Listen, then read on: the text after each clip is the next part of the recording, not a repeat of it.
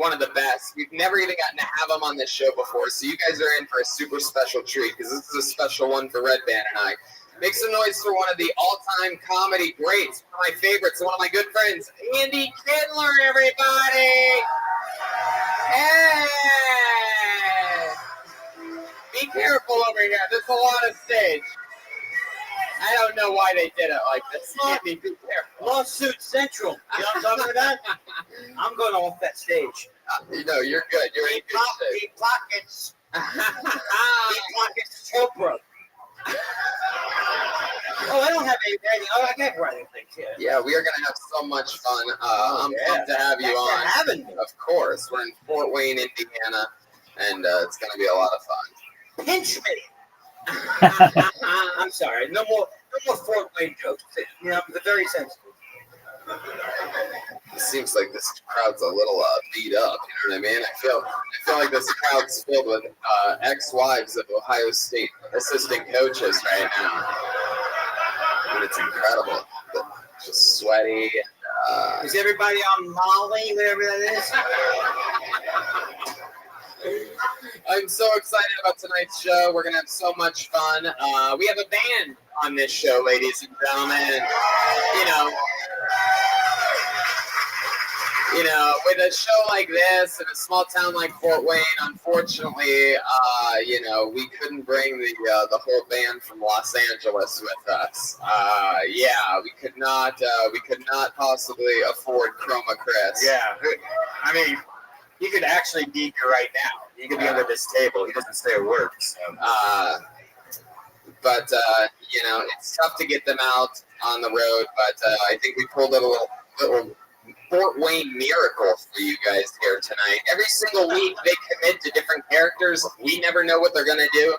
They've been hiding out after getting dressed for the last few minutes. They commit to these characters throughout the show, and they do jokes through those characters. It's fucking crazy every time. Two of the funniest human beings on the fucking planet. Make some noise for your Kill Tony band, Jeremiah Watkins and Joel Jimenez. Yeah. Here we go. Oh, they are coming from the back. All right. Look at this.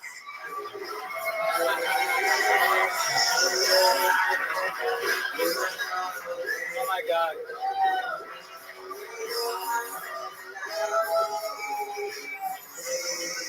Oh, holy moly.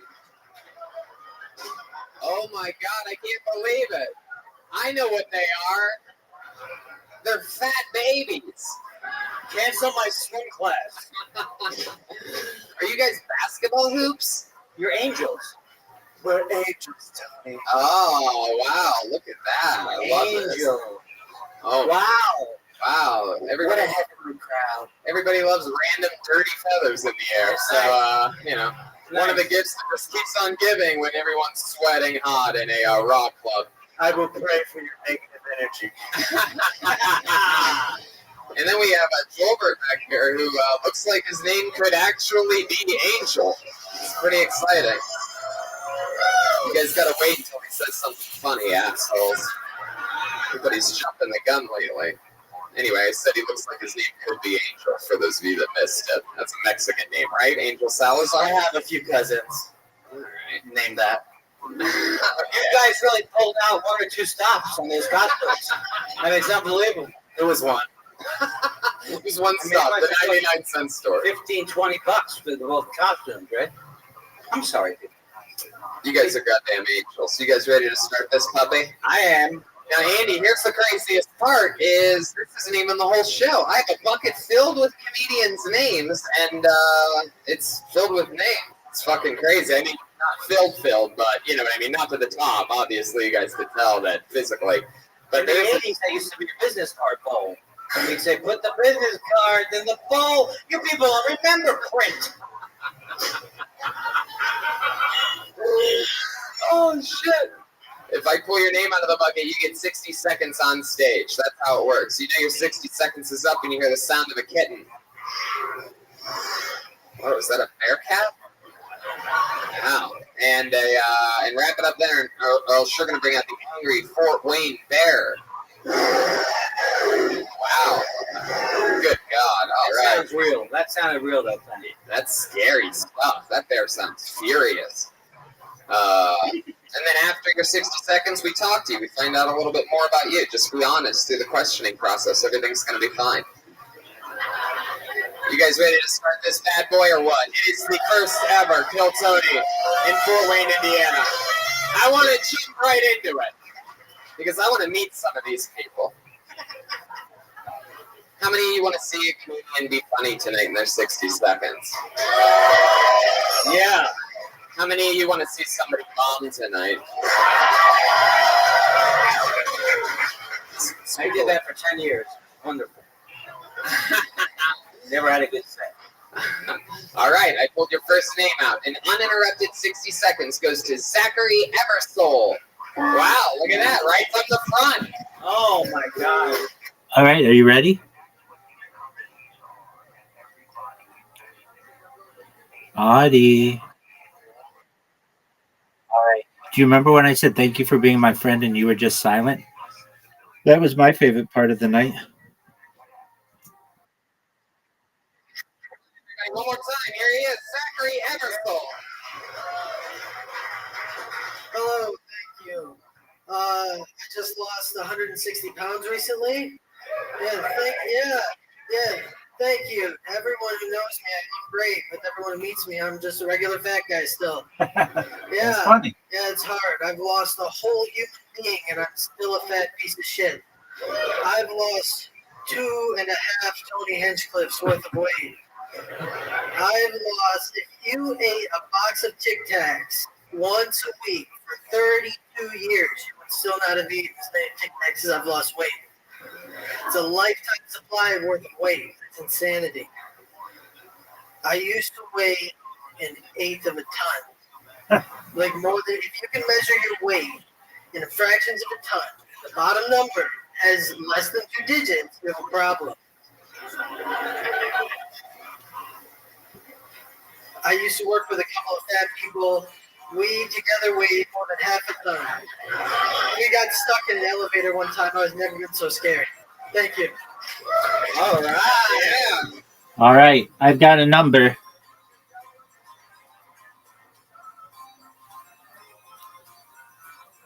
Do you have a number?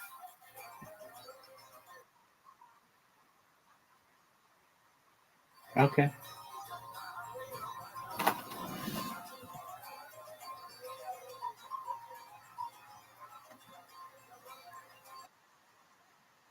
Six.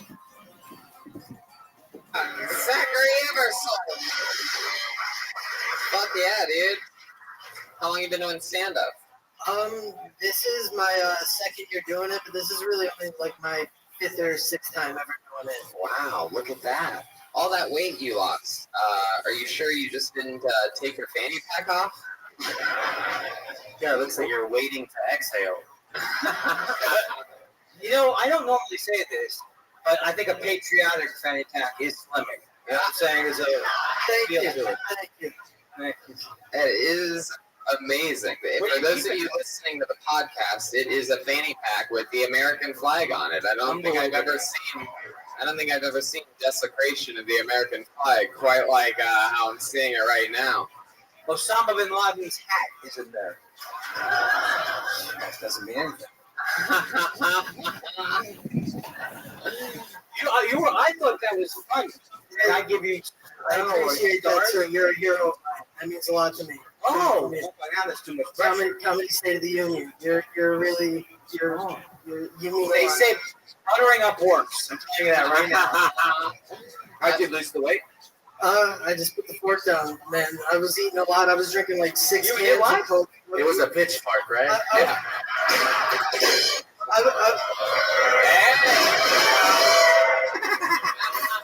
He puts his own mustard on the hot dog. I was drinking like 6 cans of Coca-Cola a day. Oh yeah. Yeah, I stopped drinking soda. Just stopped eating as much. Started walking around a little bit. That's great, man. Weight just started coming off. That's great. Wow, I've cut back just Starburst and Skittles. That's all I do now. You know what I'm saying? Keep it under control.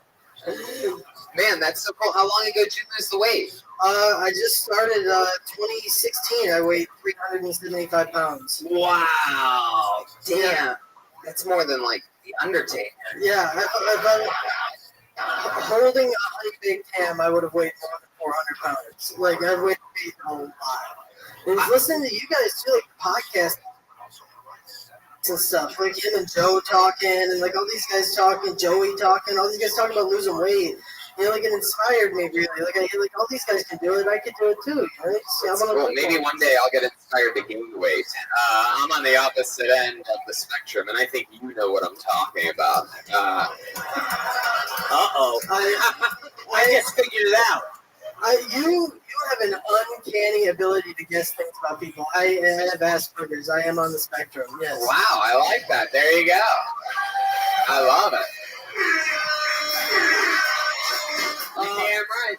I hate to bring everybody down, but Asperger's, he was a Nazi. I'm not joking about it. He was. They're thinking of.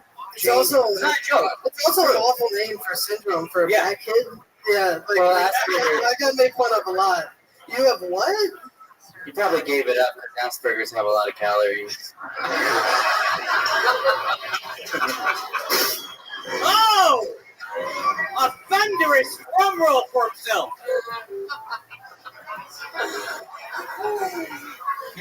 You're going to play a lot of mathematics conventions. Because I could. It took me a while. I love that joke.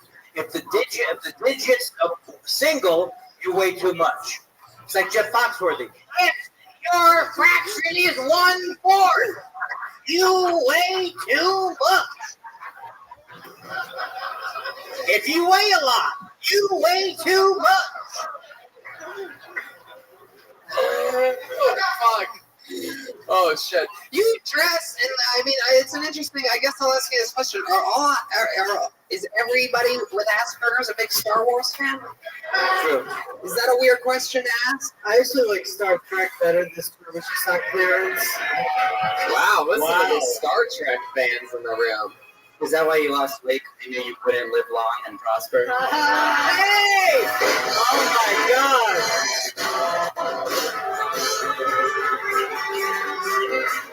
Heck yeah! That won this round, I think. If we're doing it by rounds. You look like a lot of the Star Wars characters. You sort of look like when they took Anakin's helmet off. You got a little bit of Chewbacca in you, and it also say you look like a young Me Too D2. Hey, is that a joke? Fanny pack? No, I wear a fanny pack every day of my life. Can we play a little game called What's in Your Fanny Pack? You guys like that, huh? Here we go. They're coming back. My guess is that it's just filled to the brim with condoms. Just in case. Wallet. Wow. Man, even your wallet is special. That's just he didn't mean that. He didn't mean that. He's laughing. He's laughing. For those of you listening to the podcast, I made him laugh with that joke. What is it? I've never seen it. Wow, everything you have is eccentric. I hope you don't have a cigarette in there, young man. Yeah, I have. I may or may not. The Pall Mall, if I'm not mistaken. I may or may not have substances in this bag. I don't know. I got like. You need it. Whoa! I'll see you after the show. By the way, By the way, face the audience, friend. yeah. Oh, okay. All right. Good, very good dice. I got lots of stuff in here. All right. I got Turns lots out, okie dokie. That's a bad game. Now I see why you keep it on the American flag, so that fun bag. no cops will fuck with you. Yeah. Now Land I of get the free, Tony. Land I of the love free. that. Thank A lot of you. merch, right? When he sells those at shows. You sign the fanny pack. Comedian Summit, Joe Rogan sells fanny packs on his website. It's not unheard of. You do the math. It's true.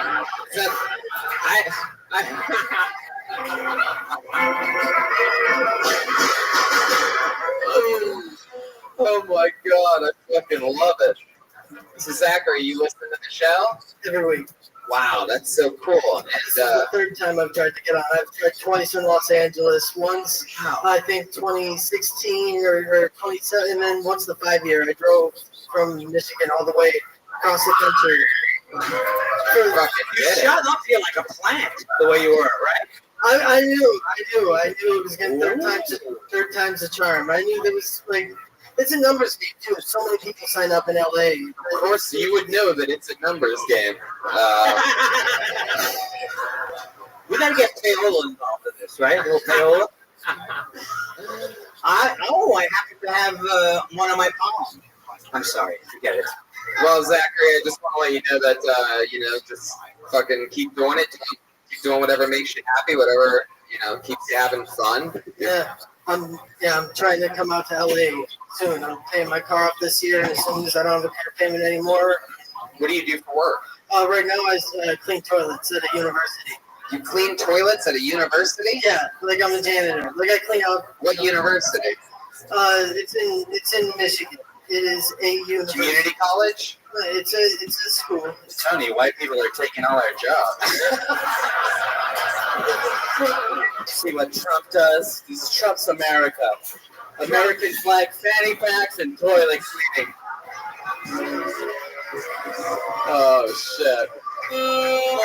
All right, Zachary. I feel like I could spend forever, this entire episode, talking to you, but I got a bucket full of names, and I'm going to keep it moving. But It's a high compliment, sir. For real, you're a hero of mine as well. I saw what's in your fanny pack. I'm pretty sure everything's a high compliment to Yeah. you, Zachary. Rock and roll, buddy. Congratulations. The third time was a charm for Zachary Eversole, everyone. Yeah.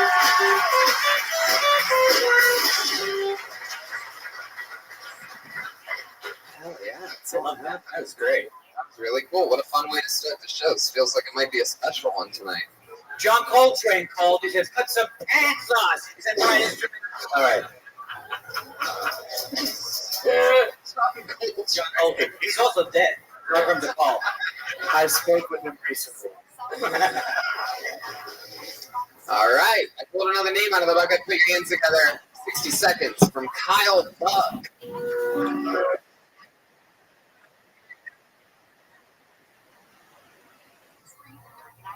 Okay. You take care. This You is too. exciting.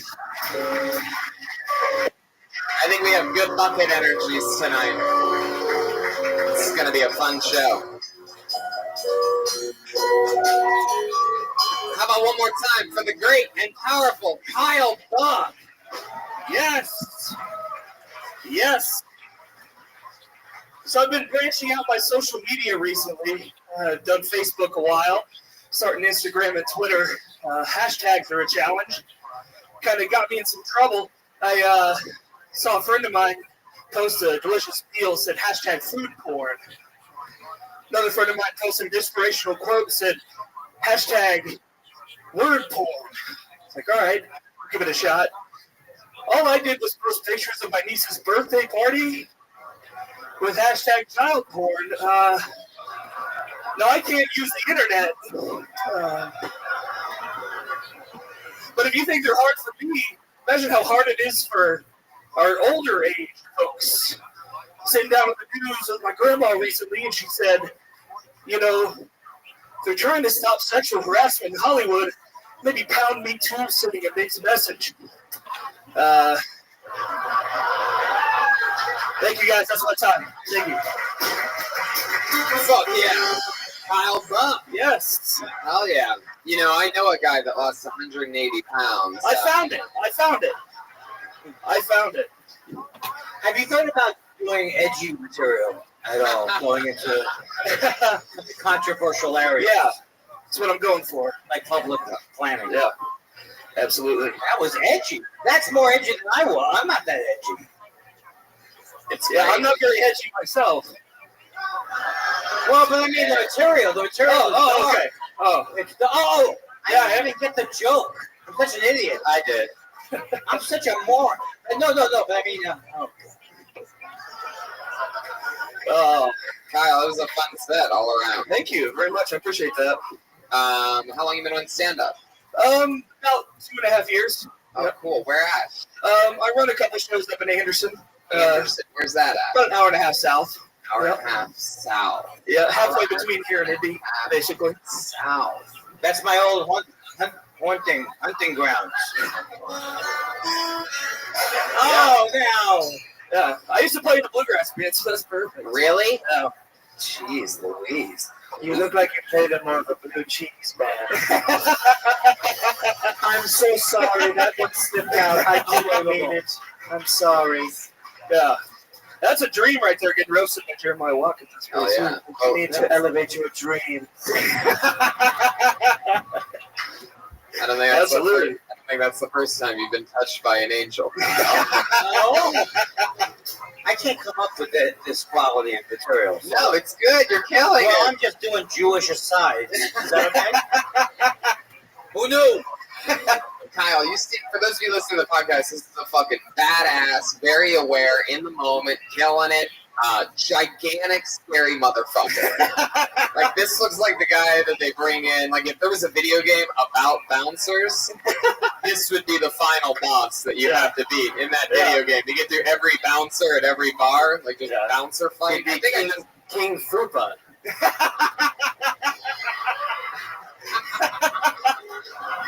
Oh, it's great. I guess it's not a dream to be roasted by me. All right. I know my place. More of a knife, but I appreciate it nonetheless. You have to be a certain shade of color for Kyle to respect you.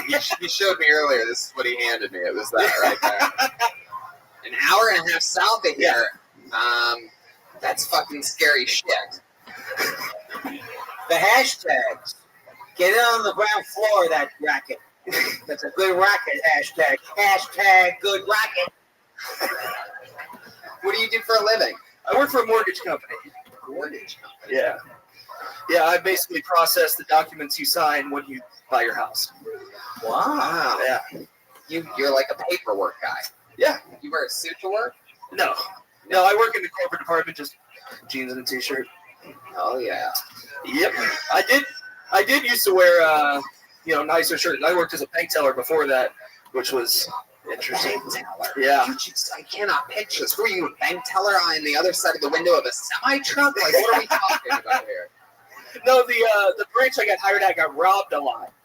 And so they're like, we're gonna bring in the biggest badass bank teller. Well, go find me the largest, scariest bank teller. We're never getting robbed again. Yeah, that can still do that. Yeah, absolutely. Me and one other guy. There's two big guys in there. And did you ever try to rob it when you were there? I think one guy thought about it. He walked in and I just greeted him and he's like turned around and walked out. It was weird.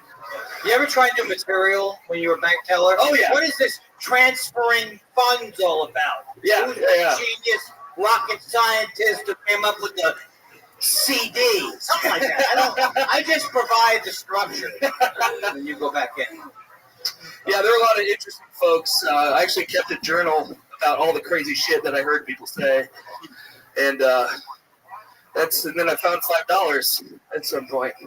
You mean like you stole $5 from them? No, they never. No, as long as you put it back eventually, they never found out. Wow. Yeah. That's not a story for your memoir. You got to really think about it. You know what I mean? Yeah. So Kyle, what do you do? What do you do for fun when you're not working or doing stand-up? Well, I play music with my friends, and Whoa! What kind of music do you play? Are you Blues Traveler? No, it's the Country Bears. Actually, that's closer. I used to play guitar in a bluegrass band, and so I, so it's just strictly guitar. You never played any drums? No. My feet don't work well with. Oh, I know. Diabetes.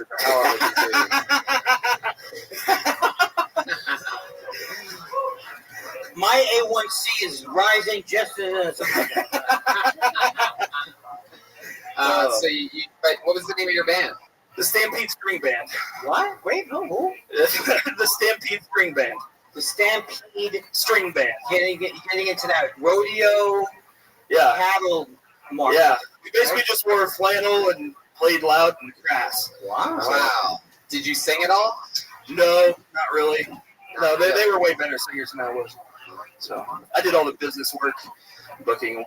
You did the mortgage paperwork for that band? Yeah, absolutely. Come on, people. Pick it up. What did you say you wore when you were in that band?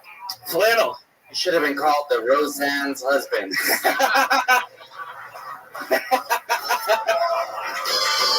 Yes. Don't let him get to you. Kyle, you have a girlfriend? No, I do not. Hell yeah. Yeah. Why do you assume everyone's straight? Thank you. Like I told you when we last slept together, I swing both ways. Yeah. Andy wants to know if you have a boyfriend. No, I do not. I just want to be polite. I appreciate that. Indeed. But if you were a gay man, you'd be a star already in Hollywood. Oh, yeah. That's with that. Yeah, for sure. Yeah. I would never let them eat my angel food cake. Well, Kyle, so much fun. So nice to meet you. Hey, absolutely. I love the show, and you guys are just fantastic. And thanks for coming to Fort Wayne. Oh, yeah. Appreciate it. There you go. There goes everybody. Kyle Buck, ladies and gentlemen.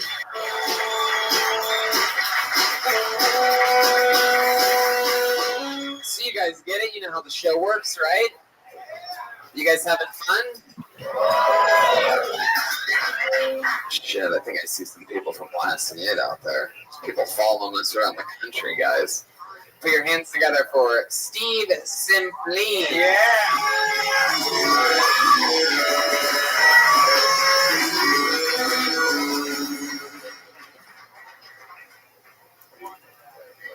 What's up, everybody? Did you guys see that the Women's March went on again this year? Remember the first Women's March? They all wore vagina hats that looked exactly the same? And they were preaching equality. Everybody that's seen more than two vaginas knows that not all vaginas are white. I didn't see one vagina that looked like a bulldog with its tongue hanging out. I didn't see one vagina hat that looked like somebody stepped in a piece of gum. I didn't see one sideways vagina's hat. That's fucking racist. I didn't see one vagina look like two Tootsie Rolls smashed together with a pink Starburst coming out the middle. I didn't see one vagina look like a number 3 from Arby's. That's not fair. Next year, when they have the Women's March, I want to see a more accurate depiction of vaginas.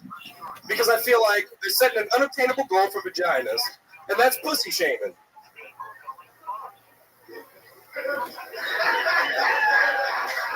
That's all I got. There you go. All right. You should do jokes like a Jewish vagina walks into a bar, or the Irish vagina walks into a bar, a priest's vagina walks into the bar. You would switch up the structure. Oh, yeah. I'm just kidding. Let's see all those vaginas. Why are you so obsessed with vagina? Did you go to any of the marches? Were you there? I saw them on TV. Yeah. Yeah. Me too. Thank you for your support. How long have you been doing stand-up, Steve? I've only been doing about 2 years, almost 2 years. Almost 2 years. Where? Here in Fort Wayne? Yeah. This is where you're born in. This is where you're born. Where you're born and raised? No, I'm from Garrett, Indiana. It's like Garrett. Yeah. It's like the asshole of Indiana. Are all of your metaphors pussy and asshole? Yeah. How long have you been a gynecologist? How much do the people in Gary, Indiana, make fun of you? I've only been there one time. Yeah. Everybody in Gary's like, oh, he's from Garrett. That's like our weird cousin. Garretts are always weird cousins. Okie dokie. Just me, I guess. Are you ever going to expand beyond the vagina subject matter? Oh yeah. That's just one taste. Yeah. I don't know why I said that. That's not all I do. Steve, what ethnicity are you? Is that a weird question to ask? No, I just recently found out at a family reunion where my dad that I didn't know for 19 years met his dad that he didn't know for 50 years, and I'm part Cherokee and Irish and black. Wow. I'm all Jew. I couldn't afford the Ancestry.com. I just passed the $25 and they passed a note back to me. You're mostly Jew and stuff. 98% Eastern European. You got some Jew, right? No. No. Hey, how about Telephone? No, I'm not. I'm actually not Jewish at all. I'm Italian and German. So At all, like the way you. I'm a German and Italian, so I'm basically whatever the opposite of Jewish is. Right. I think I get that. Yes, all right. No. Am I all right, ladies? Who's with me?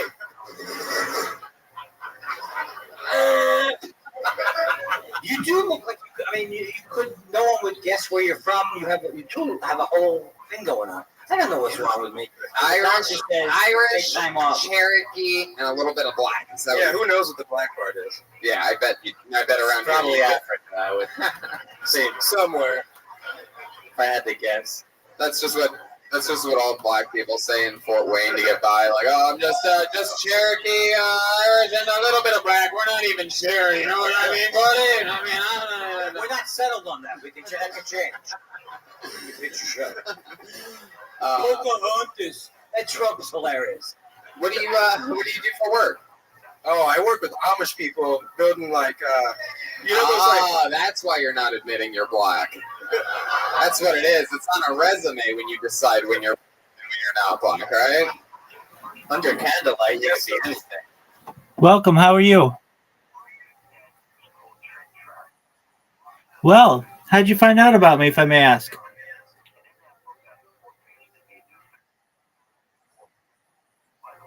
Okay, cool. Welcome.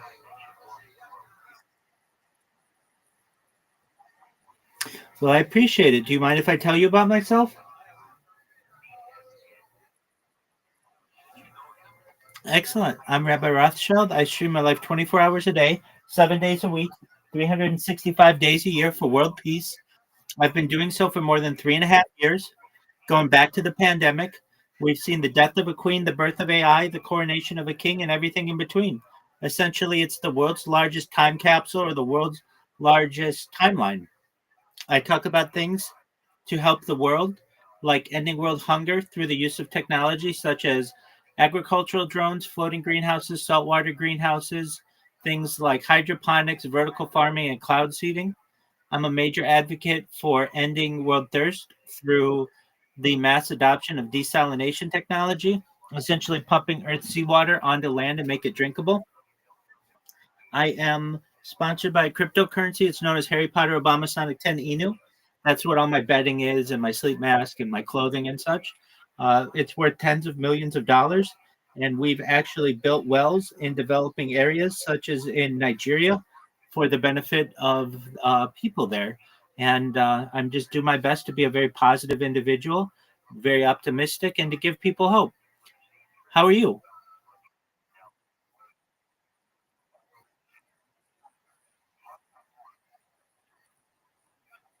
Yes, I am Jewish.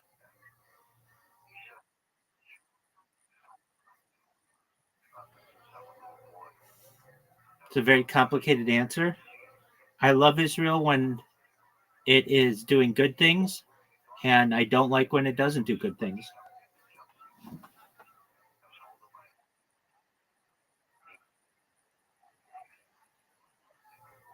Well, in something like that, I don't really think any nation deserves the right to exist because really these are just man made laws, essentially. So I'm kind of someone who believes in a world that's unified without borders.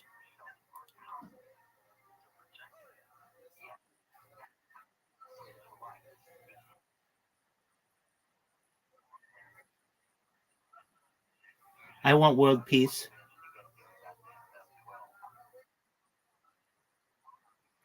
Okay. Yes.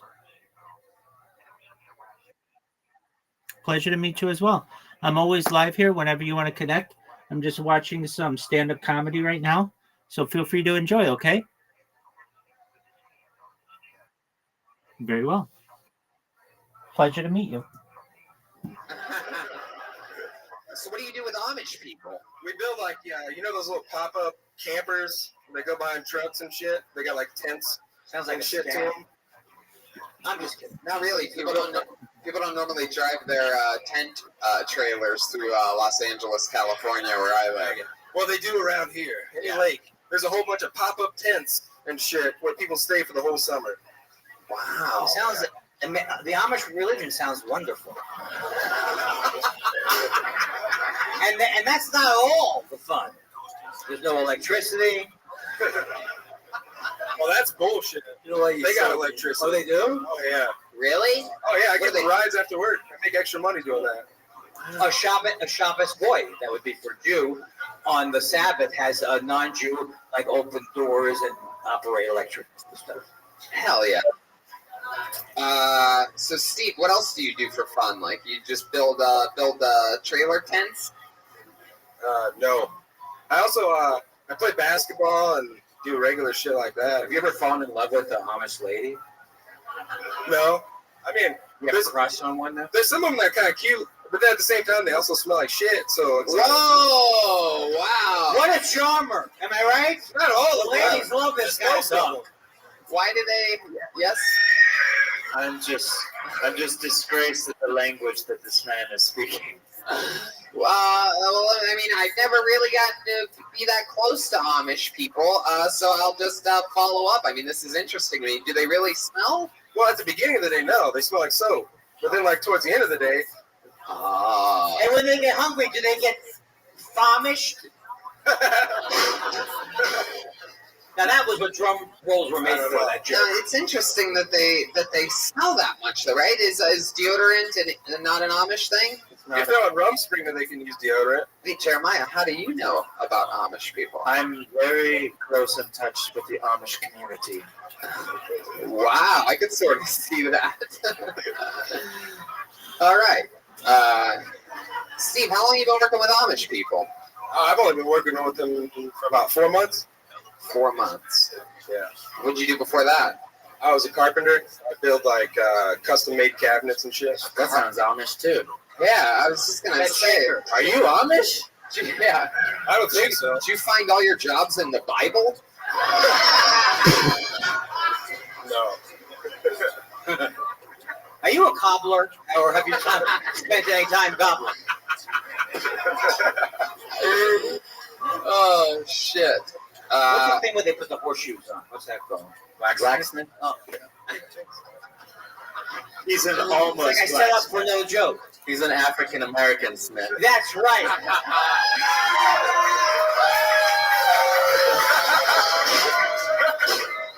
Steve, you have a girlfriend?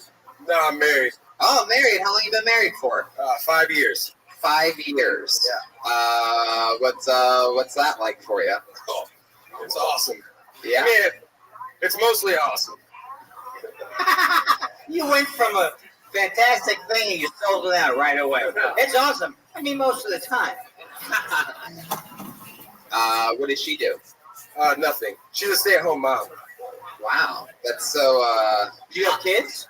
Oh, wait, actually, yeah, she's a stay-at-home mom. That's a lot. That's not nothing. Whoa, Jesus! I think it sounds like we're at a town hall meeting all of a sudden. This Everybody town will started never talking. allow dancing.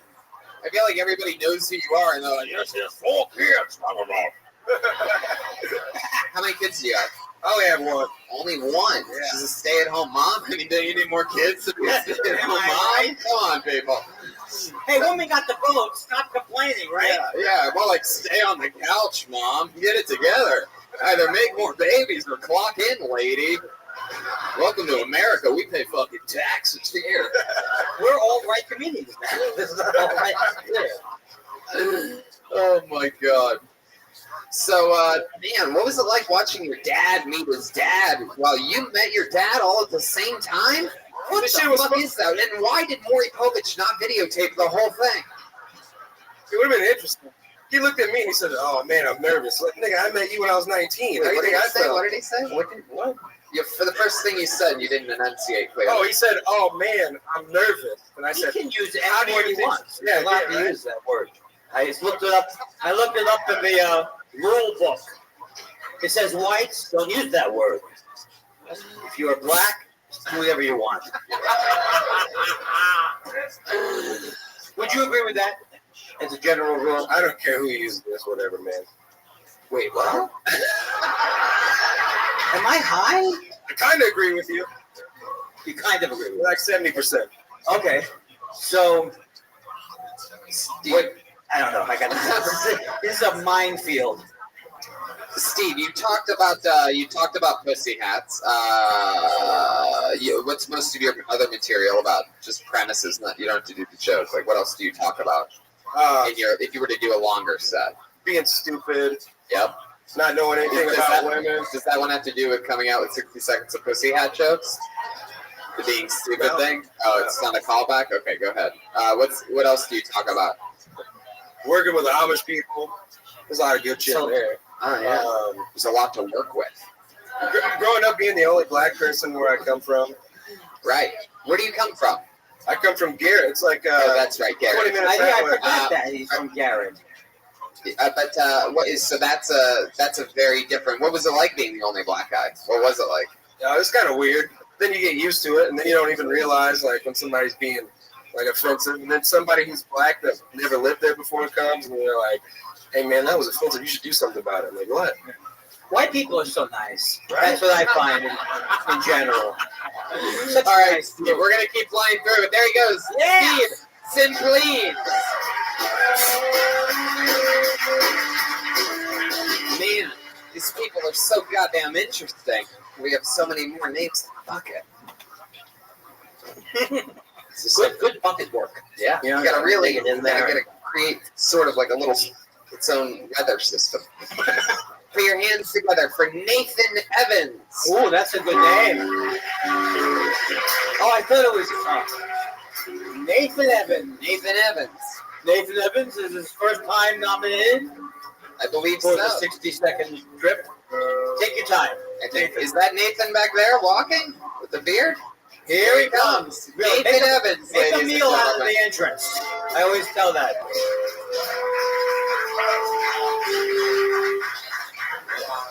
Oh shit. Oh shit. I'm from Ohio. Fuck Indiana.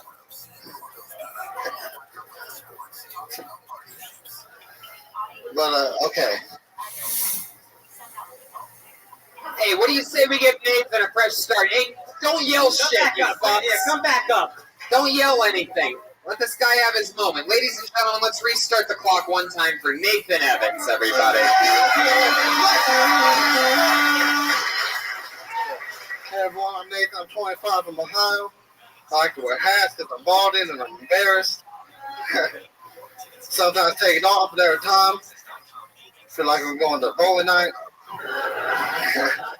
Just look at kids' names.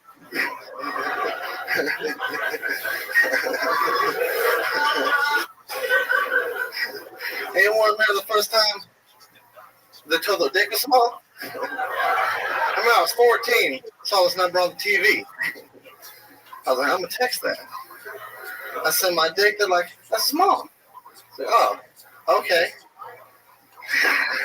Fuck you. They said my dick was small. I was like, you got a 14-ounce dick in your phone, motherfucker, you going to jail. That's it. All right. All right, Nathan bailing out after 54 seconds.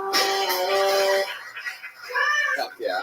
These people are so mad out there that you're from Ohio that they can't even help it. They just keep yelling shit out because they're mad because you're from a state that fucking matters. Thank you. Thank you. Yeah. Yeah. Let that soak in, homeboy. And crazy lady from the beginning. Look at this badass motherfucker. He's been defending us from the White Walkers for years now. And he gets up here, and you're going to fucking heckle about his home state, my home state, Brian Redband's home state, the people that created fucking airplanes. Let's go, Portland. Yeah, they built airplanes so that people like you could get on them and move to a better fucking place. Fuck you. And grade school like Kent State. With only four students were killed.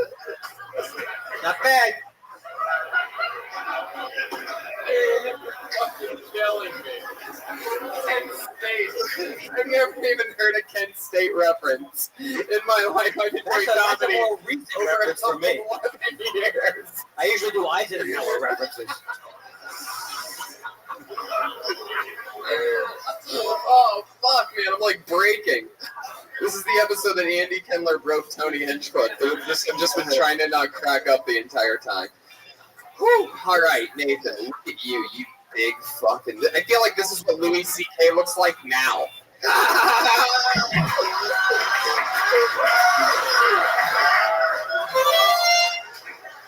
I didn't know leprechauns grew up.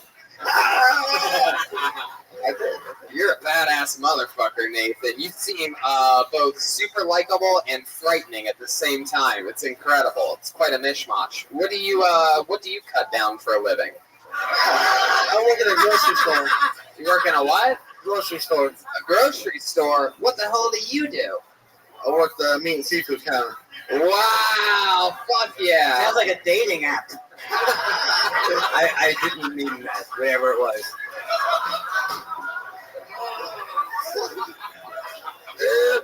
Meat and seafood counter. Oh my god. Oh fuck. How long you been doing that for? 3 years this August. 3 years this August. So 20, no, not 23. Yeah. You ever joke about your beard? Like, hey, my beard's like red if Santa Claus was... I don't have the joke. Or something like that. I love it. So you used to have a lot of red hair everywhere? Yeah, it's almost turning blonde up and I'm losing it. So You got a badass look though, dude. No, you look good. I'd have a lot of Try. swagger if I had your human vessel. I try. I'm stuck with this fucking AIDS body. Anytime you're upset about your red beard, just think of me. Do you use the word ginger a lot? You don't do that, right? No, it's offensive. You are a gingerbread house, technically. I can explain how. You love bread, you're a ginger, and you're built like a house. Anyway, I love it though. So you just got fresh off your shift at Circuit City, and you come in, guns a-blazing. Anyway. Did you mean to match your cap, the color of your cap, with the shirt? Because if so, bravo! Bravissimo! Yeah. And if you matched your shirt with your beard, you fucking nailed it again. I wear a lot of red. This is how long you been doing stand-up? This is my first time. Yeah, that's what I thought. We just popped his cherry, and that's crazy because he looks like a giant fucking cherry. It's very fun. Very nervous. Is this something you've always wanted to do? How old are you? I feel like you could be 12 or 43. 25. 25, right in the middle there. That's exactly right. Yeah. You couldn't...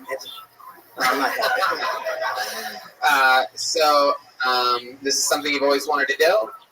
Yeah, I'm just a big fan of comedy. I've been wanting to do it. It's hard for me. Like, I'm very nervous. I was very shy growing up, so it's hard for me to get out. I think that could be an advantage, though. Like, I never heard anybody... You almost sound like you're from Cajun country. You know what I mean? Like a brawl. Okay, thank you. You got a little... It's going to catch on.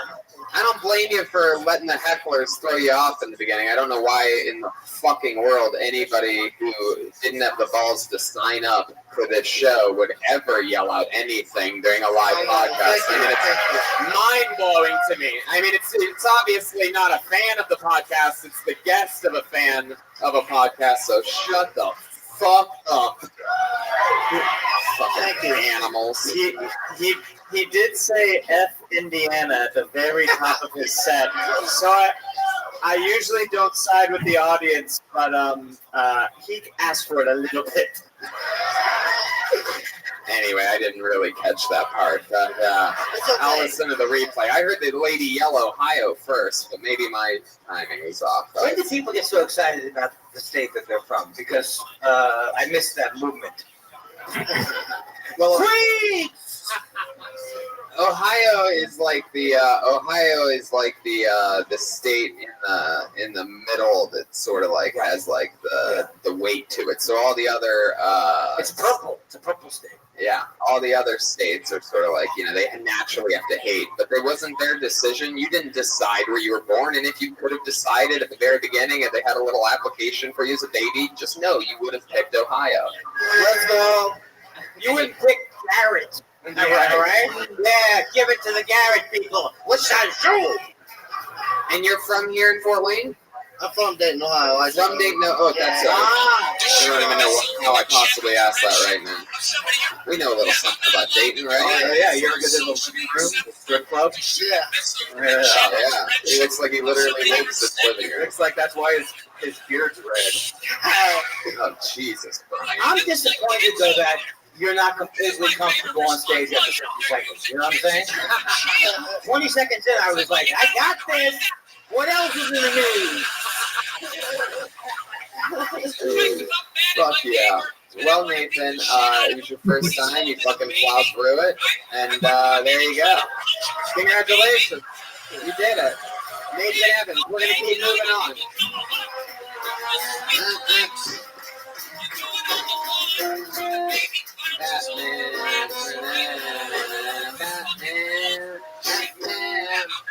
Batman.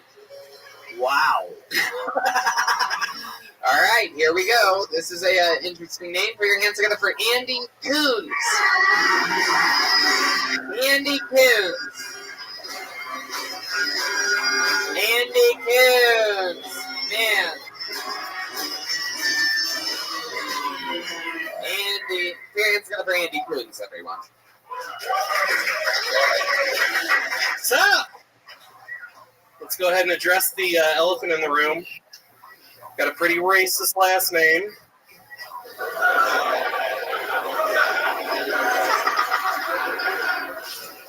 I've had a handful of black friends throughout the course of my life, but those friendships never seem to last.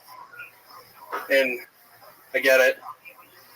You know, not a lot of black people are comfortable saying hang out and coons in the same sentence. It sucks because every time that I try to make a connection with a black person, it never really gets past the point of exchanging full names. Because as soon as I say, hey, my name's Andy Coons, they're like, oh, this friendship is temporary. None of my real friends are going to know that you even exist. I'll give this to the end of the hour. That's all I got.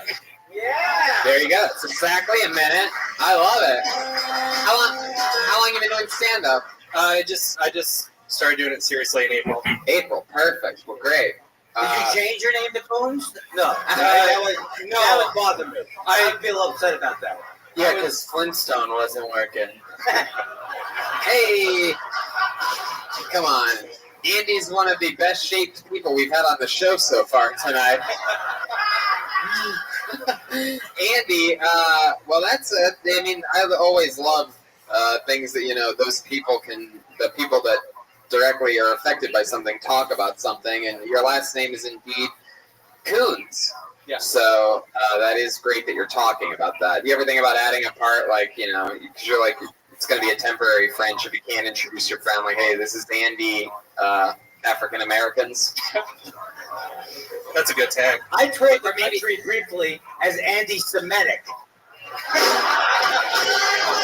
That's from my app, folks. I have to fess up to it. Oh, that's so funny. Hell yeah. So what made you start stand-up in April? It was actually your show. Whoa! Yeah, I tried it a few years ago. Only did 2 little open mics, and then I found your podcast and just started listening to it like crazy. And I was like, I have to fucking take this seriously now. So I've been going as hard as I can for where I live. You've never had any black friends, right? No, what are you talking about? Wow, Jesus, is that your genuine answer? Is that true? What? Where are you from? I live up in Michigan, but I'm originally from the Kansas, Oklahoma area. Kansas, Oklahoma. Is that true that you didn't have any black friends? No, I have black family members. Yeah. I have black friends growing up. Yeah, of course. What do you do for work? You guys heard that, right? Yeah, we heard that. Okay. You're totally cool to keep doing the Coons material for many, many years to come. If I could remember his name, I could prove it. Remember whose name? My black friend. Oh, gotcha. Very. Okay. Oh, he's going for it. Andy, what do you do for work? I deliver medical equipment like oxygen, hospital beds, stuff like that. Oh, Oxycontin? Is that what you said? Oxycontin, yep. Oxycontin, black tar heroin. So. Ooh. I can't choose. Did one guy over there take that seriously? I heard one guy go, "Oh, Andy, don't ask any questions. I'm sorry. on the show. He doesn't sell black tar heroin unless you give him, a little extra. right." What do you do for fun when you're not working and doing stand up? Fucking is. Oh, when I'm not doing stand Yeah, up. what's like a hobby of yours? You seem like the kind of guy that'd be really good at like fucking solitaire or something like that. I don't do fucking anything. That's simply impossible. Okay, I'm married and I have 3 kids. So in my job I work crazy long hours, and so I usually get 1 5-minute stand up spot a week. And so when I I thought you were going to say work, 1 5-minute break per day or something like that. Like, I work really long hours. I get a 5-minute. I get about 5 hours. 5 minutes to spend time with my kids and shower up for the next shift. Right. So how Some are you? people's lives sound hard. I don't have kids, nothing to worry about. You know what I'm saying? Get up at 2 in the afternoon. Wonderful. How old are your kids? My oldest is 7, my middle is 5, and my youngest is 2. Ooh, that's the perfect spread. Yeah, Right? Yeah, it's a spread. 5 years between that's like my family. 5 years between the oldest and the youngest. Andy, you're putting me out. Not you, me. All right. Okay. Have you and your wife lost like the love because of the kids? Have you noticed that? Good questions. How do you keep the magic in the bedroom? Sorry. Welcome to Getting Real. your wife's with Brian Red. Yeah. A little bit, but that's because our youngest sleeps in our bed with us. Whoa! You could get arrested for that. What a cock block. No, Brian, you can get arrested for that. I don't think that's how it works with moms and dads. I couldn't even stay in my mother's womb for 9 months, let alone the bed. You try and live inside my mother. You make the nagging. The Yelp reviews are awful. I think you have a very interesting presence, though. You're very vulnerable, and I'm kind of bullshitting. How old's the kid that sleeps with you? He's 2. He's 2. Does it sleep between you two? Yeah. God, that seems like it's cozy. Is your wife a little bit bigger too? Yeah, well, Oh, I'd fucking love to cuddle between you two. we're like 2 I extremely don't blame comfortable this pillows. 2-year-old. It seems like it's just adorable. You got good air conditioning in the bedroom? Oh, absolutely. Fuck yeah. Central. I'm in, dude. Cancel my hotel for the night. If you have a sleep number bed, Tell the 3 different numbers, right? Tell the 2-year-old it's sleeping in its fucking crib tonight. I'm still breastfeeding. I think she's my mother. I don't know. I've got the tits for it, but it never works. So do you have to like escape and do it in the bathroom or something, or do you have to like put a pillow on the kid, or? Like... Oh shit. This is not family friendly. So I shouldn't have brought my kids too. Yeah. Do not listen to this while you're falling asleep tonight in bed. Okay. So I'm a huge narcissist, so I'm going to listen to this while I jerk off. mostly huge. That's the kind of stuff I want to hear. Let me ask you something, Andy. You're a bigger guy. You ever get a little concerned that you might roll over on your 2-year-old and kill him? Just a question. I have a puppy. I thought that. My puppy sleeps up in bed with me. I have been punched in the face by my wife because I rolled over on our 2-year-old. He made it, so it's We met him briefly.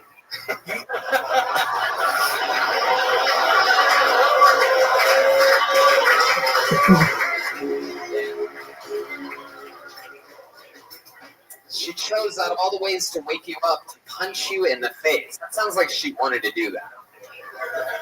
probably. Was she dressed as the school marm? Classics. All right, we're gonna keep it moving along. Put your hands together for Yeah, Andy. thank you. Thank you, Andy.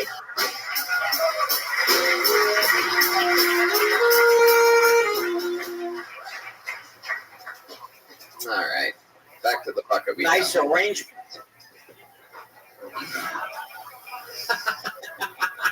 Make some noise for Andy Kindler, everybody. It's his first time as a guest on the show. This is a guy that, I mean, We are honored to have on the show. This is like every comedian's favorite comedian, and you guys are very lucky that he's here in your shithole town. I'm serious. No. I'm serious. A Too little soon. inside information for you. Too late. And by the way, I'm from Youngstown, Ohio. I'm complete white trash, just like the rest of you. I'm only busting your balls, so don't get sensitive on me. He wasn't always a glamorous star. I didn't always have my own, podcast with 5 people to back me up. Put your hands together for Anthony Rasick. That name sounds familiar. I feel like this is a familiar name. I don't know how that's possible, but it sounds familiar.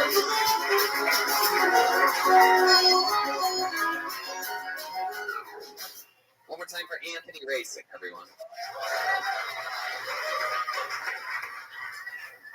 So I haven't made a student loan payment in 10 years.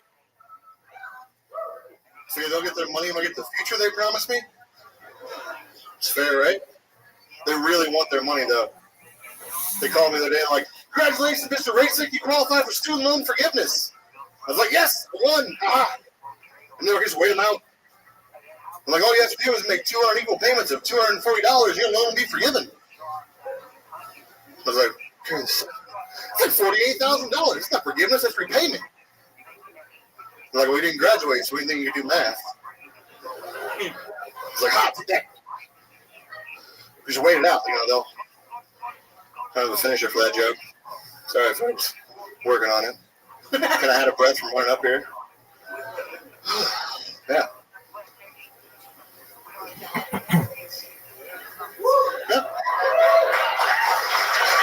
Just gonna wait it out. There it is. There's the cat. I guess Anthony waiting for the cat. It's one of my favorite things that people love to do is just pretend like the cat's right around the corner. It's not always there. Sometimes it's 52 seconds, and people are just like, anyway. Johnny, are we auditioning for a new Dan tonight? I don't know what's happening, but everybody in Fort Wayne is shaped exactly the same. John Goodman. For those of you listening to the podcast, before you tweet at us that all we did was make fat jokes the entire night. Yeah, we're all fat people. It is incredible. Why do you think that is? The food's really good, and it gets really cold in the winter. What's your favorite food? Lots of stuff, man. You like grilled cheese a lot, don't you? It's a You like weekly grilled sandwich cheese? for you, about weekly? No. Oh, okay. No. Anyway. Do you do the chili and the chili size or whatever they... What? What's the Ohio thing? Steamboat Springs chili? What is it? Like Skyline? No, you're spaghetti and chili. Is that what you're talking about? I think I was going Skyline. Yeah, Skyline. Joking. Skyline is good. Anthony, how long have you been on stand-up? About 4 years now. 4 years. Where at? Here? Here in Fort Wayne. Fort Wayne. Here you go, Fort Wayne. Your very own Anthony Rasick. You're born and raised here? No, I'm from Mooresville, Indiana, south of Indianapolis. Oh, okay. What did your mom and dad do for a living? My mom is a safety director. Is a what? Safety director for a construction company. Uh-huh. My dad's works in an Amazon warehouse. Oh, okay. He's drunk. Your mom keeps things, it's like a safety thing, right? Huh? You said she's a safety? Yeah, she's goes to the construction site and make sure guys are wearing the hard hats and Put your helmets on! That kind Exactly. of thing, right? Hey, Andy! Are you wearing a cup? Oh, yeah. Sorry, that Fine. does not sound like your mom, I know. You said your dad's a drunk. He drinks a lot? Yeah. Oh, interesting. Does he know? I mean, I think he knows, but he's in denial. He lives in a motel. Really? Oh, yeah. How much does he drink, if you had to guess? I mean, I don't really talk to him anymore, so. Wow. Huh. Comedy is about What do you- sadness. It is, folks. The last time he came up for Thanksgiving, he was like, I did really well this week. I didn't drink. I only had 1 beer, but he also had a bottle of whiskey. So, Right. the little victories. You have a lot of brothers and sisters? I have 2 younger brothers. How'd they turn out? All right, yeah. All right, cool. You have any kids of your own? No. Oh, okay. Yeah. Yeah, this guy's excited about it. Can we do I it? can barely take care of myself. Say that again? I can barely take care of myself. Yeah. What do you? Stop having kids and follow your dreams. What's the scene like here in Fort Wayne? If you could describe it, how many are there shows every night? Like, what's it like being a comedian in Fort Wayne? It's a little tough. I mean, you got to travel a lot. But there's. We had an open mic every week, and then the bar burned down. The bar burned down. That is not a good. It makes me cry almost. Yeah, it sucks. But I mean, we have.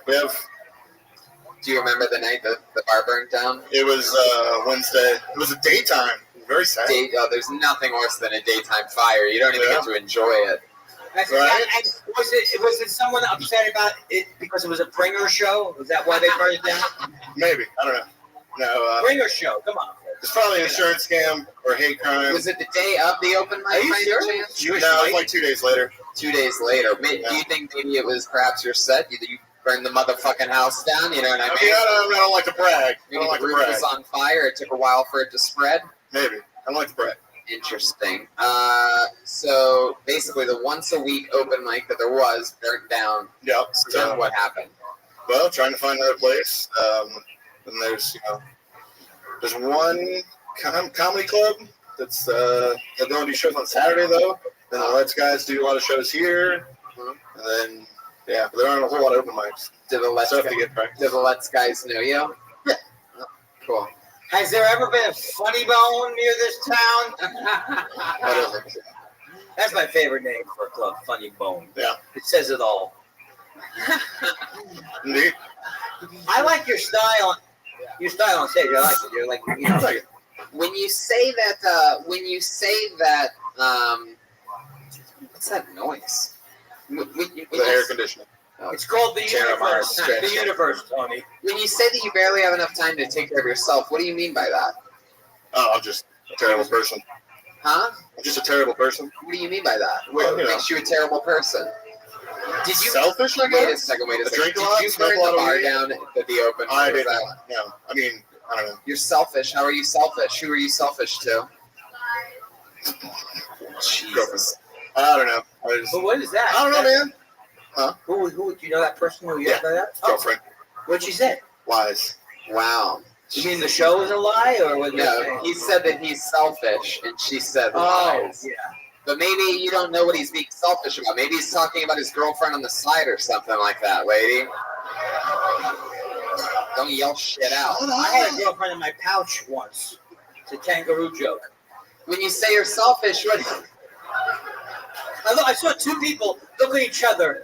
They looked at each other like, what could he possibly be thinking? I'm talking about me, not you. That joke would have killed in Australia. What are you selfish about? I don't know, like time. Like, I don't know. Kids think about your time. Like, I love my nieces. I have 5 nieces. I love spending time with them. But I also love giving them back to their dad and being like, all right, I'm out of here. You don't do that as you leave. Like, all right. No, you know what? The people who say they're selfish are usually not that selfish because you're aware. Exactly. If you were really narcissistic, you wouldn't be saying you're and self-deprecating, which I'm a big fan of because I'm stupid. I brought my B game tonight.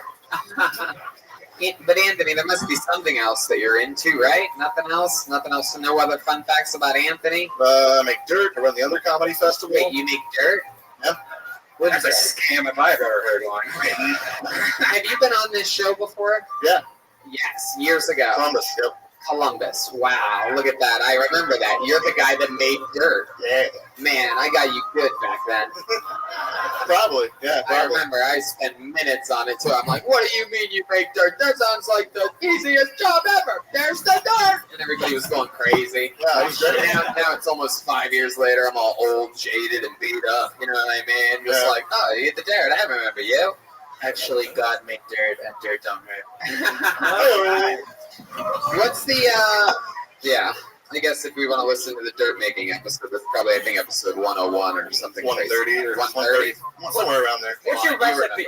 Of course, I have it on my phone. What's your recipe for dirt? How do you? Leaves, grass, a big machine that spins and shreds it, and bacteria that break it down. Just leave Water. grass. How much What other bacteria? plants out? Oh, that makes sense. Are we low on dirt in general? Is the No, low? it's. I just say I make dirt because it's fun. I make high nutrient topsoil. It's like compost. Oh, okay. I take Very everything fancy dirt. literally. I don't know. You know, Topsoil? I'm more of a bottom soil guy. I heard that about you. All I right. toured as ZZ Bottom during the 80s. All right, we're going to keep it moving along, Anthony. Thanks a lot, guys. There you Thanks go, so much. Anthony Racing.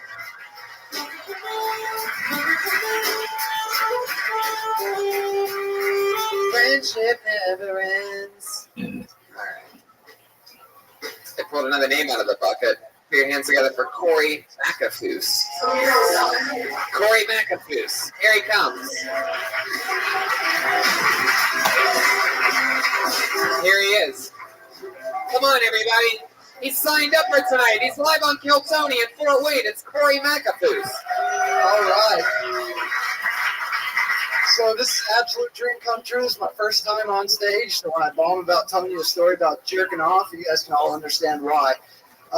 So I came on here tonight to tell you guys a story with no punchlines, but a great story about how my brother's an asshole and I had too much testosterone in middle school. So in 8th grade, everybody gets a picture of the hottest girl in their class, right? And you take it home, you read the back of it, and it says, "Oh gosh, you sure are funny." And so you wait for your parents to go to the grocery store, and you hop in the shower, and put it in a respectable spot on the top shelf of the shower, right next to the lotion. Anyways, so after I grabbed the lotion and started jerking off, my brother was showering after me, of course. And so I must have had a good session because at the end, I completely forgot I had the picture in there in the first place, right? So after he comes in to the shower after me, obviously I'm whipping my hair back. This is the end near. Wow. You want to try to finish it? This is the end, yeah. So I finally built up enough confidence in the school dance to go and talk to her.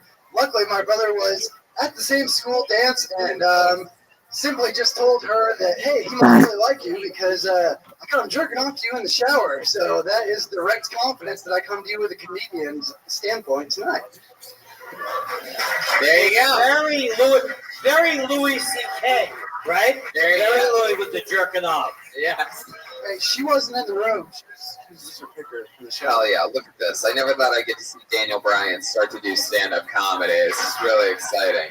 I can't tell whether you're turning into a werewolf or turning back into a human, but I'm just trying to turn into you. what? I'm just trying to turn into you. Hell yeah. I mean, Yeah, you are covered. You're covered in hair. What are you? American. Yeah, American. Corey, how long have you been on stand-up? I mean, that's your first time, truly? This is truly my And you first time stuck with ever. the jerk-off story. Unbelievable. Well, there was a couple stories that I was I don't trying even to know what find happened in the punchline. thing. You were jerking off. Somebody saw you jerking off. You already admitted You bombed last time though, so that's the No, second I said prepare for me to bomb. Gotcha. We're not gonna prosecute you for lying about how long you've been doing comedy. Everything's cool. I'm kidding. I love him, and it was pre-planned. Corey, so how old are you? I'm 27. 27. What do you do? I do special fabrication and welding. What? Special fabrication and welding. Like Oh, okay. I make the giant stuff that cuts Jack Link's jerky and freezes stuff and smokes meat and stuff. Wow. You make the stuff that cuts it? The giant Saws? smokers and saws and machinery. all Sounds like that. a carrot top kind of a. Yeah, you know what? If I brought a pump on stage, I could shoot meat into the crowd. It'd be pretty cool. You actually, scratch? Yeah, yep, From a kit. absolutely from scratch. We get in fabricated metal parts that are cut, and then we weld them all together and build it. And You're like a real grown man. well, sort of. I'm only about 130 pounds. You look like Conor McGregor after a weight cut. You know what? The sad part about that is I'm gonna take it as a compliment. It was. He was being straight up with you. Yeah, no, I Okay, appreciate like it. tell it like it is. No, I appreciate You it. from here in Fort Wayne? No, I'm from Kansas City, actually. We Kansas drove City. to- Whoa, the home of Jeremiah Watkins. Well, close enough. The crowd goes crazy. I'll have to tell him you said hello. I figured you'd make us. Jerk off a barbecue is big. Jerk off material with barbecue sauce. Well, You like know in that, front of him? right? When did you get into the jerk-off material? Well, I guess that one would have been in 8th grade. I tried it in front of people for the first time. What did you almost? Let me ask you something. Instead of committing to a jerk off story like so many comedians starting out, A fatal mistake. tend to do. I mean, it truly is. They just go, you know what? I truly think the jerk off shit's the funniest shit. I'm gonna go with this instead of doing this. Like, what else might you have talked about? Like, when you thought about what your 60 seconds was gonna be, what else was on the subject matter was on the docket there? Well, I was going to try a few punchlines out and stuff like that. A few punchlines. Random punchlines. No, I mean, King Kong balls. I said King Kong's balls. It's not for me. It's for the duck. He's driving. Harry, I have to. But you? I cannot do that. That's a good way to warm up. I can't do that. I had to tell a hacky story. You know, I don't got the punch. Oh, I fucking love you. Holy shit. He had a hat.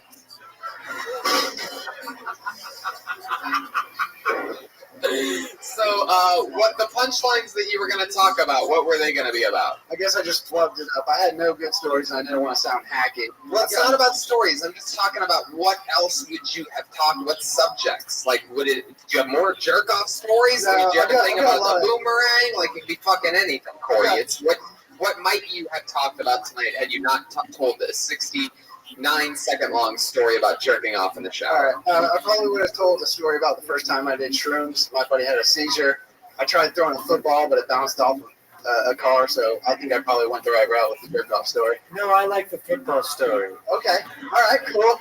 Now, other stories about my dad. This crazy guy. If you ever are you going to try to do comedy again, or is that something you think you're going to try again, or? Well, this is more or less just like a super dream to get on stage and talk to you guys and just try it out for the first time. If it went somewhere and I killed, I probably would have pursued it a little more. But maybe if it's in town or something. Well, there's a lot of positions opening up in the comedy field. Oh. It's a booming business.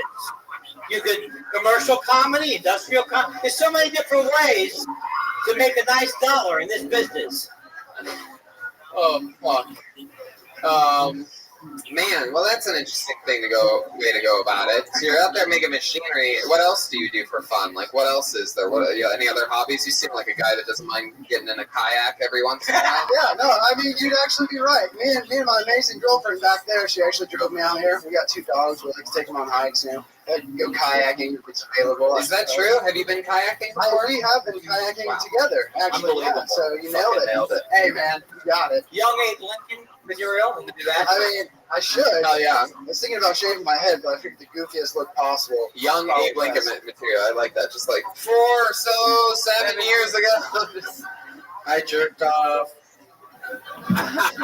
He's probably got some good The stories. better jerk-offs of our nature. Hell yeah. Do you know what a thon is? It's beautiful as you. Yeah, we're 2 baby deers up here, staring in each other's eyes. I don't like this guy one bit. Corey, And that's an angel. That was very hard for me to say. Corey is like if a student that found all the worst improv classes in the world and just sort of tried to roll with everything, but in a weird direction. Yes, and I agree with that. All right, Corey, we're gonna keep moving along. There you go. Hey, Corey Corey, Appreciate you guys. Here we go.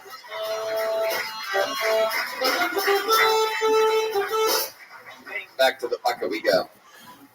Put your hands together for Joe Boats. Joe Boats. Joe Botis. Botis. Here he comes. Joe Boats. Joebeotes. It's Joe Boats, everybody. Joe Bates, everybody. I didn't have bad handwriting. I was on the way here from Indianapolis and I saw a sign that said donate your car for breast cancer. That's a pretty bad trade.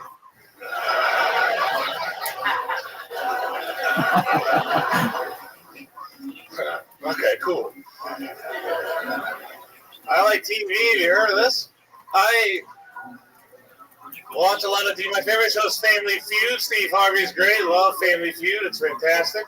If you haven't seen it, let me describe what the show is. It's a show where it's usually one white family versus whatever they're scared of.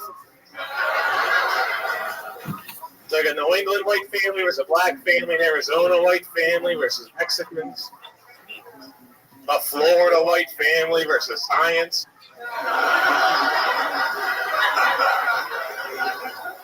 My white family versus showing affection. Don't worry, they're not here, guys. They're never here. All right, thanks. I'm Dale Bates. Storbo. Hell yeah. There you go. Joe Bates, ladies and gentlemen. Howdy. Hell yeah. That was a great set, man. Very funny. How long have you been on stand-up? Oh, about 7 years now. 7 years. What are you doing here in Fort? Oh, I started in Houston, Yeah. and then I went to San Jose, and then I went to Indianapolis. I was told you had to go to a bigger city each time, you know? Right. But Really? I did not. Oh, that, Jesus. You were in San Jose. You were so close to San Francisco. You didn't think about going over there, or Yeah, I got laid off from a job, and you can't afford living there. what job did you get laid off at? I was a civil engineer. So I was working on the BART line, The BART line. the light rail train. Oh yeah. train. Man. Real interesting stuff, I tell you. Well, you went to school to be a civil engineer. Yeah. Did you like, at one point, were you like, wake up in the morning, I can't wait to get engineering today? I mean, No, I don't think anybody really does. so you were thinking of it as a financial move. Yeah, exactly. You're It's incredible. Thank you. Objection? Civil engineer for the BART line system in San Jose. So one could say you literally ran a train on the whole city. So how long have you And I been? wasn't good at it. How long have you been in Indianapolis? That's the next place that I've you been got there a about- job, right? That's Yeah, I've been there study? about 3 years now. 3 years. How do Yeah. you like it? I love it, man. It's a lot Yeah. of What good do you stuff. love about it? It's a smaller city, but I moved around my whole life like 14 times. Why? Just running from the law. No, my Military. dad worked for like chemical plants, so he just kind of went to different places. Oh, what kind of chemical plants? Is he like Homer Chemical- Simpson or chemical- something like that? Yeah, just chemical ones. I don't know. I never really asked a lot of details. You don't want to ask questions in that field. Exactly. Did he use the word Monsanto a lot? He could stage presence. Yeah, amazing. I love the bad trade joke. Oh, for the thank car you for so breast much. cancer. That's incredible. Appreciate it, yeah. Really fun stuff. Thank you so much. So, do you get a lot of spots in Indianapolis? What's the scene like? Well, we're down to one comedy club now. Morty's just closed. Yeah, Morty's just closed. It's just Oh crackers. my God! Why didn't you wait till you told me that Morty was closed? Oh, your weekend. I'm sorry. But yeah, it's just crackers, and then it's good because like Indianapolis is like 3 or 4 hours away, around like 30 comedy clubs, so you can get around pretty easily. Joe, why do you look like a professional poker player? I get Property Brother a lot, but yeah. Property Brother? Yeah. Property Brothers. HGTV You don't watch that? show. No. Oh, come on! Where have you been? It's what all the kids are talking about. Flip it or flop it. Build it or deconstruct it. The Property Brothers. Yeah. They Interesting. sell real estate, and they show you a home. And they show you a home, and they go, "You like the home? It's $25 million." And then the rest of the show is what they remodeled the first home. Kind of see the clock coming. Sometimes. Yeah. Joe, what else do you do when you're not doing these things? Well, I like wrestling a whole bunch. Really? You're yeah. a pro wrestling No, fan? yeah, big fan of it. Yeah. Wow, that's incredible. Yeah, well, rare time to see a comic like wrestling. But, How old are you? Ron Funches likes wrestling. Yeah, I'm a big wrestling fan too. I have a wrestling podcast called The Store Horsemen. We just had episode 100, and Joe Sweet. Rogan popped in on it. Everybody loves awesome. Joe. He had his entrance music and everything, or No, it's funny. We actually talked about that afterwards, how he deserved entrance music walking into the studio, but it didn't happen.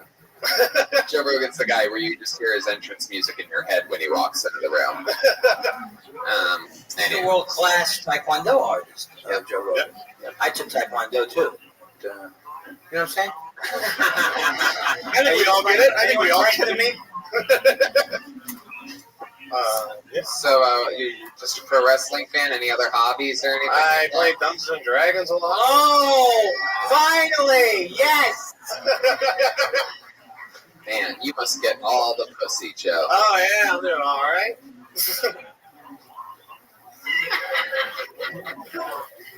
I'd like to see the comedians. Every comedian has turned their back on me tonight. Sorry, I turned my back on God. This is one of the smaller stages we've ever been on. So, Did you ever play Shirts and Skins? the Dungeons and Dragons joke. Man, so how long you been in Dungeons and Dragons? Like 2 years. I just started. My buddy was a dungeon master. He asked me to play. Never played it before. Your buddy was a dungeon master? What is that, like? It's the guy who runs the game, basically. Yeah, right. Yeah. Anyway, so, all right, well, Joe. You get acting work too, don't you think? Acting work, he's got the whole thing going on. I have a strong jaw, they say. A strong jaw. Who said that? The guy whose dick you were sucking? Strong jaw. Oh, what a strong jaw. Tight lips, you dirty bitch. My jaw unhinges. That helps. All right, Joe, we're going to keep flying through it. We got to get a couple more people up here. Thank you.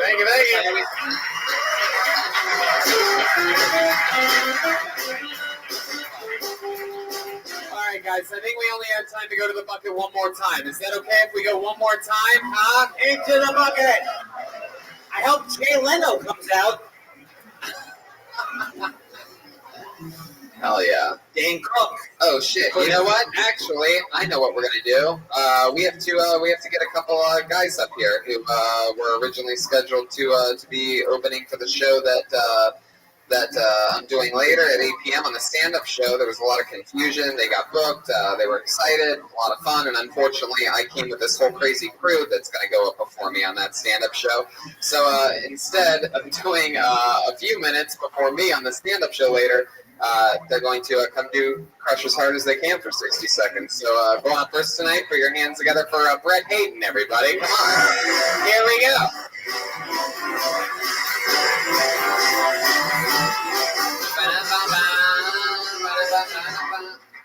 All right. Thank you, guys. 2 weeks ago after a show, a guy came up to me and he said, "Hey, man, you remind me of this autistic comedian." Some of you see it. Fuck you guys. Here was the thing. That was all he said. He didn't give me a name. He didn't even tell me if he liked the comic. He just said, "You remind me of someone with autism," which is less of a compliment and more of a diagnosis at that point. I definitely have autism symptoms, though. Like, if anybody here is single, find someone who looks at you the way I look at anything to avoid eye contact. I think that's how you're going to find love. Some people are afraid of dying alone. Me being so introverted, that would just be my preference. I'm being honest myself. People try to give me advice on anxiety a lot, but 100% of my friends are comics, so their advice just becomes, you should start drinking, or you should smoke some pot. I'm actually a straight edge guy, which means I don't drink, smoke cigarettes, or get invited to parties. Not a good life. I still drink Monster energy drinks, though, which aren't good for you. Guys, have you read the ingredients on a can of Monster? It's just Linkin Park lyrics. There you go. Fuck yeah, Brett Hayden. That was awesome, dude. Oh yeah. Well, that was great. How long have you been doing stand-up? It'll be 5 years next Halloween. 5 years. You live here in Fort Wayne. I actually live about 40 minutes north of Detroit. 40 minutes north of Detroit. Yeah. What brought you down here? You're part of the festival. I'm part of the festival, yeah. Oh, okay. What are you doing 40 minutes north of Detroit? What's that like up there? It's not good. Right. I live in Trump country in Michigan, so it's kind of goofy out there. What was it like to create Facebook? I'll take it. 40 minutes north of Detroit. What's your tap water like? Delicious. Yeah, probably, you can right? drink the tap water. Yeah. Interesting. You saved my life once, didn't you? Oh, yeah, we hung out after last time you were in Detroit. This is a true story. We hung out, Yeah. and I was on a stool that I didn't realize, and I smoked some pot. I didn't realize the stool didn't have a back. So we only got, it was a high stool. So all of a sudden, wow, I almost broke my neck. I remember that just because, I'm sorry, the last thing you said, like when you got up, you like almost split your head open. The first thing you said was there was two girls working and they were playing music and you said, "Who's this artist?" They said Post Malone. You're like, "Oh, I want to hear Pre-Malone." This, right out of the coma, back from the concussion. Always doing this. I love it, man. Well, that's awesome, Brett. Anything else you want to talk about? Any fun facts about you that... I also love wrestling. Wow. Yeah. I actually believe that. Really? Yeah, you seem like you look like a wrestling fan. You seem like the type of guy that would. I don't wish I had anything right now. I set it up like I had something good, and I just simply didn't. What do you wrestle? What do you wrestle with? Your sexuality? I actually have a bit of a I don't feel good about that one. You've been a wrestling fan your whole life? Pretty much, yeah. Was your dad not in the picture? Raised by a single mom? No, they were in the picture. They took me to a lot of events. Oh, well, you just have everything perfect. Oh, I didn't realize some people got to have dads and be a pro wrestling fan. That's some bullshit. I know Chris Jericho. That's all I can say is people like that. Ooh. That's true. I've been to Jericho. Well, all right. Let's just keep it moving along. Thanks a lot, Brad. Yeah, Brad, thank you you, got a guys. great set. There he goes. Next time I'm around town, Brad, if I don't have anybody with me, figure out something. That's funny. And there's one other guy. He's also, not only is he at this festival, but I was told he's also going to be at the Motor City Festival that we're doing next month in Michigan. And we're also doing Lansing and Grand Rapids up there. Put your hands together for Kyle Forsyth, everyone.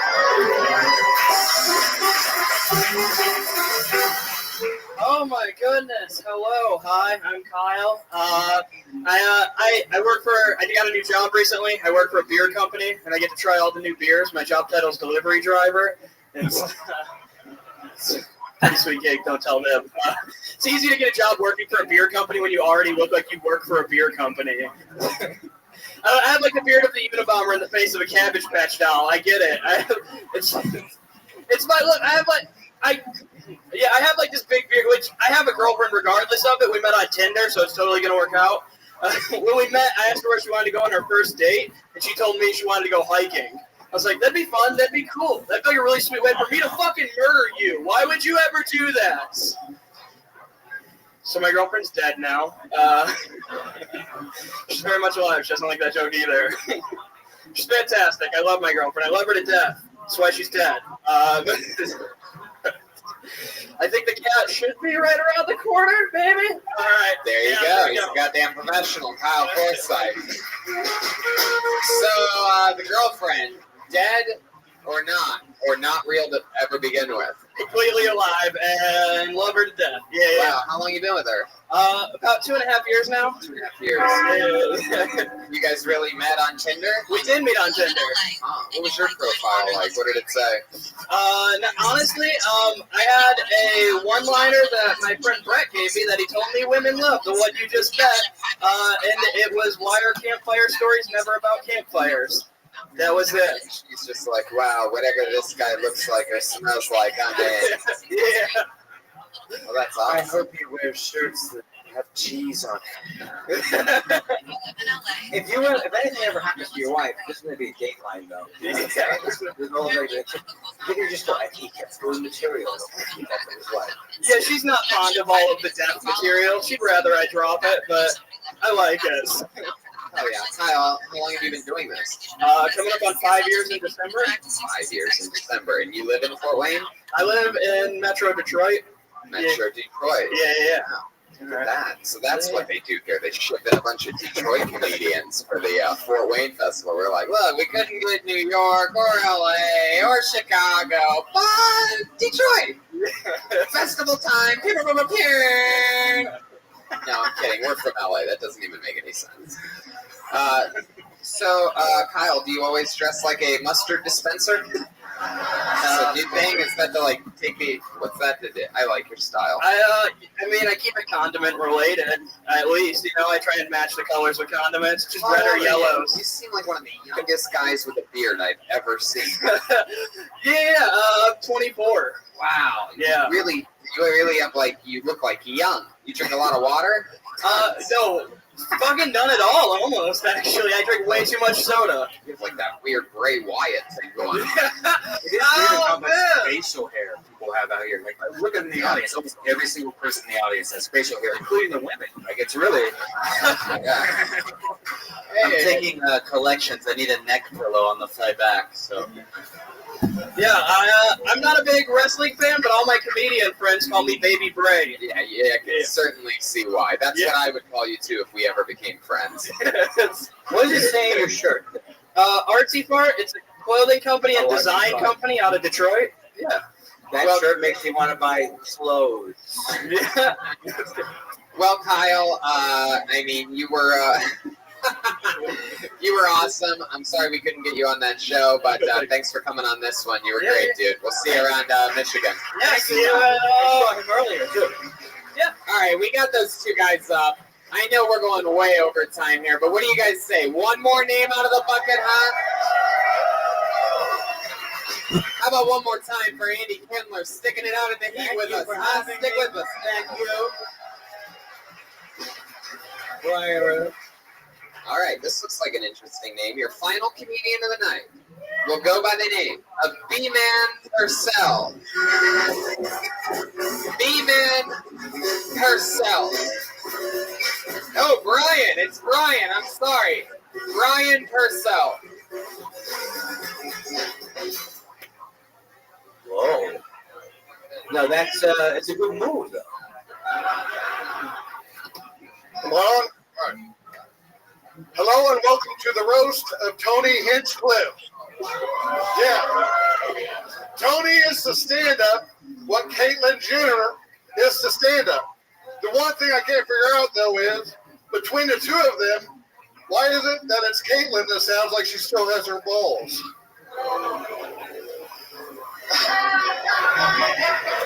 Tony looks like a gay daywalker from Blade, the musical. Tony is actually pretty good at stand-up, which is ironic considering he prefers to bend over. Either hacky, I'm sorry. Tony had a Netflix special out one time called One Shot. He came up with that name because that's what his boyfriend left in him the night before. How did this happen? He grew up without ever having a father, besides the priest who molested him when he was 11. What up, Thomas? How are you, dog? What's up, bitch? How you living?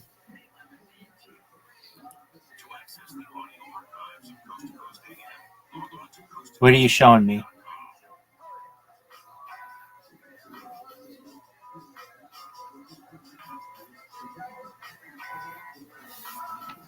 Very cool.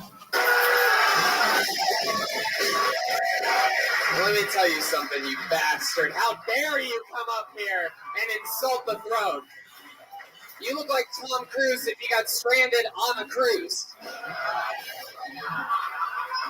You look like if the coach of the LA Raiders took all his advice from Jerry Sandusky. I deserve it. Big fan. Anyway. Appreciate it. That's what calls. You look like you're going to be buried in a Foot Locker casket. Thank you. You are wearing everything on you is Under Armour right now. Are you sponsored? You like a high school football coach or something? No. Close on that? You really look like one. You look like you need a clipboard and headphones ASAP. Thank you. Do you have any jokes about people being gay? I think you just did 60 seconds of them right there. What's your Under Armour? It was my first time. I had to go with something. Take that. First time ever. Appreciate it. So this is your first time ever on stage? Yes. And you spent it roasting the host, you asshole. It was either going to be ballsy or extremely stupid. I think it will. In the show for a while? Very. Hey, how are you, big dog? After diners, drive-ins, and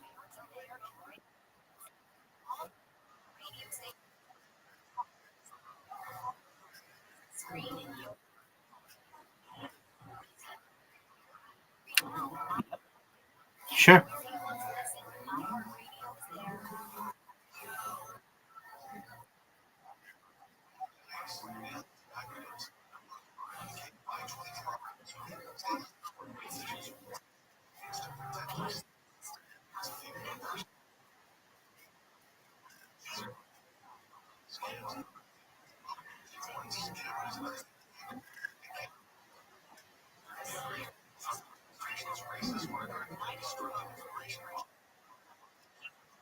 Okay.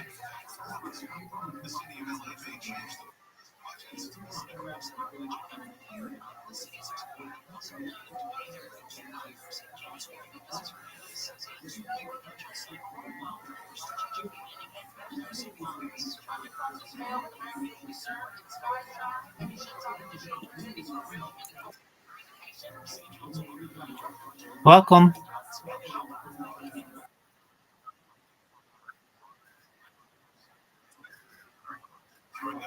Okay, I see her. I'll DM her back.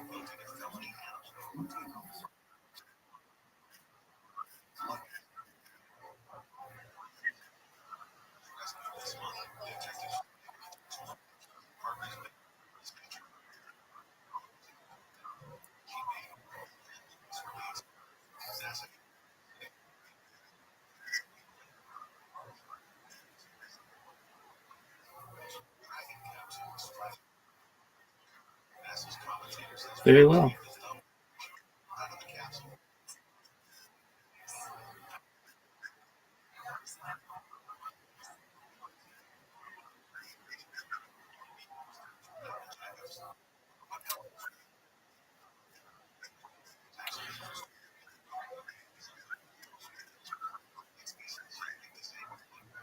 Certainly.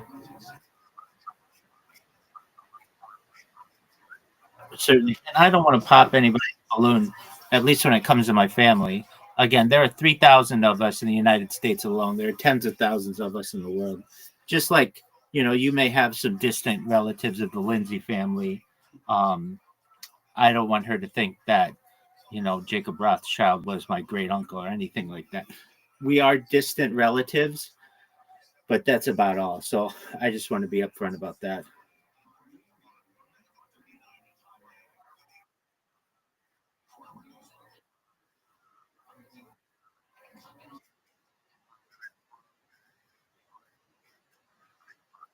Certainly. I sent her a DM, so hopefully she'll get back and we'll be able to connect, okay?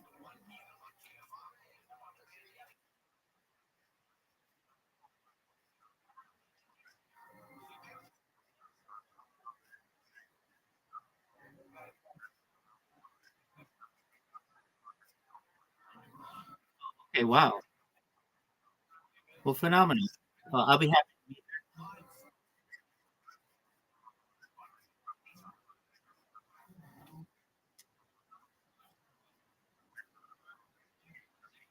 Okay, excellent. Yeah, I mean, I just don't want to interact with children, so I appreciate her patience and waiting. And now that she's an adult, I'll be happy to have any.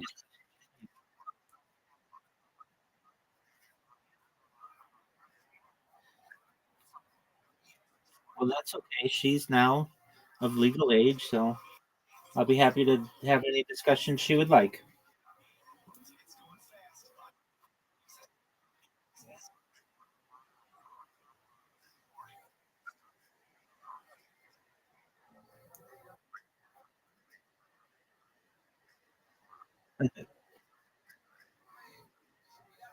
Very cool.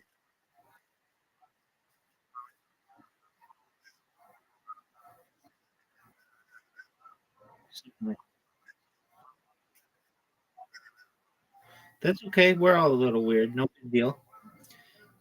I sent her an invite and I welcome her to join us whenever she has time.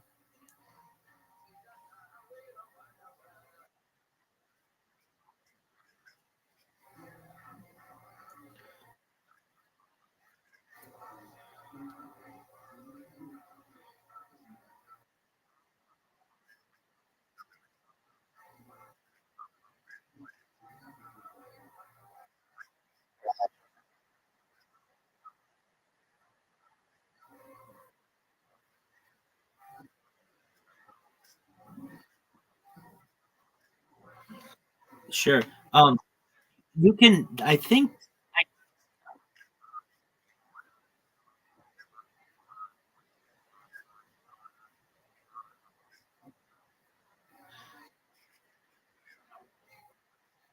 No problem. Yeah, I think you can still join with an iOS device. I mean, I'm on an iOS device right now in my hand, and I'm joining.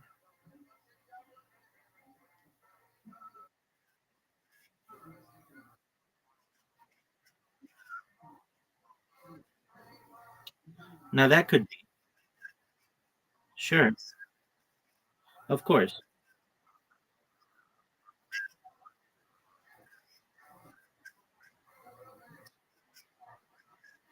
Okay.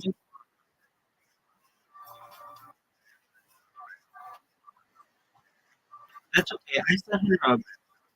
I sent her a friend request. She got back to me. So I'm texting with her now.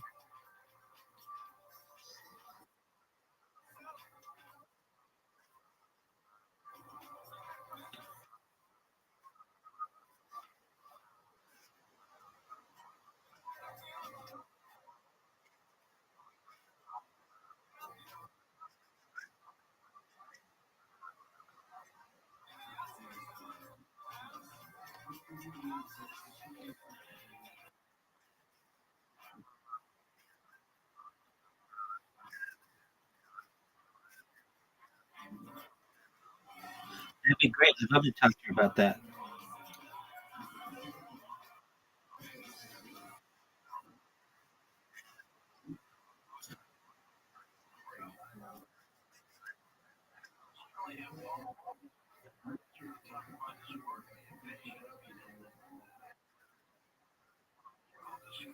Cool. We all are. It's cool.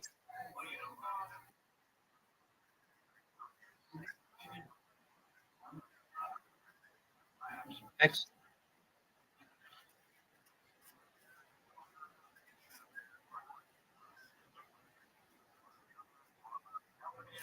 I don't know if I have everything. In fact, there's a saying, with every day that passes, the less I recognize that I know. But um, with the advancement of AI, we can basically get the answer to anything.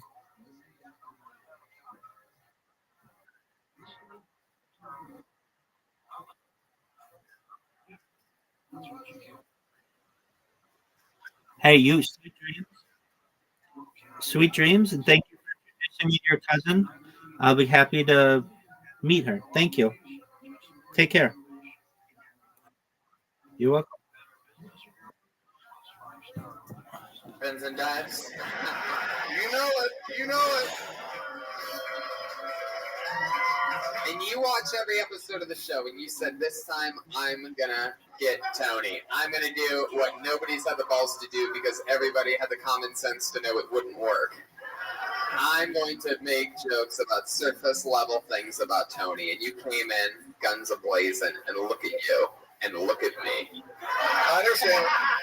Instead of disrespecting you by going up here and saying I didn't think I was going to get called up. No, I love that. It was great what you did on level. No, and then by the way, I'm honored. That's cool that you took the time to like make jokes about, shit that people barely know about me. It looks like your favorite restaurant is Bubba Gump Restaurant. You do have an interesting look, Brian. What do you do for a living? I work at Ford. Remember we talked earlier? Oh, that's so right. I listened to you. You were that guy out there. So you drove 4 hours to be here tonight, right? Yes, and I'll be in Nashville also. And the whole Doing the time. Tony material? Yeah, you're gonna roast me again if you get pulled out in Nashville? No, I'll have a new. No. What do you think you would have talked about had you not spent your time trying to roast the unroastable? Probably black people, maybe. Oh, Jesus Christ. Hold on a second. Now, it's been a long episode, guys. I did not see that. It's been a long episode. Maybe the Jews and how greedy they are. Yeah, something like that. I have to ask, Ryan, you're from 4 hours south of here. What do you think you would have said about black people had you talked about them? I would say I used to have a black friend and discuss some of the reasons why I make fun of black people because he makes fun of white people all the time, and he thinks he can get away with that because he's black. No. And the truth is, he can. Yeah, he can break me. That's true. He can break me in half. So. All right, Brian. Well, we're running out of time here. Any other cool fun facts about Brian? Not really. I just appreciate the opportunity. You have any kids? I have two in the crowd. My son, we're going to be the first father and son, but people just booed his son. That's. I don't like to see that. If you would have called my son up here, he would have had a much better set, and he looked Probably would have. Is your son actually interested in doing stand-up comedy? I don't know, but he has a hell of a minute, a lot better than what I have. Is that true? It is true. Oh, well, you're just gonna have to find out in Nashville. Oh, maybe Nashville. Oh, you're going to see him? You're going to be in Nashville. Am I getting it right now? You're going to be in Nashville, and he's traveling around the country like a deadhead, catching all the shows. Yes, yes. It's interesting. We wanted to be the first father and son, but maybe next time. Yeah, it's not going to happen. We ran out of time, unfortunately. I appreciate the time you did give me, though. And we That's a out of cliffhanger. time. It's a teaser. It's a teaser. That's how it happens sometimes. Will the son be funnier than the father? I Most already definitely. guarantee you he will. But that's awesome, Brian. You know, it takes a real set of balls to come up here and do anything at all. And you probably took that spot from your son here tonight. Probably so. Probably so. And you just let him sign up. You would have increased his odds of getting picked. And instead, you got pulled and you tried to make fun of me. And damn. I almost feel bad for you. Yeah. It's going to be a long 4-hour drive home with your balls sticking to your leg. Those Under Armour jogging pants, thinking about what you could have said. Ironically. Rewriting the Caitlyn Jenner balls joke over and over. He's now sponsored by Blunder Armor. Ouch. Under Armour. I love it. Pretty good. All right, Brian. Thank you so much. Thank There you. it is, Brian Purcell, everyone. And that is a hot and sticky episode of Kill Tony, live from Fort Wayne, Indiana at Let's Fest. What appears to be a very fun festival. We're excited about it. We just got in. We're doing a stand-up show that we got to turn and burn around everything for. How about one more time for the great and powerful Andy Kindler, everybody? Come on. You were so funny that you like fucked me up a little bit, like from laughing too hard. I could barely get my fucking things together sometimes. I have insurance for busted guts, and I love you. I'm sorry that was my last one. Truly an honor to have you on. Andy. Thank you, Thank you. The great Jeremiah Watkins, everybody. Come on. Yeah. So angelic. Listen to every episode of Jeremiah Wonders. That's one of my favorite podcasts out there right now. He plays a bunch of characters, has great guests on, a lot of fun stuff going on over at Jeremiah Wonders. And how about Joelberg, everyone? Joel Jimenez. It's on social media, mostly. Sorry. Anything else, Joel? Well, it's just amazing. I bet it to me most of my heroes will half naked, so it's just weird. All right, bye. There he is, Joel Jimenez. We're all doing stand-up in this crazy stand-up show that I'm headlining in whenever they turn this place around and hopefully fix the AC or something, and we'll figure it all out.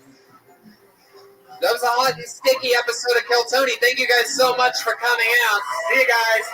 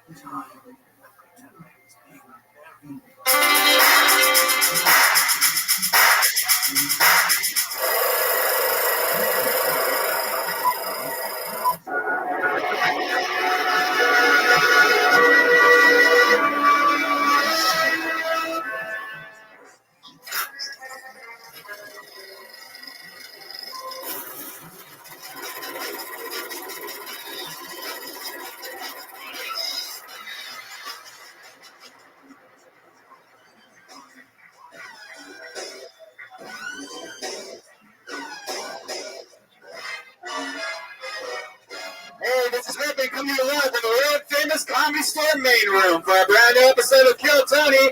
Give it up for Tony Hinchcliffe. Wow! Hi everybody! Look at this packed ass crowd. Make some noise, everyone. Ryan Redband's here. That's right. Live on YouTube from the main room of the Comedy Store, the greatest comedy club on the planet. It's great to be home, good to be back. We just had a crazy long stretch of shows in Cleveland, Cincinnati, Fort Wayne. Thank you to all those amazing cities in the Mideast of America for great shows. We had a lot of fun. I had a crazy plane trip coming home yesterday. Yeah. Our guest is a few minutes away, so I'm stalling.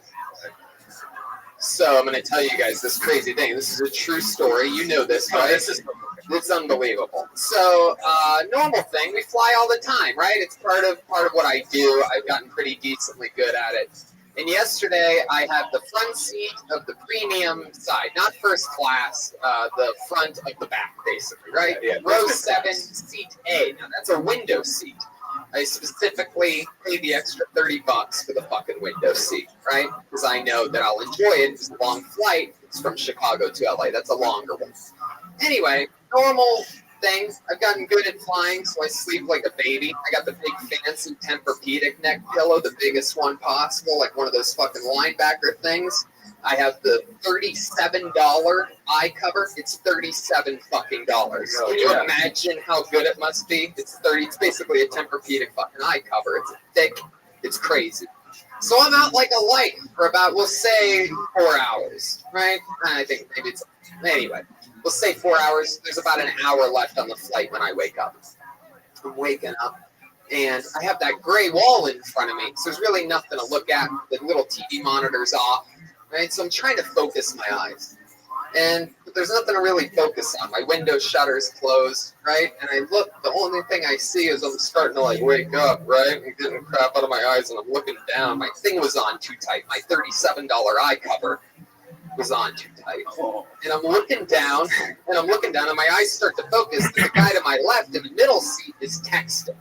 So I'm looking, even though it's something I never do, I look at the text message, and it says, yeah, where are you at? I'm stuck in the middle seat between two weirdos. This is what I'm waking up to. Right? So I'm thinking to myself, how the fuck am I a weirdo? Why? Because I was sleeping? Like a baby? Just out like a light? How am I possibly a weirdo? And I start thinking to myself, maybe the guy on the other side of this guy is a weirdo, and he's sort of exaggerating to his friend via text. So I sort of do a lean forward to see what that guy looks like. Fucking badass cowboy looking dude, badass mustache, fucking leather boots, I mean, well-fitting clothes, right? Cool fucking jacket.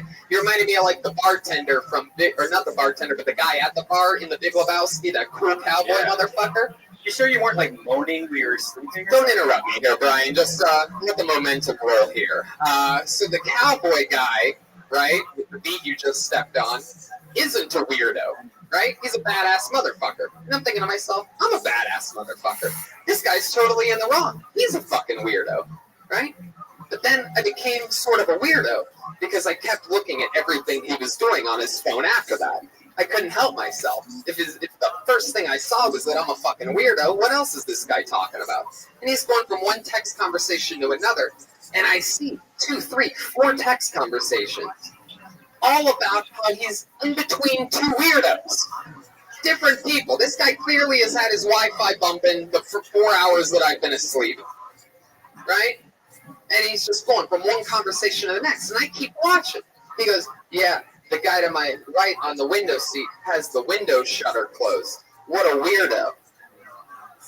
And another conversation. He goes, yeah, the guy to my right has the window shutter closed. He must be afraid of flying. And all this is happening. I'm thinking to myself, you know what? Fuck this guy. I'm going to keep the window shutter closed the whole time. And I look over again. And what do I see him text? His one friend from probably down on land goes, where are you at? Do you know? And he goes, I think I'm flying over the Grand Canyon. But I wouldn't know because the weirdo next to me has his window shutter closed. Finally, I'm like, you know what? now I want to say something, right? I want to say something to the fucking guy. I want to go, who the fuck do you think you are, right? And I know that I can't do that because that's just going to end up two guys in the front of the plane going, you're a fucking weirdo. No, you're a fucking weirdo. So instead what I do is I reach forward nice and slow and I grab that window shutter by that little bottom part, right? And I slowly start to lift it up. And as I get it just barely up, I put my head right in front of it like that. And I'm just leaning out a window like I've never looked outside before in my life. Like a prisoner that just got his first window in years. I'm just fucking filling the window with my head. Not even looking at anything. I know what the fuck all that shit looks like. I fly every fucking weekend. I'm not afraid of flying. So I'm just filling the thing with my head a good 15 seconds. And then what do? I back up and I grab the top of that fucking shutter and I slowly lift my head away and go like that. Fucking weirdo calling me a weirdo? So weird. I always sleep with that thing down. Who fucking keeps it open? I want to stun my eye the You whole got time. the middle seat, you idiot. Yeah. Don't accept a middle seat unless you're not going to be a baby with a window. Windows are closed. There's a bunch of tourists here with the fucking looking out the windows. They're like, why don't you enjoy the process?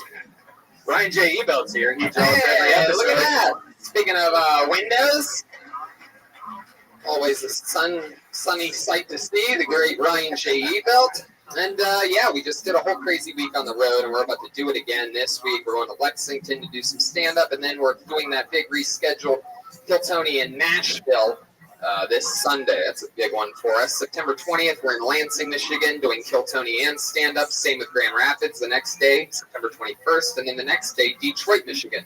September 22nd, doing a Kiltony there with our guest Danny Brown and some special surprises. Then the next week, we're in Toronto doing some stand-up shows and some crazy stuff. That's a big festival. That's JFL Toronto. And then we are doing a Kiltony there on the 28th of September at midnight. That's Friday at midnight. A midnight show. That is going to be fucking chaos. They put us in this beautiful Regal Theater, and we're going to burn the bitch down. October 3rd through the 6th, I'm doing stand-up in Chicago, and then November 9th, we're at Venus de Milo in Swansea, I think I'm saying that right, Massachusetts, outside of Boston, between Boston and Providence, smack dab right in the middle. So, you know, we had a lot of people driving from a lot of different places. 4 hours shows, yeah, that was great. So, yeah, good luck. And then November 13th, we're in San Antonio doing Kiltony and a stand-up show. The 14th in Austin, the 15th in Houston, and the 16th in Fort Worth. That's all in November. That's a 4-day stretch. Actually, it's a 5-day stretch because we have 5 days in Fort Worth. Damn, we sold this motherfucker out tonight. Give yourselves a hand for being an amazing audience. We packed this bitch. We did it. All right. So yeah, there's a bunch of Kiltonys happening. Thanks everybody for watching on YouTube. We're live on YouTube, our brand new home. We we are perhaps what we would call the last to the YouTube party. But here we are. We have finally arrived. A lot of people were wondering, where's Kiltony going to end up? Netflix, Comedy Central, YouTube. We're on YouTube, everyone. We did it. Breaking new ground. Took 5 years to sign our deal with YouTube.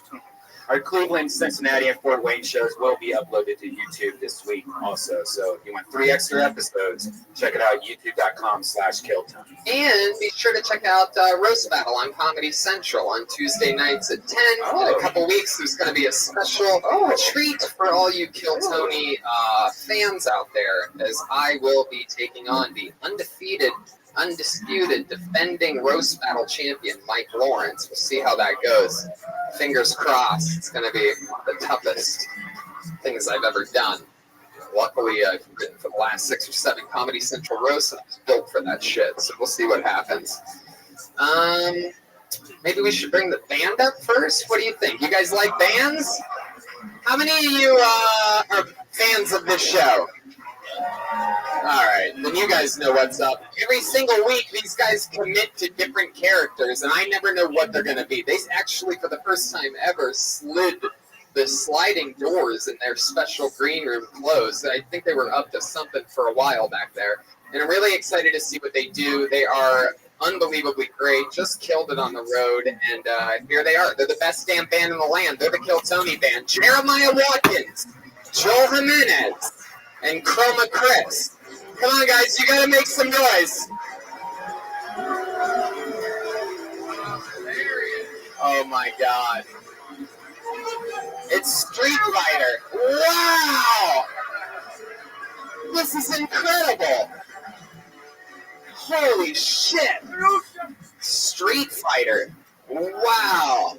Great. Perhaps some of the most committed characters I've ever seen. Wow. I just tore my ACL, Tony. Wow. We have the methed out Karate Kid. And, fuck yeah, Chroma Chris has gone full lesbo for this one. And then we have, what is it?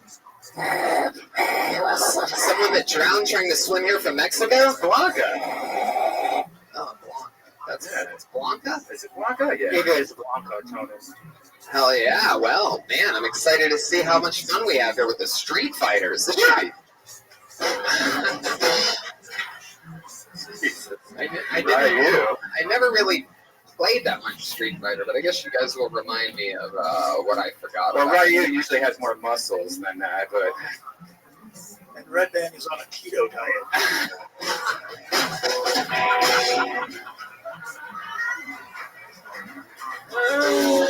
Wow, the Street Fighter versus the Meat Fighter over here. I like that.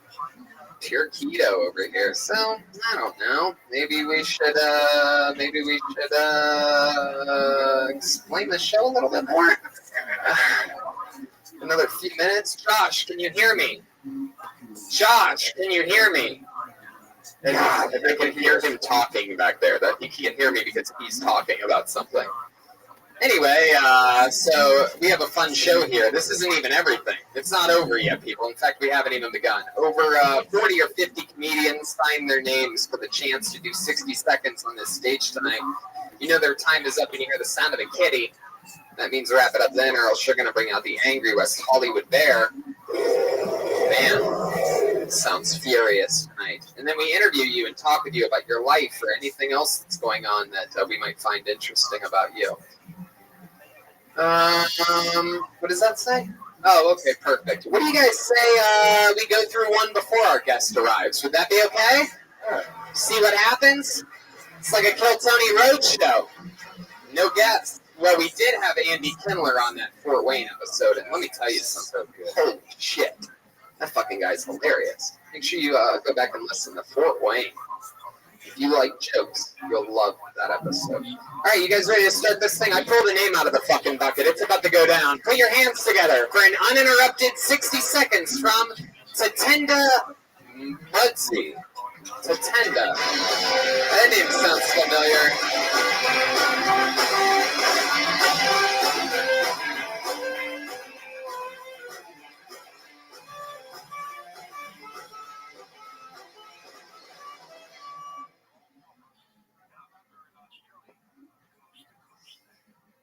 Hello. How's it going? I'm from Zimbabwe. Coming to LA, I didn't realize how behind the times we are in my country. Like things that are still big in the 90s, like they were big in the 90s here, are huge over there. Like people in Zimbabwe love Jean-Claude Van Damme. You know, they're still doing like the double punt. They love Jean-Claude Van Damme, right? So things that were big in the 90s here are still big over there, like AIDS, for example. Used to be big here, not so much, still big where I'm from. Like, it's, you know, the thing about AIDS that pisses me off, it's like, it's the reason why Zimbabwe will never have, like, its own superhero or, like, an action star, because the diseases are more important than the people. You know, like, if we were to have an Avengers, it'd be like Captain AIDS, like Iron Deficiency Man, the Incredible HIV, Black Widow, whose husband was killed by Captain AIDS. Jesus, I feel like you were just going to keep naming superheroes. Tatenda Mapetsi. So, who is the most famous person from Zimbabwe? Probably me. Really? No. There's a singer, Oliver Mtukudzi, who's pretty famous. Yeah. I wonder what his music There's like, what's his music sound like? Is that him? Honestly, I couldn't tell you. No, there's Danai Gurira from Walking Dead and Black Panther, and Tongai Teresa from the Japan show, and Do people watch TV a lot in Zimbabwe? Is that a popular thing? Yeah, they Is do. it mostly American TV or? It's a mix. There's American TV, a lot of British stuff, a lot of stuff from Canada for some reason, and I know. And it's cheap. yeah, probably. There's some like African shows. At any as well. given time in Canada, it's just 4 channels of those wacky bench moving shows, like it's like whoa, people like slipping on banana peels and shit. Sure. Anyway, you always wear your sunglasses on your collar like that? That's pretty Apparently, cool. it just kind of happens. Sometimes I do that. How long have you been doing stand-up? About 7 years. 7 years. How much here in LA? Probably like 6 months between the time. I was in Zimbabwe for a while making a film. And back in, I was in New York City doing some stand-up, and then back in LA for a bit as well. How old were you when you moved out of Zimbabwe? 18. What are some of the scariest animals that you've encountered in Zimbabwe? You have crazy animals over there? No, I mean, I live in the suburbs, so not really. You lived in the subway? Suburbs. Oh, no, we don't have a subway. That's, Not even the sandwich shop? No. Really? That's an American chain. It's global.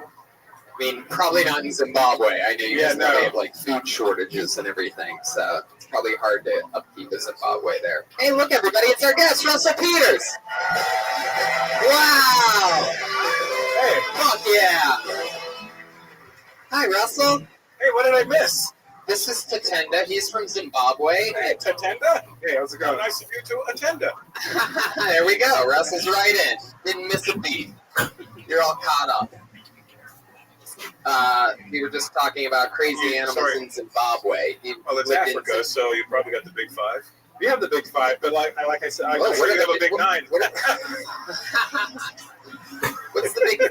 Is that like a basketball team or something? It's like a lion, elephant, giraffe, rhino, buffalo, I think. No, not buffalo. You sure you're African? Yeah. I grew up in the suburbs. Crips. What are the suburbs of Zimbabwe like compared to the city? The suburbs are South Africa, Mozambique. Pretty accurate, actually. They look actually a lot like LA. We have jacaranda trees and the trees with purple leaves, flowers. Same kind of trees. We don't call them that here. We probably call them purple blossoms or whatever. Yeah. Even your trees are darker than ours. I guess so. I mean, I did go on a safari once in South Africa, and we saw these like really white, like albino lions. Basically, there's like a whole compound of them. What were they doing? Ruling over the darker ones?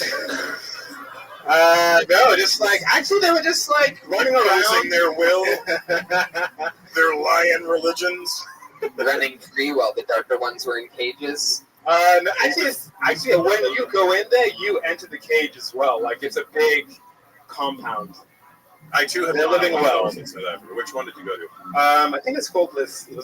It's by Lesedi, I think. I can't remember. Is it near Joburg, Cape Town, Durban? Outside of Joburg. Outside Joburg. Like Joburg? Wait, what? Oh, I forgot the green guy. Weren't you on the show last week in Whiteface? Yeah, it took a chance. We remember. Yeah. I was just ignoring it, giving you a fresh shot. That's how nice of a guy I am. Trying to erase the memories of that bomb fest that was just last week. I'm sad I missed his set. Well, was it no good? This one was good, but last week he did something in whiteface. He took 2 surgical masks and put them on his face. Experiment, you know. It was definitely an experiment. You're much likable being yourself. Anyway, we're going to move on quickly because Russell just got here and I want to have a little restart and have him see somebody fresh. So there he goes, Tatenda Maputsi. Up last week, very lucky guy.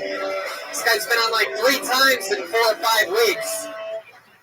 Russell, welcome to the show. Hi, Tony. Russell Sorry. Peters is here, everyone. No, we love it. Whatever it takes to get you, buddy. Glad you're back. It's been a while. And the band is Street Fighter tonight. I don't know if you noticed. I noticed that. You ever play the game Street Of Fighter? course, that's Ryu, right? And that's, what was the other guy's name? Luke? That's Ellen DeGeneres. That's correct. 90s Ellen DeGeneres. Ken?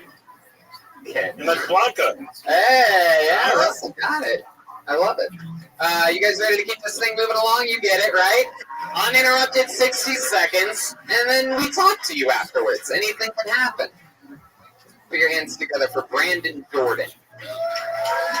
Here we go. I'm not seeing movement. Oh, no. Oh, he's over here. Hey, here he is, Brandon Jordan. What's up, y'all? My name's Brandon Jordan from Detroit, Michigan. Anybody been to Detroit before? Why did y'all go? I can't wait to get out of Detroit, man. Since I was a little kid, I always wanted to move to LA. Been a Laker fan all my life. You know, Nick Van Exel, Elton Campbell, Eddie Jones, you know, them days. Moved to LA. I've been here 6 months, man. And LA is some bullshit. I already got $1,500 in parking tickets. Got my car towed twice. And I stay in a 350 square foot studio apartment for $1,200 a month with a roommate. I didn't realize how much of a king I was in Detroit. In Detroit, I had a 2-bedroom apartment, wood floors, washer and dryer for $300 a month. Even the girl across the hall would let me hit sometimes when her boyfriend was to work. All right, I'm Brandon. Hell yeah, Brandon Jordan. Damn, here, step up to the mic. So, Brandon, that's all true? Yeah, that's all true. And Brandon, what time did you finish your shift at Shake Shoes? 5 o'clock. Because you're still wearing your work shirt. Brandon, $1,200 for a studio apartment with the roommate? You guys splitting rent? Yep. That's why you have a roommate. Tony, he said 1,200. Oh. 1,200. It's different. Yeah. It's slightly more manageable than 100. What do you do for a living, Brandon? I'm a manager at Shake Shoes. Wait a second. You really do that? Is that a joke? He's wearing his fucking shirt, right? Oh, I didn't realize you were allowed to wear. It's a regular shirt. I didn't realize they were allowed to wear sweatpants at that place. I love that store. It's a good store. I've never been there. I am a manager at Kicking Ass, and yes, I work full time. Finisher.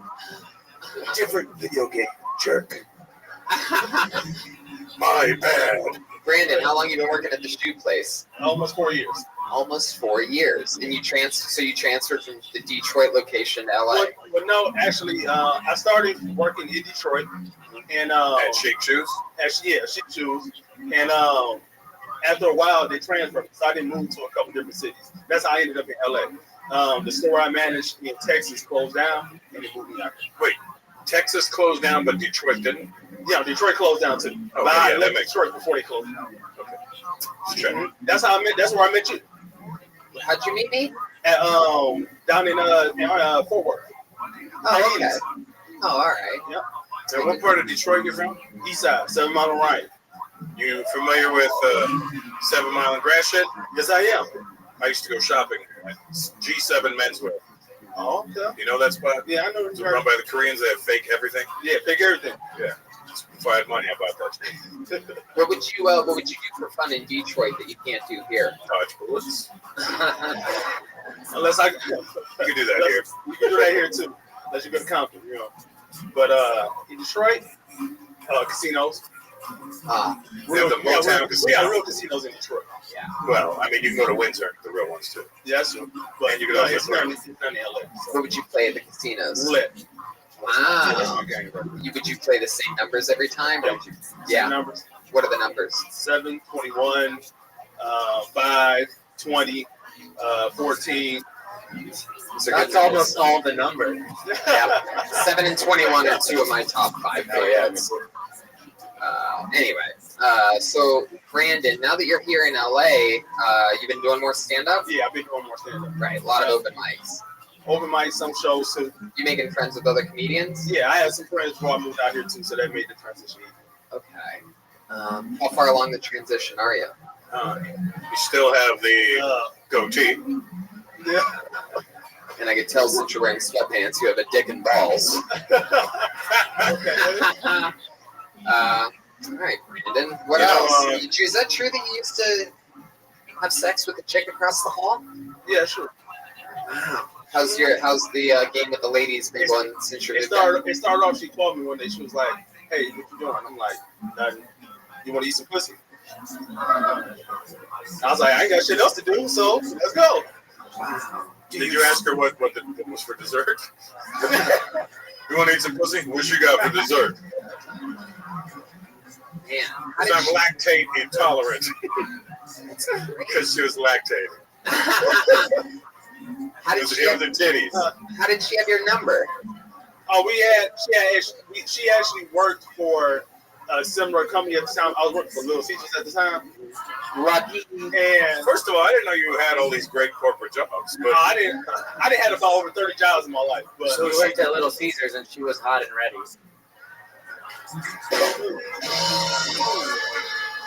and $5. And so she worked for another company. But then he that I was turned it trying to down and work said, for. "No, I'm more of a meat lover." Ryu is throwing shots. Right. I do not trust a man who lays with another man's wife. Was she white or black? She was black. She was black. And then you went over there. Damn, Aphrodite's in the house. Just cheering for random things. Angie Stone's happy. So you went over there, you ate her pussy. Mm-hmm. How long would you say you ate it for? Probably about 10, 15 minutes. I like eating stuff. And then what happened? You ate it for 10 or 15 minutes, 10, 15 and then what? Did you let her? Oh, then I hit. Oh yeah, you gave her your city. Yeah. And then after, did you say, give did her- I do that? What did her husband do for work? Do you know? I don't know. I never even met him. Really? Never met him. But he lived across the hall No, that's too? all. I used to see him. I see him walk past, but I never really speak to him. I bet. You should just walk up to him and burped in his face. That smells familiar. I can't put my tongue on it. Hey, my man, I want to holler at you.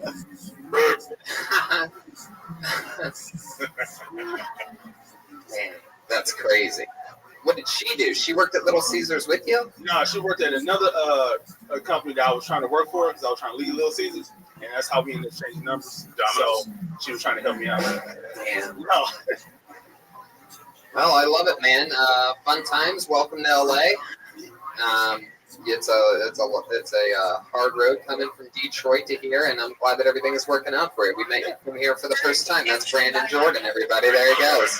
He's on the original comedy. The original comedy, but it's just the letter. So if you spell it out, it's original comedy. Not aboriginal. It's actually at original. Yeah. The original. The letter B. Send it is at TA1ADA. And your next comedian goes by the name of Mark Walker. Mark Walker. Let's see movement tonight. Mark Walker? Let's see anyone coming towards us. No. Get out of here. Well. Why don't you look at that? It's last time this young lady was on the show, she absolutely destroyed. She had her best set ever on this show. I don't want to raise the expectations too much. She is a legend here on Kill Tony. 62 fucking years old. She shows up every week. You know her, you love her. It's Aphrodite!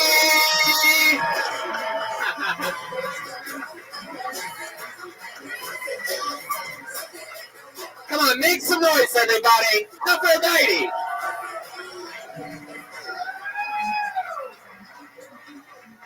How y'all doing? Right now, I'm hornier than the Catholic priest. I'm hornier than the Catholic priest. It's been months now. I see these good-looking black men, you know, the ones that about something that the sisters would like to date. They said they only date white women. Giving all that black dick to white women. You know, brothers get successful. They want some of that Ku Klux Klan pussy. Oh, yeah. They want some of that Emmett Till, get your black ass killed pussy. Oh, yeah. I just want to tell the brothers she said announcement when that white cop pull your black ass over, you better tell them you driving these days. You better tell them you're a motherfucking Uber driver. Because he found out you fucking that white woman, your ass is going to get laid out. Damn. Aphrodite. Aren't you just the most special goddamn thing in the world? How long has it been since you started stand-up?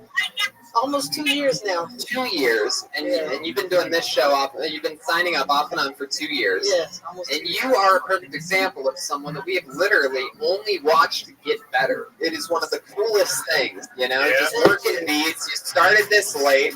You're having fun with it. You're showing up. You're learning. You're listening. You know, you're having fun with it. Always smiling every damn Monday. And it's just so cool to watch you, you know. I mean, you were working beats up there. You know, it wasn't necessarily, you know, a slaughter fest, but there you are, trying new stuff, taking chances, and doing it all with that sweet, sweet fat ass. Look at that fucking thing. My God, I just can't help myself. I just want to know all these young people. I'm tired of these young motherfuckers. They ain't got all their ass. No, you're damn right. What's the name? Lonce, Nicola Lodge, they ain't got all the ass. No. Well, this is real ass. This ain't no, you know, that's that cornbread and all ass. That's that cornbread and Earl ass, you know what I'm saying? That fucking thing is unbelievable. Ryu is completely erect right now. For those of you listening to the podcast, his dick has a red ribbon tied at the top of it. I just went through my pants. You know, I just don't believe you have to look like an old person just because you're in your 60s. You know what I'm saying? Hell no. You got one of the youngest spirits. I feel like a lot of people try to come up here and pretend to be wiser and older than they are, and then there's you just fucking ass backwards. Literally, the ass is actually in the right place. Figuratively. Yeah, thanks to my grandmother, she had that astronomical ass. Okay. No shit, I see what you did there. Yeah. So your grandma had a fat ass too. Oh, my daddy's mom, she had no breasts, but she had that big Jedi booty. Jedi booty. You a Star Wars? The ass jets out and come back in. Oh. And you got top and bottom. Yeah. Oh, this is my mama up here. Well, hello, Mom. Yeah, 82. She's 86 and she got bigger titties than the women with the implants and shit. Daddy, how long has McDonald's been dressing you? Somebody said you were going to say that if I got on tonight. You better catch Somebody up. said that. Just by looking at you, I know what you like on your hot dog. Oh, yeah. Mostly relish. I'm about to get me some, though. The muscle man is back. Wow. Yeah. Oh, Jedi ass is, it's weird that your grandma had a Jedi ass. You have the Darth Vader helmet. Oh, yeah. Yeah. So do I. Talk about dark. Oh, no. Yeah. I'm selling afros to white people, $29.95. Okay. Hell yeah. Yeah. Everything else in life been good? What do you do? What do you do on the other days? I see you every Monday night. You always make a point to say hello. You're always positive and fun. And what does Tuesday through Sunday look like for Aphrodite? Well, I have different things to do. Yeah. I've done some other nights as well. Yeah, well, other than mics and other than music, we know that you sing. What else, though? Shows are coming up. Yeah. We know. But I'm talking about other stuff. Okay. Like what stuff other than art? Like what do you like to do? You're just chilling. I'm really an artist at heart. I like to write. I have a second book I'm working on. I think you're missing the question here. Okay, tell me again. Other than anything that has to do with art or plugging anything. Okay. What else do? You like to watch TV? No, actually, I don't watch TV. I study ancient Egypt history. I love studying history. How do you do that? You read books? I go get books from the library, and I look at a lot of documentaries. I love everything about ancient Egypt. Aliens, all that kind of stuff. It's good. Well, hold on. Sounds like I'm you're watching an alien, the History okay? Channel. Yeah, the Anunnakis. Have you ever heard of a show called Ancient Aliens? Oh, I watch anything if you refer me to it. I love reading. No, don't watch it. It's dumb. Yeah. It's that's why I spend a lot of time reading, watching stuff. I go out. I like to observe people. It helps me with material and writing songs, everything. I like real people. What's a cool fun fact that you've learned about ancient Egypt that you could share with us? That. By the way, I know for a fact that the pyramids are wondering how your ass was built. It was actually astronomical, okay? You already did that joke. Okay. Well, you made me go there, okay? But anyway, what I like about the ancient Egyptians, some of the smartest people that ever was on the planet. A lot of people, unfortunately, are racist. They don't want to know that black people came here first. Sorry. But it's true. And we came from aliens. That's how we built the fucking pyramids. Seriously. Well, our kitchen staff came from illegal aliens. Go look up the Anunnakis. This is some cool shit, y'all. Everybody's black anyway, so it's no problem. Did you say the Anunnaki? The Anunnakis, Anunnaki. Anunnakis, all right. Anunnakis, motherfucker. Well, that stinks. They cool though. They cool. Aphrodite, that is so cool. So we learned something here tonight. Yeah. You had a fun set. You're smiling. You had fun again. Yeah. I absolutely love your passion for this show. I love you, Tony. You are my best teacher. You really are. Look at that. There you go. Yes. Congratulations. And I love everybody here. You guys don't know. It means so much to be in my 60s. Okay, Aphrodite. I love do. you too. You're the And best. my ass loves you too. Oh, shit. In that case. Congratulations on your mom's Nefertiti. Yes. No stuffers, no feelings. This is grease made. Grease. All right, Aphrodite. There she goes. Thank 62 you. years old. The great Aphrodite, everybody. She's on Twitter at Aphrodite Love. That's spelled AFRODYETELODE. That's fun, right? People of all shapes and sizes. I would like to hit her sphincter. Really, Chairman? All right, this young lady's been on before. It was very funny. Put your hands together for Rachel Wolfson.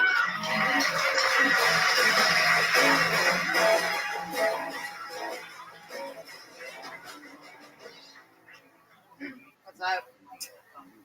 I was a big tomboy growing up. Now they call it transgender.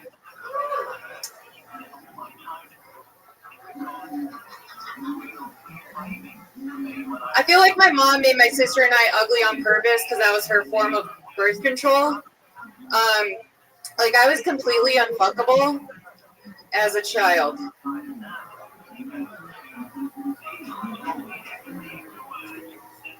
I had a mullet. Sometimes I wonder. No one wants to fuck a kid with a mullet. Let's be honest. Like no one. But like sometimes I wonder if they would have tried. Like if someone would have tried to fuck me because my mom's a judge. She put O.J. Simpson in prison. So basically, O.J. Simpson got sent to prison by the same woman who sent me to my room. But we got out. There you go.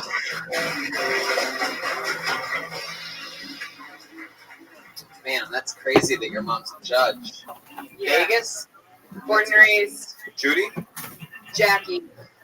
Judge Jackie. Who's like the Jewish judge. Judge Judy. You can't get much Judier than Judge Judy. She's like younger and more boneable. So she really doesn't like baloney. I'm Bone Judy. If I remember correctly, she wrote O.J. Simpson trial. Is that right? She put him in prison. Yeah, put him in prison. That's sweet. Yeah. She definitely just said that during her set. I wasn't paying attention. It's okay. I like your style. You remind me if there was a female Silent Bob. Thank you. He made a lot of money. Yeah, he did. That's one way of looking at it. But yeah, he made a lot of money. And so how long have you been doing stand-up? Almost 2 years. All here in LA. Correct. How old are you? Old enough to know better. Wow. I'm 31. Sly answers from Rachel today. What do you do for a living? Right now I'm looking for another job. I'm like professionally looking for another job. Okay, there you go. No, I smoke weed for a living. Wow. I street fight to the death. Yeah. Didn't I see you couldn't get into like a club recently because you had like a jar this big in your purse? Vegas, yeah, like if Vegas is not like always 420 friendly. I tried to get into the club. the guy checks my bag and he's like, nope, that's not allowed here. I was like, fuck. I was denied. I was like, I didn't want to be, it's not my scene. I don't want to be here anyways. What club was it? It was, they just opened up a new club at the top of the Palms. Mm-hmm. It's called Apex Social Club. Ew. But you can't be bringing that much weed and be social. No, they're like, no weed, just all the other drugs. I was like, you're a racist. You can't weed. Do you always travel with that much weed though? Like, I forgot. I had a giant jar, didn't take it out. Thought maybe they were cool. It was like up to half the water bottle filled with weed. So it was big enough. I pictured a fucking Costco mayo. No, it was a mason jar. It was like a jar you get at like fucking world's best furniture. I don't know. So what type of job are you looking for? Something that will pay me during the day so I can do this at night. So when you say something that'll pay you during the day, like what type of job are you looking for? I mean, I prefer to keep my clothes is that on. what you Google when you're looking for employment? I'm like, Something job during day where I to can pay keep for a night card. my clothes on and still. Yeah, I mean, the good strippers don't work in the day, so. Yeah, for sure, you're right. But like, they do have day strippers. No, they do, but it's like a day shift. I mean, it's. You're right. You don't think I could get the day shift? I mean, do you want it? You're the. You're right. I want to make money, but I can't be a day stripper. Yeah, it's, you get the C-section. It's all nice. I don't want to be. Yeah, I don't want to be a second string stripper. I want if I were to. So, like, what type of job might you be looking for? I guess a serving job. Something. How about like in the entertainment business, like there? I would like to get like a writer's job, like in a writer's room. I'd like to get in a writer's room. I would give it some time. Yeah, let's go back to the possibility of serving. So, have you applied anywhere? I have. I've applied. I've reapplied to a job that I no longer work at. Like that's how I was like, maybe they'll let me come back and forget. The coffee bean never forgets. I'll try Starbucks. Were you fired from that job, or did you quit that job? The one that I you fired reapplied myself. for. Yeah, no, I just like I'm not gonna come back for like forever until I might need to come You back. took a leave of absence without telling them. I took a Is it a sabbatical? A sabbatical. Yeah. Man, if you're going to be a writer, you're going to need to know sabbatical. Yeah. I think. What about sabbatical? What about working at a dispensary? I was working at a dispensary. They cut my hours. I was like, that's not how it's supposed to work. I bet that's what everybody that gets their hours cut at a dispensary says. People at McDonald's that get their hours cut say the same thing. I was like, what? What about like McDonald's or Burger King? I'm overqualified. I should just lie. I mean, you don't look 31, so you could like just be like. I still have time. There's still hope for me. Yeah, IHOP. What about IHOP? Yes. IHOP. Here's the thing: you want to go to places where you're going to meet people. IHOP is where I IHOP's should a go. good place because that's where like a lot of people go and they think it's under the radar. Are those the right kind of people I should be meeting? The I IHOP? don't go there. I do go there. I too live in Vegas, by the way. You too? What part? In Henderson. Oh, word. I've heard of that place. I live on the other side. Summerlin? Yeah, The better that's part my of town. hood. You're in the better part of town. Yeah. What is your professional judge mother think about your lack of focus in pot smoking? Because to be honest with you, I'm very disappointed, and I just met you. Listen, you should call my mom. She would share the concern. I feel the concern. But Isn't weed supposed to make you focus? But not Yeah. as much as she smokes. She smokes from like when she wakes up to goes to bed like all I the mean, time. I had only 3 joints today. Fine. When do you start? The second you wake up? Not today. It depends on the day. Some days I smoke more. Some days I smoke less. Some days I have just 1 joint. Like, I think people think I'm just like chiefing all like 24. Yeah, Red Band thinks I am. I mean, This you girl call it never took down the chiefing. pipe. Okay. Chiefing. I don't smoke one. Oh, you've never smoked weed? I did. I didn't like it. Okay. It wasn't for me. I feel like It's not that I'm against it. It didn't work for me. I like cocaine is alcohol. cool too. I'm a jerk. I like alcohol. What do you want from me? Yeah, Russell went the more full career direction. Stupid, right? I know. All right, Rachel. Well, we'll get an update next time you're on. Fun stuff tonight. There she goes, Rachel Wolfson. She's on Twitter at Wolfie Comedy. All right. We're having fun. Ryu, how you doing over there? Good. All right. It's ladies' night here on Kill Tony. Put your hands together for Veronica Kwiatkowski. That's definitely a new name. Here she comes. Look at that. Pretty sure it's her first time on Kill Tony. Put it together for Veronica Kwiatkowski. Are you guys all familiar with the popular poultry franchise Hooters? Yeah? Okay, so get this. Apparently, to get hired at Hooters, the way that it works is you go down there and they have you stand right up against a wall. And if your boobs touch the wall before your nose does, then hooray, you're hired at Hooters. Which is cool. It's kind of like their way of saying, Hooters, we don't hire Jews.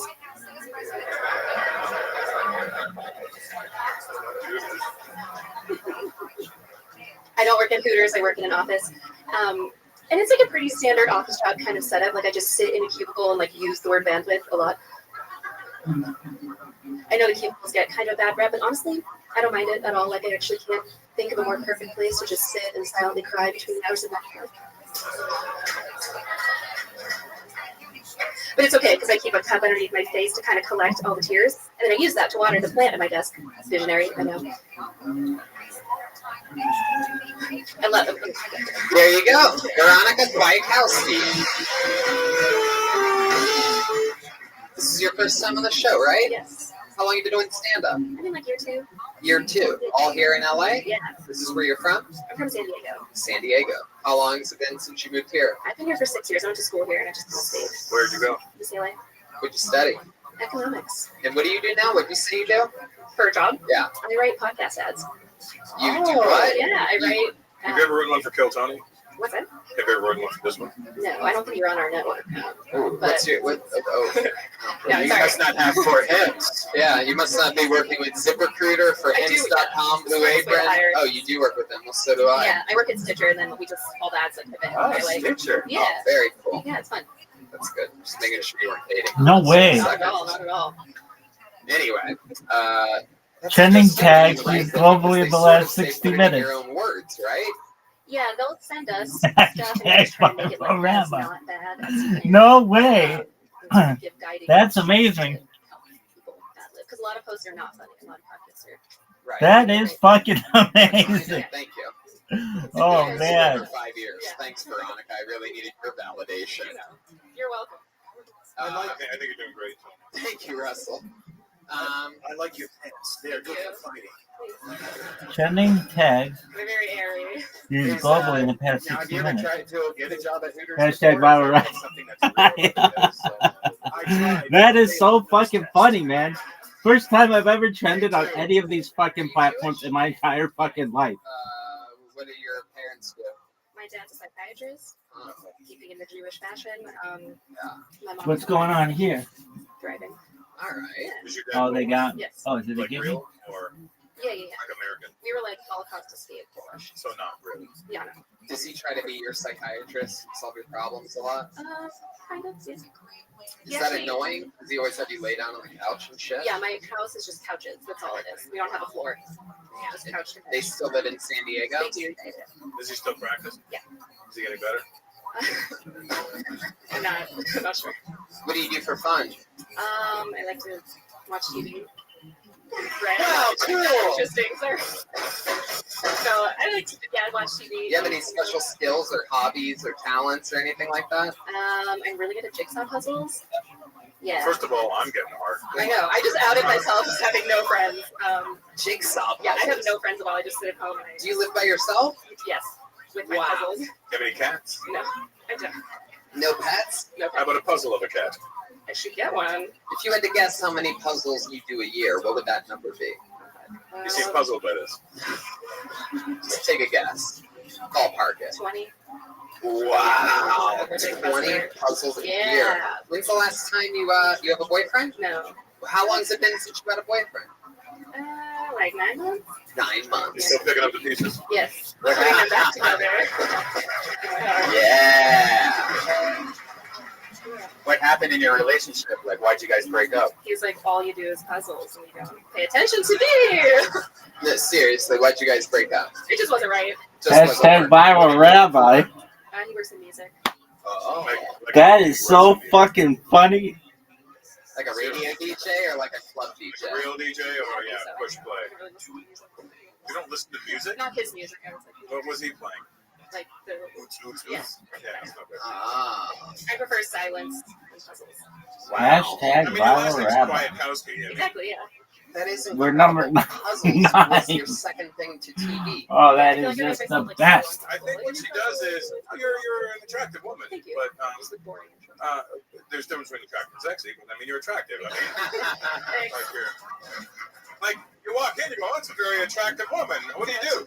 Puzzles and TV. Oh, here. Yeah, I know. I'm aware. Okay. That doesn't mean you can't fix it. I mean, It's true. Put the puzzle down. Maybe if they hire me for yours, I'll change the status. No, we don't. You don't need to be funny. What's something wild about you? We know that you like to watch TV, do puzzles. What's something that we'd be surprised about? Like, I mean, you got to have something. I know a lot of. I've met a few. You know, in my days here in LA, I hung out with a couple Jewish girls that seem innocent and sweet, and it turns out there's this fucking wild side, right? What's something like that for you? Do you think there is? Just before you answer this. This is my wild thing for people, but here it's not exciting, so I don't know. She's the kind of girl you marry. Yeah, No. yeah. She seems like a great person. That's not. Are you kidding me? I'd kill myself after 20 minutes. I'd be so fucking bored. I know. You would actually kill Tony. You're crazy. That's like the kind of girl you look for that you never find. You know? Yeah. That's the kind of girl you look for, right? And she registers at Hobby Lobby. Love it. Well, Veronica, it was very nice to meet you. There she goes. The first time on Kill Tony. Veronica Call Day. Kallday. All one word. All right. She's cool. Oh, look at Brian getting the last word on Veronica. I don't know if you heard me the other night. I said she's cool while you were walking back to your birthday seat. the other day, wasn't it? Yeah. All right. This looks like another new name. Put your hands together for Corina Segu. Seguna? Corina. If there's a Corina, it's you. Here she comes. All women. One more time for Corina, everybody. Hey, what's up?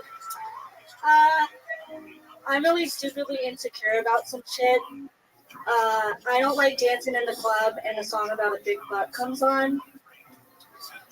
Anytime Sir Mix-a-Lot comes on, I'm like, it seems like a good time to go to the bathroom. Because the minute I do this, some guys will be like, hey, sit down. This song is not for you. I'm like, you know what? I'm taking what my mama gave me, you know? He's like, well, your mama's stingy. Well, her mama was stingy. I'm going to just keep going. Because it's like that song, when you're happy, you know it, comes on. You clap even though you're still miserable. That's me. I just shake my ass and go, I ain't got it. That's all I got. Oh my God. So nervous.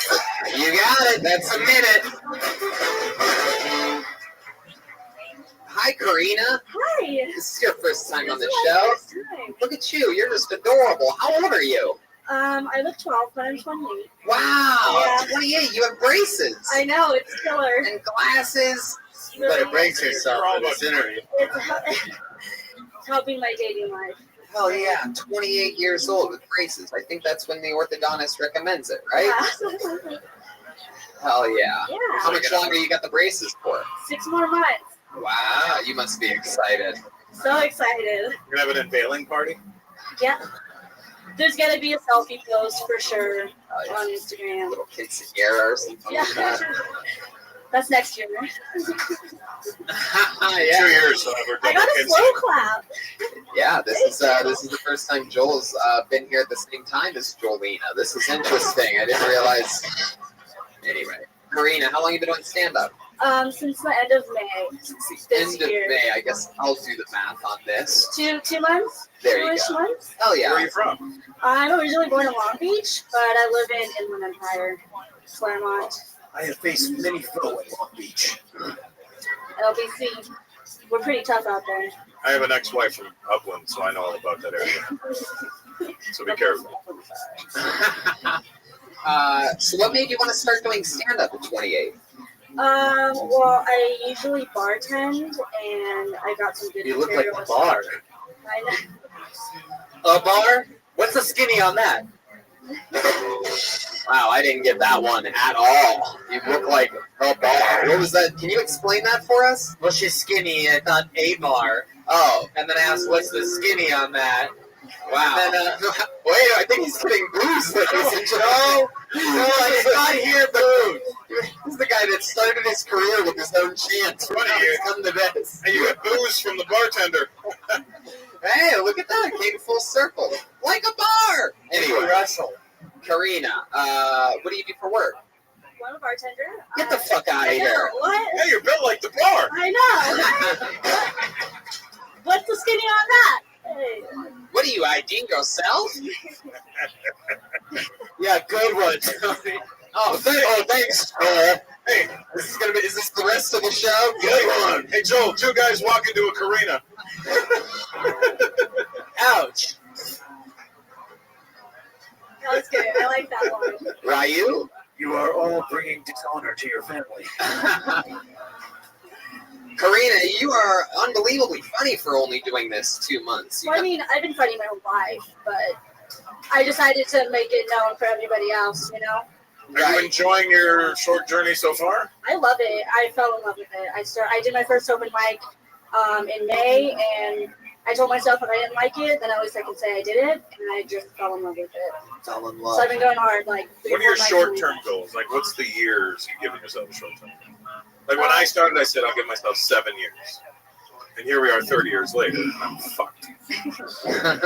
I told myself by the end of summer I wanted 10 minutes. And I have about 8 minutes, and I'm getting there. I would like to be booked on like a show on a weekend night and not like a Wednesday night. Not yet. Don't rush. Yeah. Okay. No rush. Have you thought about IHOP? I mean, I don't go there. So the bar you work at is at the Inland Empire. Is it like a corporate chain or a dive bar? It's a Chili's. Whoa! Is that considered a bar? Queso dip, Presidentes. What was that? Is it considered a bar? Chili's Bar and Grill. I know, but I don't agree with you. You want to hit the bar? Yeah. Chili's? We got good happy hour, you know? $5 Presidentes. Come see me. Damn. Yeah. Do you free pour? We're not allowed to. Really? Jiggers. Yeah. What is it? Whoa, what? Jigger? Whoa. No, it's Jigas. You can't say that. Listen, if a Jewish person hangs on black people, that's not what you call them. It's the little thing you have to measure it out. Depending on if my regulars can in, my hand's heavy. Because my arms are so small, so the bottle's heavy. Gotcha. Yeah. I see what you did. I would break you down. Literally. You have a boyfriend, Karina? I do. How long you been with him? Like 7 months. 7 months. Where'd you meet him at? We met on a dating app. Oh yeah, what was the app? Bumble. Bumble. Yeah. So you guys fucked the first night? No, I was really good. I waited 2 weeks.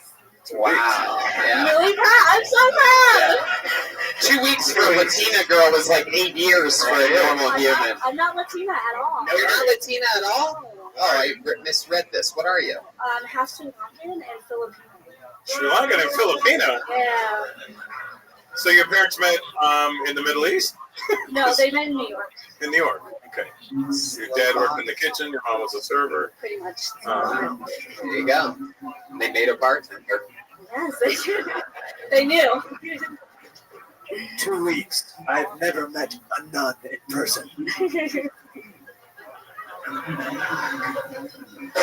Karina, what does he do? He's What's the also boyfriend do? a stand-up comedian. Whoa! Wait a doing second. Hold I on. know. Hold on a second He's here. here. How long's he been doing stand-up? For like 2-3 years. Oh my God. He's a vet. See, I would What? break him in half. He's a vet. Have you been on the show before? No, this is both our first times here. Was he up tonight? Yes. I hope so. I hope he Oh, got his he's in the name. bucket. He was Aphrodite.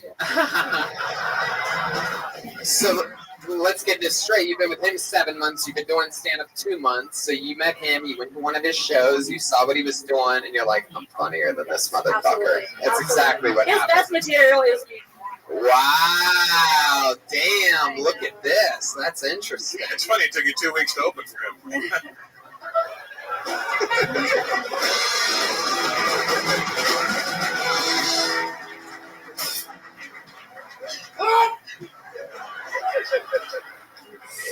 He's from the Inland Empire, too? He is, yeah. Wow. How long of a trip did you guys have to make tonight? What is that, like an hour? Yeah, about hour and a half. Wow, an hour and a half. He's been doing it 2 or 3 years, and you've been doing it 2 months, and you had a good set. I'm sort of interested to see if this guy can follow you. Should we bring out her boyfriend and see?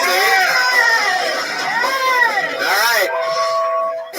Why don't you just give him a proper introduction? Put the mic back in the mic stand and bring him up. And he'll get 60 seconds. There you go. One more time for Karina Sagan, everybody. All right.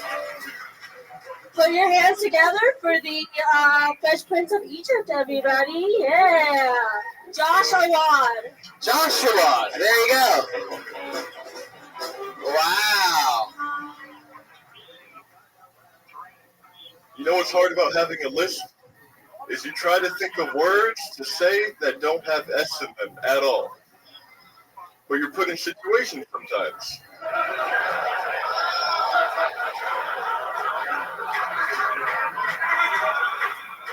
That wasn't the joke. Like for me, I'm not scared of spiders and snakes. I'm more scared of saying spiders and snakes. I try to think of synonyms for things. If you think of a synonym for synonym, let me know. For me, it's never a sofa. It's always a couch. I'm never soaking wet. I'm only covered in water. I don't have sex. I make love.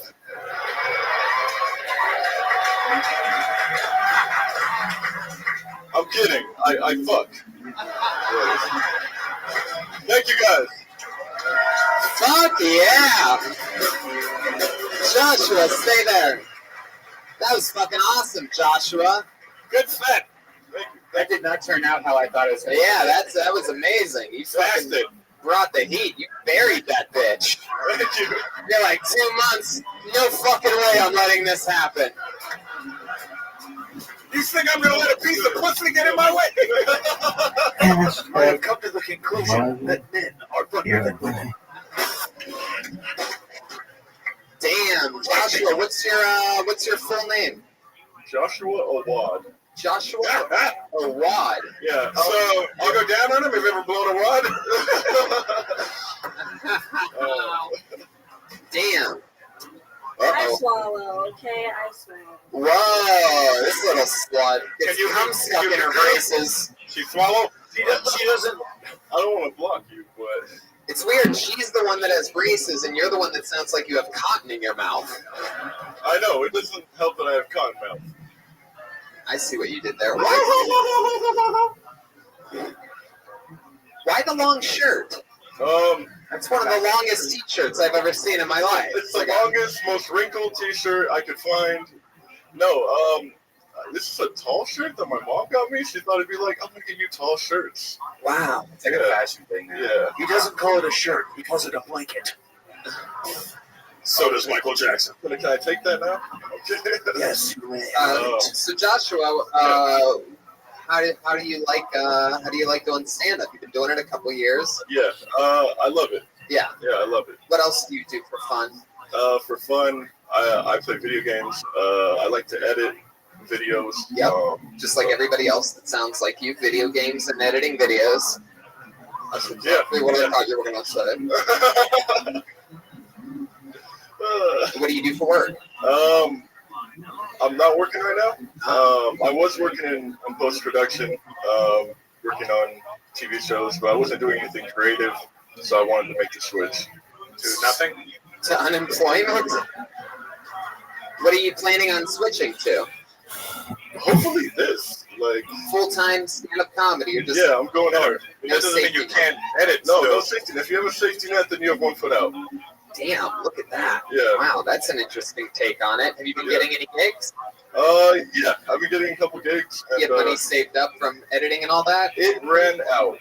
Wow. So what are you doing? How are you surviving? How long ago did you quit the editing? It's been 2 years. Oh. So can you give us an example of some day-to-day survival methods since you run out of money? Can you give us? He was only 1 year into stand-up when he quit editing. How does it feel to be rendered useless? How are you surviving, Joshua? My overhead is really low. I live at home, and your shirt is really long. So wait, where do you guys fuck then? You live at home with your parents? I live at home with my mom. Yeah. Oh, okay. So where do you guys fuck then? At home with my mom, very awkwardly. Yeah. With your mom? No. Damn, that's crazy. Wait, so your mom's Egyptian? Yeah, I'm Egyptian. Yeah. How'd you know that, Russell? Because she stood the Egyptian pharaoh or something. Oh, the Fresh Prince of Egypt. That's what it was. Yeah, and now Aphrodite's Aphrodite's like, oh, yeah, oh, baby. She wants to. She can study. She sounded like a Popeyes commercial just now. Oh man. Your mom's Egyptian? Yeah, and my dad. Oh, okay. Nice. Yeah. But they're not together anymore? No, they were broken up for a few years. They parted like the Red Sea. Are you accepted it or are you in denial? Hey!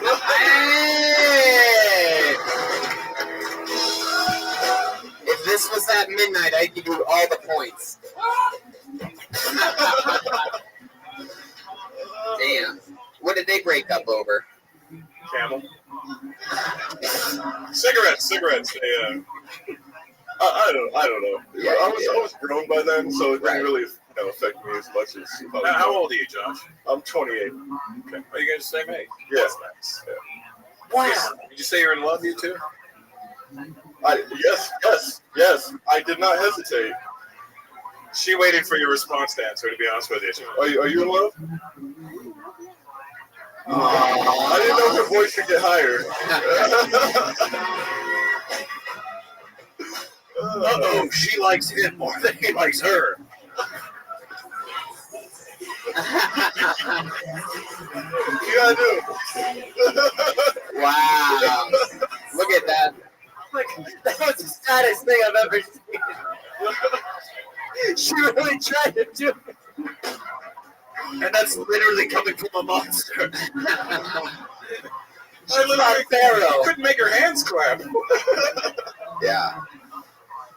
Even her butt goes inland. All right. Well, I mean, that was really awesome. That was a fun thing where I was expecting the girl that's been doing it for 2 months to be funnier than the guy that's been doing it for a couple years. But Joshua Awad, on your first time here on Kiltony, fucking crush. Thank you for doing this. You guys are one of my favorite young couples in all of comedy, all the way from the Inland Empire. Karina Segun and Joshua Awad, everybody, come on.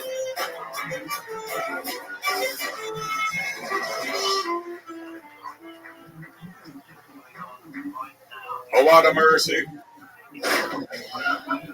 This is a very female-friendly episode of Kiltony. Put your hands together for Robin Blake, everyone.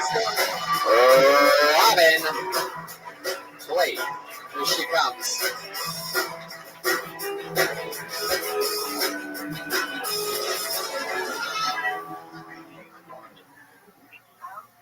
Hey, make some noise if you're happy.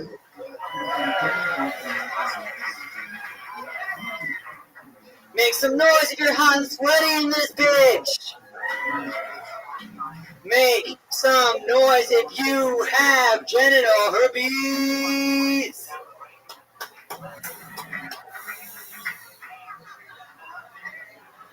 I've had a lot of unprotected sex. I did not get one STD. I got 2 STDs.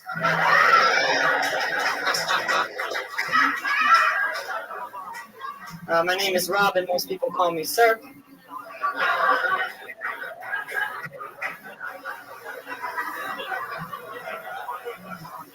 My best friend told me, he said, Robin,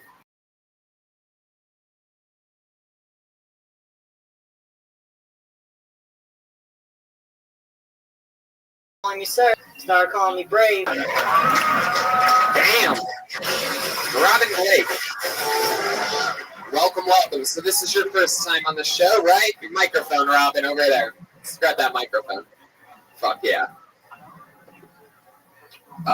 We know you like tucking things that look like microphones away, but let's just keep it for now.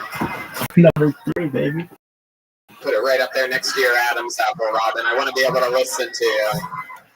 Come on, I can say these things. It's 2018. You signed up for this shit. Can we, Got a sense of humor? is it okay if we call you Bob? No, my name's Robin. I legit, I got 2 X chromosomes. What is that? Help us out. What does that mean That exactly? means I'm a biological female. Fuck yeah, you're a bad bitch. That's what you are. You had a great set tonight. And we're just talking here. How long you been doing stand-up? 2 years. 2 years. All here in LA? Well, I'm actually from the IE too. The So, IE? Yeah. Have you ever gone to the Chili's? I'm from Pomona, so it's part of LA County. Pomona! I grew up there my whole life. But I do comedy out here. Yeah, okay. What do you do for a living? I'm a webcam model. What do you do on the webcam? I flex.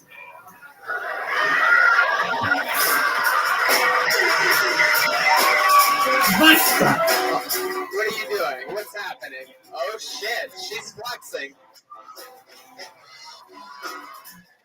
She is built like a fucking brick house.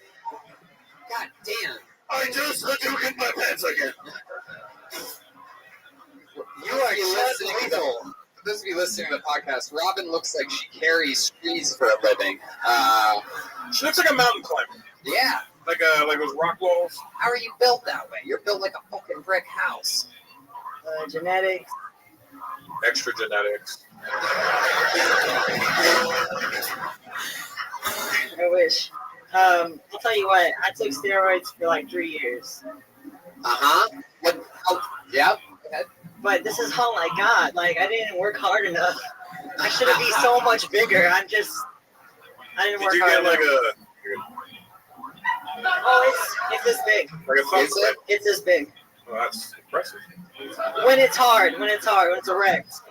So they do not call Is you that on the hungry webcam too? Absolutely. Are you on my free cams or which one? No, I think she's about to be on your free cams. Hey, just call me later, man. It's called Chatterbait. Chatterbait, yeah. Chatterbait. All right, you creep. I usually do not repeat jokes on this podcast, but I feel like a phenomenal one just slipped by. I said, so they do not call you hungry then.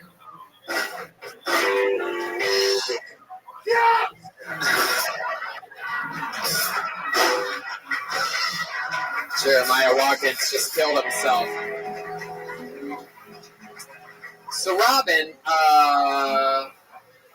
what are you into? You took steroids for a few years. Did you take steroids in bodybuild or just take steroids? I bodybuild. I used to. I wanted to focus more on comedy. I realized, like, the bodybuilding world, I'm a big fan of it, but it promotes. It was really competitive, and it really triggered my body dysmorphia. So I had to take a break. When you say that it triggered body dysmorphia, like what can you, if you don't mind talking about it, can you give us an example of what you mean by that? Well, like, okay, like, I love my body, but then when it got competitive, I couldn't see my body the way it really was. Hold on, Brian. Okay.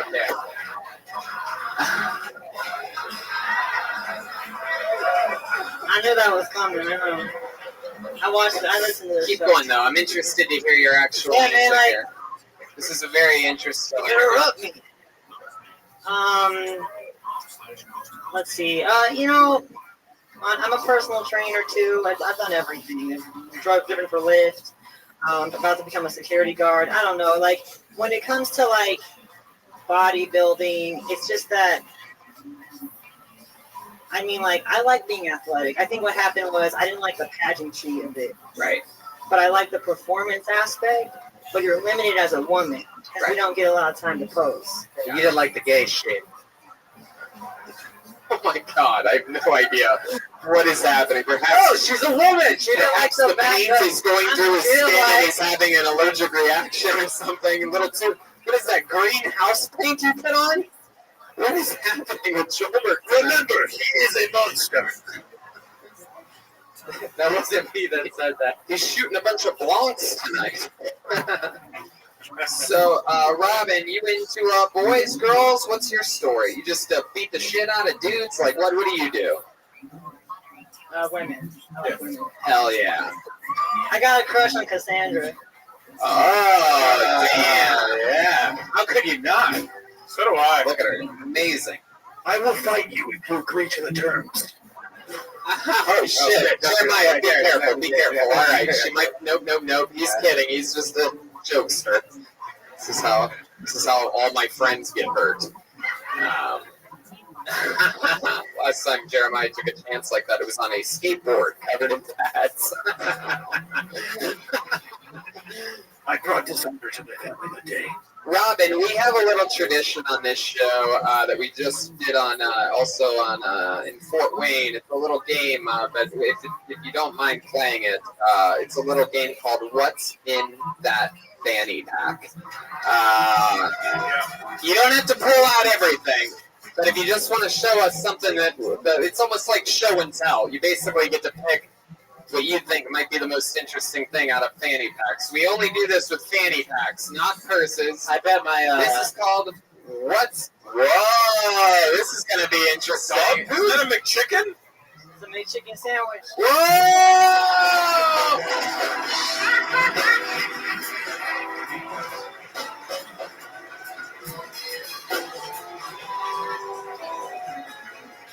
Wow!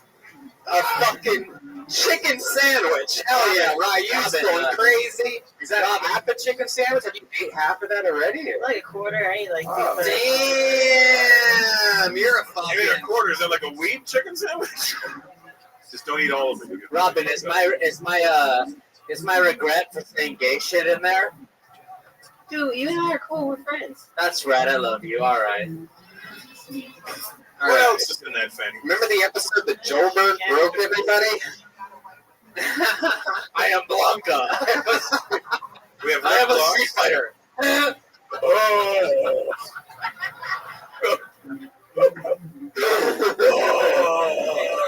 Jesus Christ. House of Cards is crumbling. Well, Robin, I will tell you this, is that I find you so goddamn interesting. I've spent more time with you than any other person by the clock tonight, and I wish I could spend more time. I have, like, so many more questions. I think they're so goddamn interesting. Thank you. That means a lot. So I really hope that you'll sign up and come back again, will you? We're friends. She'll be For the around. first time on Kill Tony, Robin Blake, ladies and gentlemen, another person all the way from the Inland Empire. Hell yeah.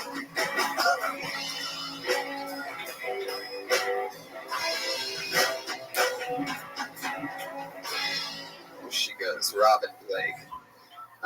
We have a regular on this show, whereas so many people get pulled out of the bucket. There's one guy that writes and performs a brand new minute every single week, and he's been doing so for the last few months. In that time, he's gained a huge fan base of his own from being on this show. He's gotten big-time agents, managers, everything. This kid is fucking hilarious. And he writes and performs a brand new minute every week on this show. Make some noise for him. It's the great and powerful Malcolm Hatchett.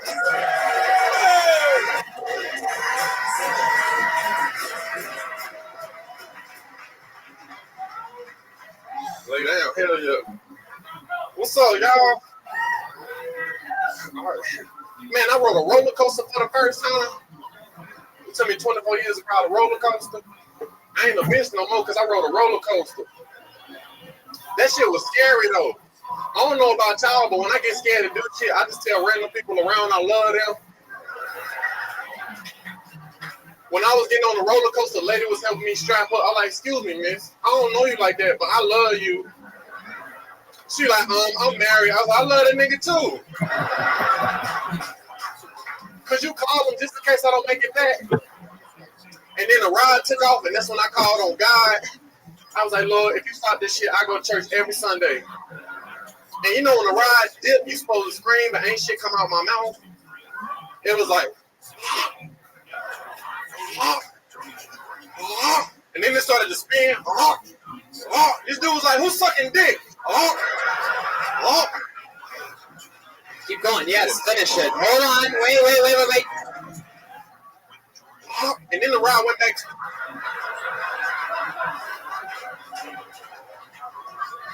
And then the ride went back to the entrance, and I was like, this is it. They were like, yeah. I was like, Oh, yeah. Fuck yeah, you did it again, Malcolm. That's true. You've been riding roller coasters? I rode one in Vegas. I tried to break it down to a minute. Which one, though?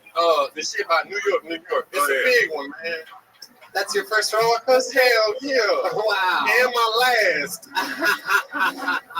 Yeah, it was cool, though. It was straight, man. Man, that's a lot of fun. Did you do that? You didn't do that zip line thing? Hell no. I mean, I probably do a zip line maybe one day. I done one back home, but you're gonna like touch the grass and you go across. Yeah, you were doing gigs at the Laugh Factory in Vegas or the Comedy Cellar? Where were you? Laugh Factory. Yeah. How was that? A lot of fun? It was real nice. All right. Very, a lot of noise coming from that main room, green room tonight. That's a first. What the fuck? You need my belt? It's taken years for idiots to ruin that one for me. Who is it back there?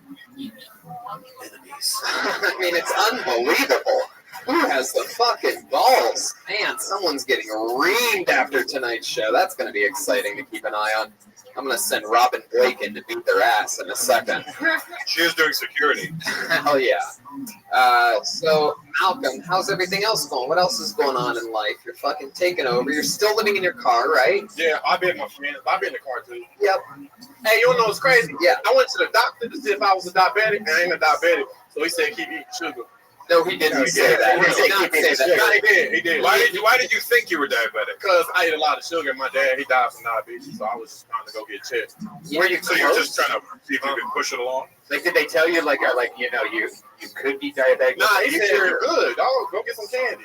He did not say go get some candy. No, he did not. You're lying to me because you know that I care about you, and I told you that you've eaten too much candy. And now you're lying to me on the show about the doctor prescribing you fucking he was like, I don't see what the problem is. Go eat some sugar. He did not say go eat some sugar, Malcolm. You're lying. We're live streaming around the globe right now. I'm going to go back and I'm going to record them, put it on Snapchat, and tag you. I swear to God, you better. I'm an Aries. Aries don't lie. Record it. You have a nice lawsuit in the future that you get a lot of money. Yeah, almost there. I love sugar. Yeah, I've been chilling, man. You know. I love it, man. I love it. Have you done any remodeling in the car? Oh, I got a newer car since last time. Oh, look at you. Instead of getting an apartment, you got another car. Yeah. But remodels, yeah, my floor mats, they say welcome now. Nice. They misspelled Malcolm.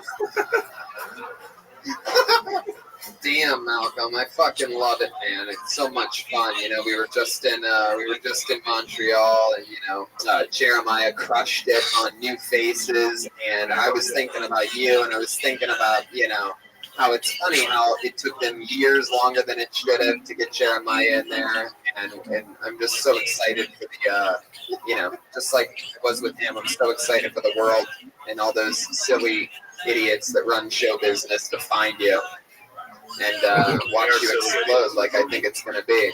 The same thing with Haddish. We were just talking about this earlier, where it's like, she was on this show so many goddamn times, just part of the family. And, once you're gone, you're gone. Once you're that big, you're that big. Return calls and all. Have you met her yet? Have you met Haddish yet? I came here a year ago in April for a showcase, and she hosted for me. But she was high, so she don't remember me. But I met her, but she don't remember. She will. Maybe. Yeah, probably. I during the I don't think I've ever told you this, but during the 5-year anniversary of the show, in the couple weeks leading up to it, I had Joe Rogan and Don Myra booked, and I was putting together in my head some cool things for the show, what else I could do, and I hit up Tiffany, one of our close old friend, right? Like me, her, and Red Band headlined triple headline shows all around the country together. We've been everywhere together and all this. And I sent her a message. I go, hey, you know, we already have guest booked for this big 5-year anniversary, but if you want to do something cool, you should stop into the store if you're free at about 9:40 p.m. because we have a regular on this show, Malcolm, who's amazing, and I think it'd be the coolest thing if you just swung through the fire exit back door. Josh will let you in. You can come out, say you people can accomplish your dreams in your own way. You know, I sent her this message. Then it turns out that night she was hosting the fucking MTV Video Awards. Yeah, I know. How stupid am I? Hey, if you want to swing by Kill Tony and give some words of encouragement.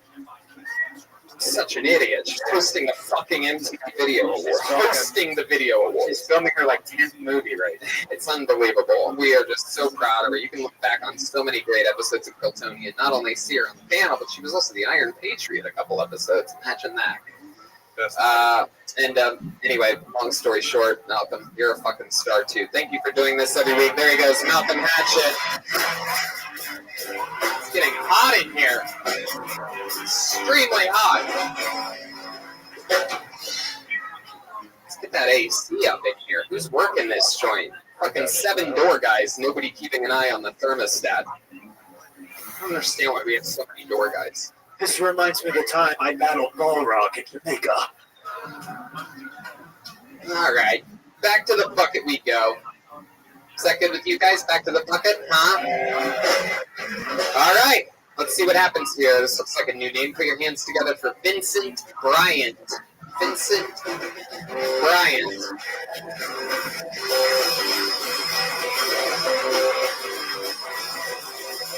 People are walking other directions. No blacklist, dude. Wow, jeez Louise. Vincent missed the spot. Is that Carrie? Hi, make some noise for Carrie, everybody. One of the coolest bartenders at the Comedy Store. Hell yeah. I pulled another name out of the bucket. Ladies' night will continue. Put your hands together for Sarah Lawrence. Sarah Lawrence, Sarah Lawrence, Sarah Lawrence, Sarah Lawrence, Sarah Lawrence. Wow, Jesus Christ. These people sign up and then they get scared to death. So many females this show. It's crazy. Okay, put your hands together. She's in the bathroom? She's taking a shit. Damn. All right, Brian. Wait a minute. Really, like, what do you think's going to happen when you say something like that? Are you expecting the crowd to go crazy? She's taking a shit? That's what you really thought. Like, that's what you yelled out. She's taking a shit. That's what you just said. Right. Someone else said she's in the bathroom. And somebody goes, she's taking a shit. That was you. No. You said it in the microphone. I repeated what they said. Why would you repeat what a normal-brained audience member says? Us. All right. There she is. It's a good bit. There she is. Sarah Lawrence, everybody. See, it worked. You guys ever have sex with somebody without a condom and then freak out that you got an STD, so you go get an STD check, and then before you get the results of the STD check back, you have sex with somebody else without a condom, and then it turns out you definitely gave the thing that you thought you had? I'm just asking for a friend, it's not. Everything's fine. I cut my hair like this, I got an undercut, and all my I was in the toilet, that's why. All my American friends are like, oh girl, I love it, it's so edgy. It's so you, it's so fierce, I love it. All my Australian friends are like, hey Sarah, why'd you cut your hair like a fucking lesbo? I used to play professional basketball. I know what you guys are thinking. Since when did they start calling women's basketball professional? I actually broke my pelvis. Ended my career. Here's the move. Okay, focus. So I went to do a crossover, and I fucked 3 black guys.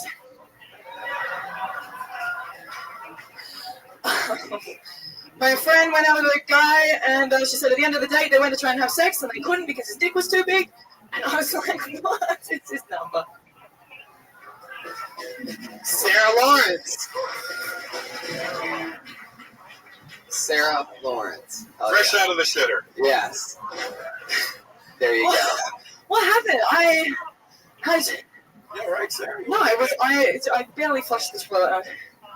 I washed my hands. Sorry. This is the. It's wet. What the fuck is? Oh, that's from your hands. Okay, very good. I thought that was. I know in America you can flush those. Woo! Thanks, Isabella, for coming to get me. Wow. So Sarah Lawrence, you just performed comedy, out of breath, and very fast. I've never heard a female auctioneer perform stand-up before. That was some interesting stuff. Is it true that you used to be a professional basketball player? Yes. Really? Yeah. Australia. Yeah. Yeah. I did. I fractured my pubic bone. I'm listening. So. What did you fracture it on? Okay, so I did do a crossover, and then I pulled all my adductor, and then, we were doing like a training camp, and I didn't want to be a pussy and stop because I was like. Your pussy stopped you. Hey! So I kept training, and the training day was like a 12-hour training day, and then I just kept training through it, and it just got worse and worse and worse. And then I had time off, and it never got better, and I did all this kind of like surgery before I got the actual surgery, and none of it worked, and it was very sad. So you had some problems down under. They had to take the shrimp off of Bobby. Kangaboo! Wow. So how long were you? Okay. How long were you? How long were you an Australian professional basketball player? A couple years. A couple years. Yeah. Which is definitely going to be Australian forever. Yeah. How long have you been in America? I've been here for 4 years. 4 years. 4 years. Yes. Yeah. How's that going for you? I'm really good. What part of Australia? I'm from Perth, which is like the left. Like that. I know it. I know it well. Okay. Where's your wife from? Melbourne. Melbourne. You don't have to say it. Perth's on, That's what she says. yeah, Perth's on the other side. The other side. Gold mining. That's yeah. That's where Taylor started. Really? I remember Perth because that's where Uma says that Bill is from in the movie Still Bill. And they lie to the guy that she's married. Anyway, doesn't matter. Kind of looks like Uma. Yeah, a little bit. A little bit of Uma there. Your shirt says "fuck Kanye." Why is I knew that? this was gonna happen. I was like, I can't do it if I put on a ridiculous shirt. So this was I got it like 4 years ago when he was something really dumb like 4 years ago, and I was like, fuck that guy. I got the shirt. I don't remember. Isn't that funny? Kanye's haters are gonna remember what the fuck with this listen to fucking slow, shitty acoustic music all the time. Fuck that guy. I'll just wear a shirt that says "fuck him." People will think I'm cool. Actually, everyone's been really upset about it. So, you know. What? Everyone's been actually just, I've like divided the crowd. Half the people are like, Nobody cares that much about Kanye. cool, well, I sort of do a little bit. I know you do, actually, so I'm forget about that. Yeah, he's one of the great artists of our time. Great. Cool. You want to take a shot of her making fun of men at work? I am so sorry. Dude, I'm old. I don't know what else to say. Isn't it weird that Kanye is like the only black guy that you could even have a shirt that says "fuck this guy" on the shirt? Isn't there something a little bit wrong with that? Like if someone was like "fuck Obama," everybody'd be like, "What the fuck is that lady doing on stage?" Obama's awesome and Kanye's a douche. What? He might have nice music, but he's a bit of a douche. He's a bit of a douche. Very sad. He's objectively douchey. The crowd didn't necessarily go crazy. There's an angry white angry blonde chick over there clapping her hands, sitting in the cheap seats. Isn't every seat the same? Yeah, but I mean, you didn't have to expose that. You really just ruined my little parade. Of cheapness. Anyway, but you can't remember what he did 4 years ago? What did he do? Was that when he Which Grammy was it that he won? Oh, maybe it was after the Taylor Swift thing. Maybe that was why. It's not like I'm a Taylor Swift fan. No, you are now. My proxy happy Taylor Swift fan. You want to take sides in music? Looks like you picked the fucking Taylor Swift side, you loser. That's worse. Yeah, well now I mean, you kind of look more Taylor Swifty than you do Kanye. Do I? Yeah. I regret every decision I've ever made. Of course, Kanye would break your pubic bone if he had a chance, but anyway. All right, Sarah. How's life going in America? It's really good, man. Really good. Yeah? Yeah. I ask you what you do for a living? I have an events company. Advanced company? Events company. Events company. Yeah. Like what kind of events? Like bartending, like craft cocktails and stuff. So, okay, yeah. We've talked about this. All right. Cool. What do you do for fun? You're not doing stand-up and you're not planning events. I went on a Bumble date. Ooh, yeah. Be careful, you know what happened to the other couple. Yeah. Yeah, wait, it was hilarious because they stormed out and we were like, oh shit. So I don't know where they've gone. But yeah, that was hilarious.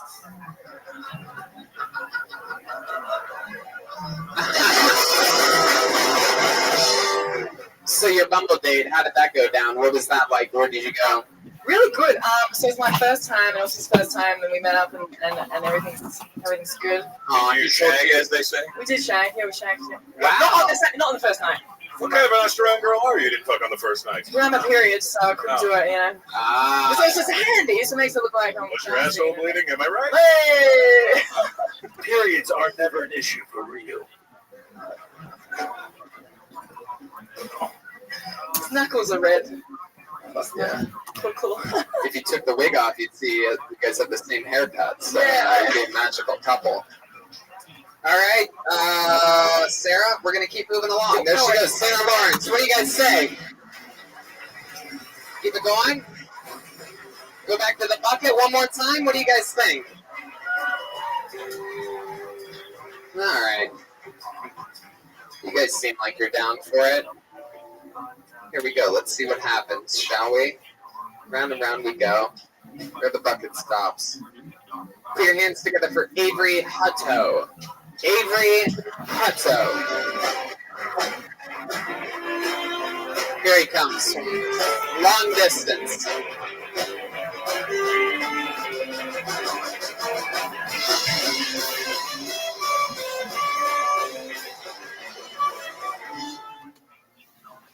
I think the first deer to grow antlers was insecure.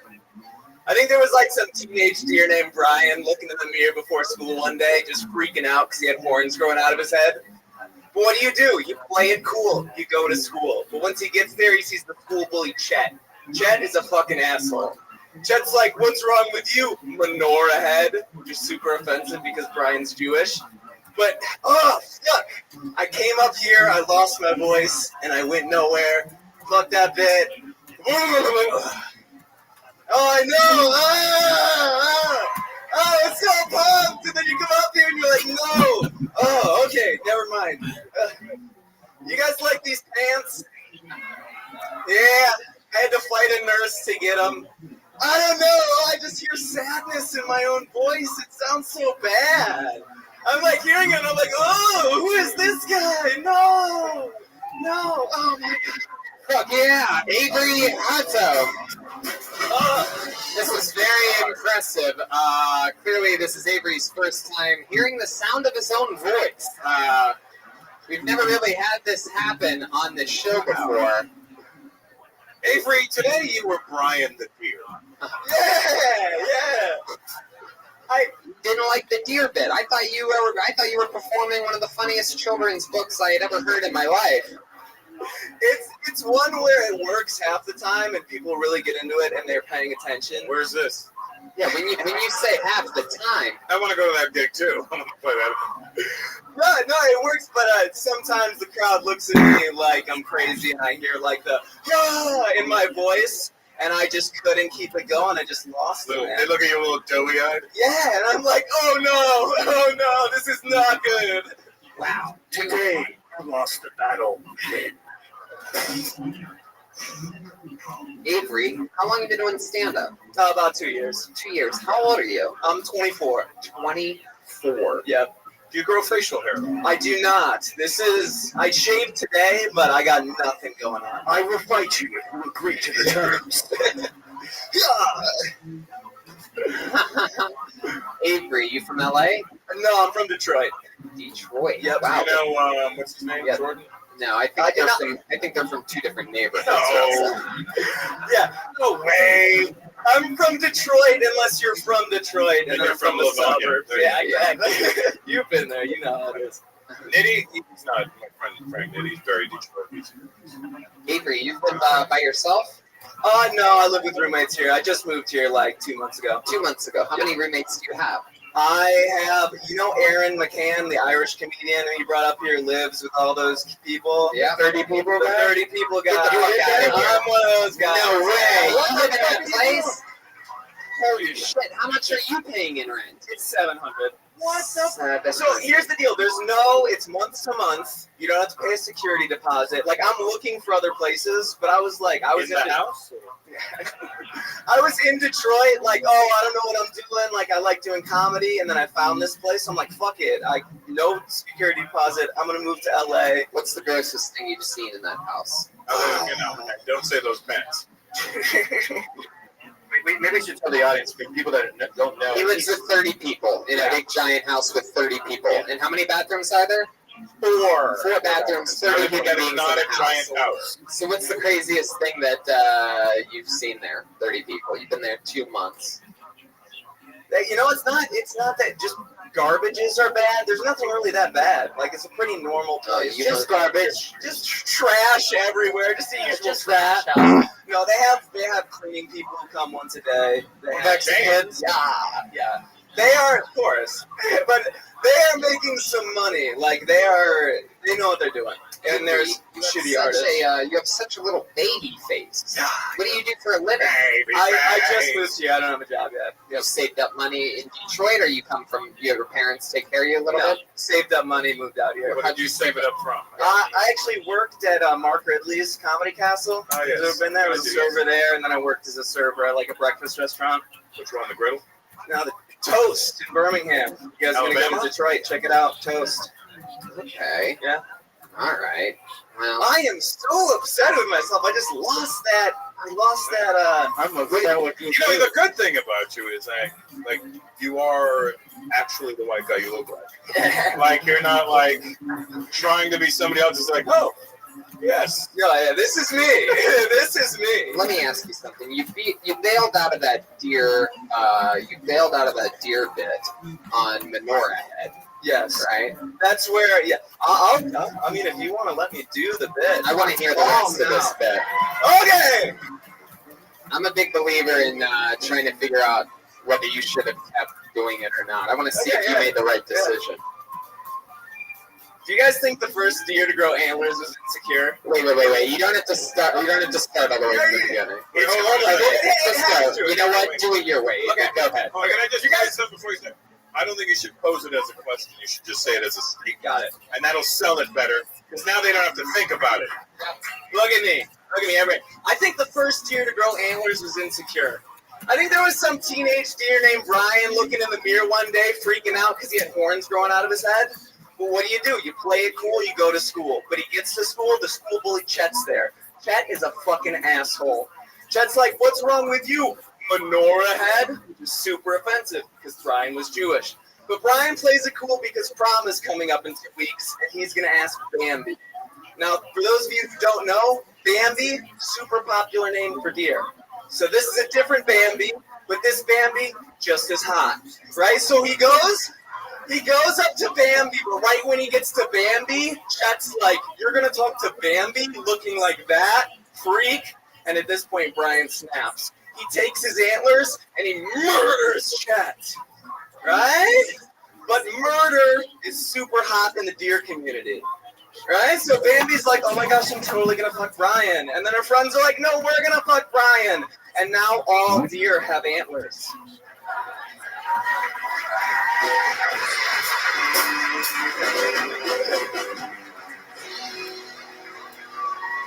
By the way, I'd hate to say it, but I was motherfucking right. I knew there was something in that deer pit. I'm like, yeah, it had to be because it's just too weird at the beginning and you bailed out. And by the way, I used to do that shit all the time. When I was first starting stand-up, man, and it took me fucking, a hard, regular, every fucking night, a couple of years to really learn to stay in the goddamn pocket. Now, that bit's clearly probably longer than a minute anyway. Yeah.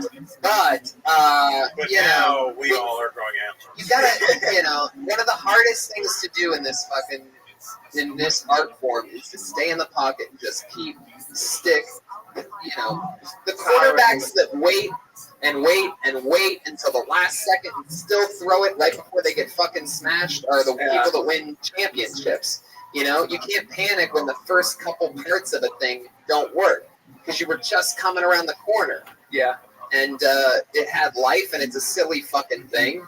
And And Russell's advice, by the way, that the question thing never works. Right. Just get right to it. And that's universal for every bit ever. There's no reason to ever ask a question for any of you comedians. So just know that. I love that one idiot lady just laughed. Like, that's a joke he just said. She'll fail her entire life. Not listening to the great advice, just giving away for The free. audience hates us. The second we walk out, they fucking hate you. Like, that's just what we feel. We walk out and they go, fucking hate me. And now you ask them a question, like, this asshole just asked me a question. I don't even fucking like it. Yeah. So, you know, and when you did it, you had everybody. And you know what? I see a good, you know, career. You're young. If they ever do a flashback of when the Louis C.K. story. Fuck, I was gonna say, he's the guy from Ballers. Jerking off with a smaller dick. I'm just. If Rob Corddry ever needs somebody to play his flashback. Oh yeah, that's better. Yeah. There you go. Cool. There he goes. Avery Hutto, everybody. His first time on Kill Tony. I think we all learned something every episode on this show. He's on Twitter at Avery_Hutto. Ryan, just wait 1 second. Ryan, just wait 1 second. We normally don't do silly things on this show, but I want to do something special because this guy never really gets the credit he deserves. A couple days ago, Brian Redband celebrated a birthday, everybody, and we have a little special thing that we made for you. Happy birthday to you. Look, it's keto brownies from Cassandra Cass, everyone. Hey, dear Redband. Happy birthday to you. It's a keto cake. Brian Redband. Aphrodite with balloons that she probably pulled out of her ass. And Cassandra Cass made you a cake. And much like Cassandra, I'm guessing that doesn't have nuts either. She dropped the cake, everybody. Just goes to show you, there's still a little man in there. She dropped the fucking cake. Thank you, guys. And that's episode Blibbity Blob of Kill Tony. We did it. Happy birthday, Brian Redband. We love you. Ryan Shea drew tonight's episode. The great Russell Peters. Do you have any dates coming up you want to plug or anything like that? Actually, Tony, I do. I'm playing the Forest Hills Stadium in Queens, New York, August 18th. It's where they do the U.S. Open, and I need you there because it's 12,000 seats. Hell yeah. For those of you listening to the stream in New York, tell your friends Russell Peters coming to Queens. Look at that drawing from Ryan J. Built special Street Fighter edition. How about you make some noise for the great Jeremiah Watkins, everybody? Jeremiah Wonders is out. It's one of my favorite new podcasts. We just did The Fighter and the Kid together today. What else, Jeremiah? Follow me on social media at Jeremiah Stand Up. Reagan and Watkins will be headlining the Rec Room on the 15th at Huntington Beach and the 26th at Valley Bar in Phoenix. Bring some friends. Chroma Chris was here tonight, ladies and gentlemen. Silent but deadly. Chris, what'd you think about tonight's episode? Tony wins. Knockout. Perfect. I don't know how Okay, very good. Play the game. Now you know why he doesn't talk that much, folks. Follow him on social media at Chroma Chris. Joelberg,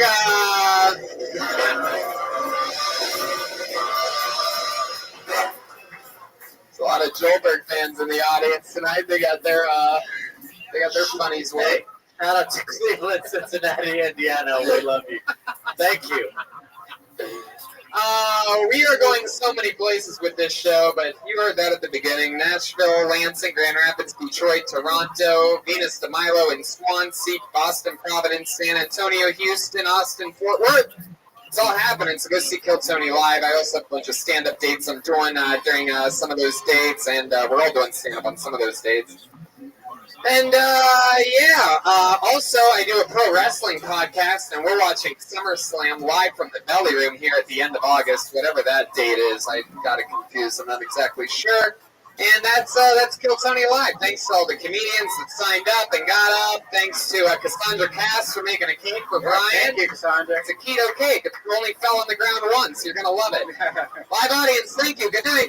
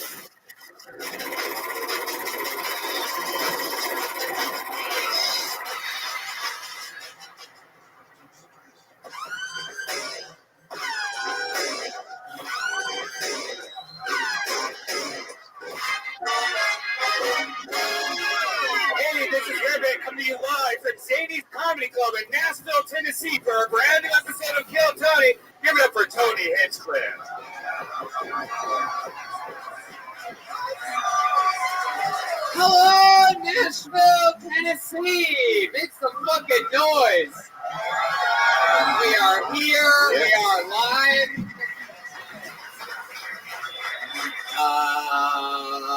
This is Kill Tony live from fucking Nashville, Tennessee. I'm so pumped about this. Brian Redband is here, everybody. What's up, guys? We're excited to be back here. We did a Kill Tony here once before with Nashville's own, the late, great Ralphie May. And I'm sure he's with us in spirit tonight. We love him, and it was a crazy loss and fun time. So the last time I was at this club was a little less than a year ago. I had one night here during that Monster Energy Number tour. 5, baby. They actually opened up for me, and he proceeded to do it by killing as hard as he could possibly Number ever 6. kill, trying to.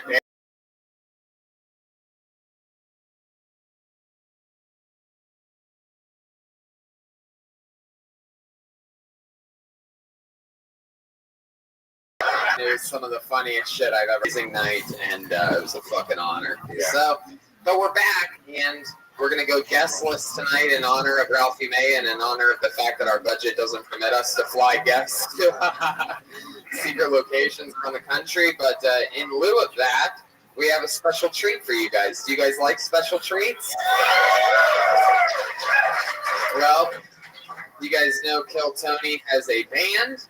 And every week they commit to different characters, and I never know what they're going to do or who they're going to be and what's going to happen. And this week is no different.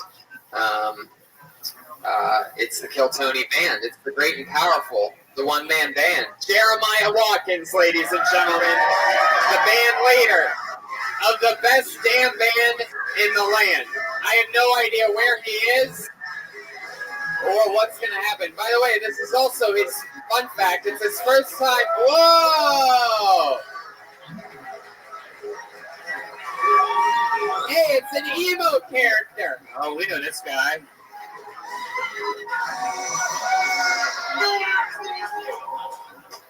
Aw, what's wrong? You look a little pouty. It's the emo character, everybody. Jeremiah Watkins.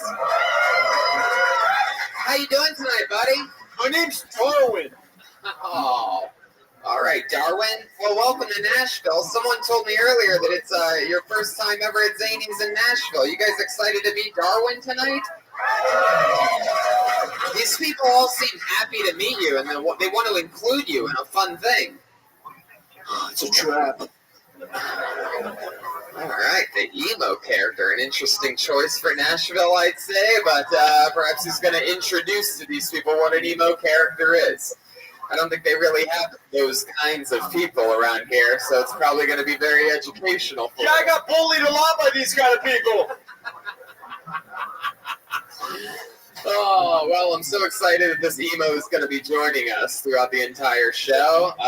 We're all going to have a lot of fun. I have a bucket filled with people's names. Some of them came from here in Nashville. Some of them I know for a fact are from places like Cincinnati and Fort Wayne because we've seen them around lately. Because they're drivable distances, a lot of. How many of you drove quite a ways to get here tonight? See that? See, you people get it. It's cool. You know what the fuck's up. And you probably know how the show works. If I pull someone's name out of the bucket, they get 60 seconds uninterrupted on this stage. Try to make us laugh, hopefully. You know your 60 seconds is up when you hear the sound of a kitten. That means wrap it up then, or else you're going to bring out the angry West Hollywood bear. There you go. So you guys excited about this shit or what? It's about to happen right now. Nashville. All right, well, let's just get it started. We have a bunch of names to try to get through, and so let's fucking do it. Your first comedian going up tonight, doing an uninterrupted 60 seconds, goes by the name of Rabbi.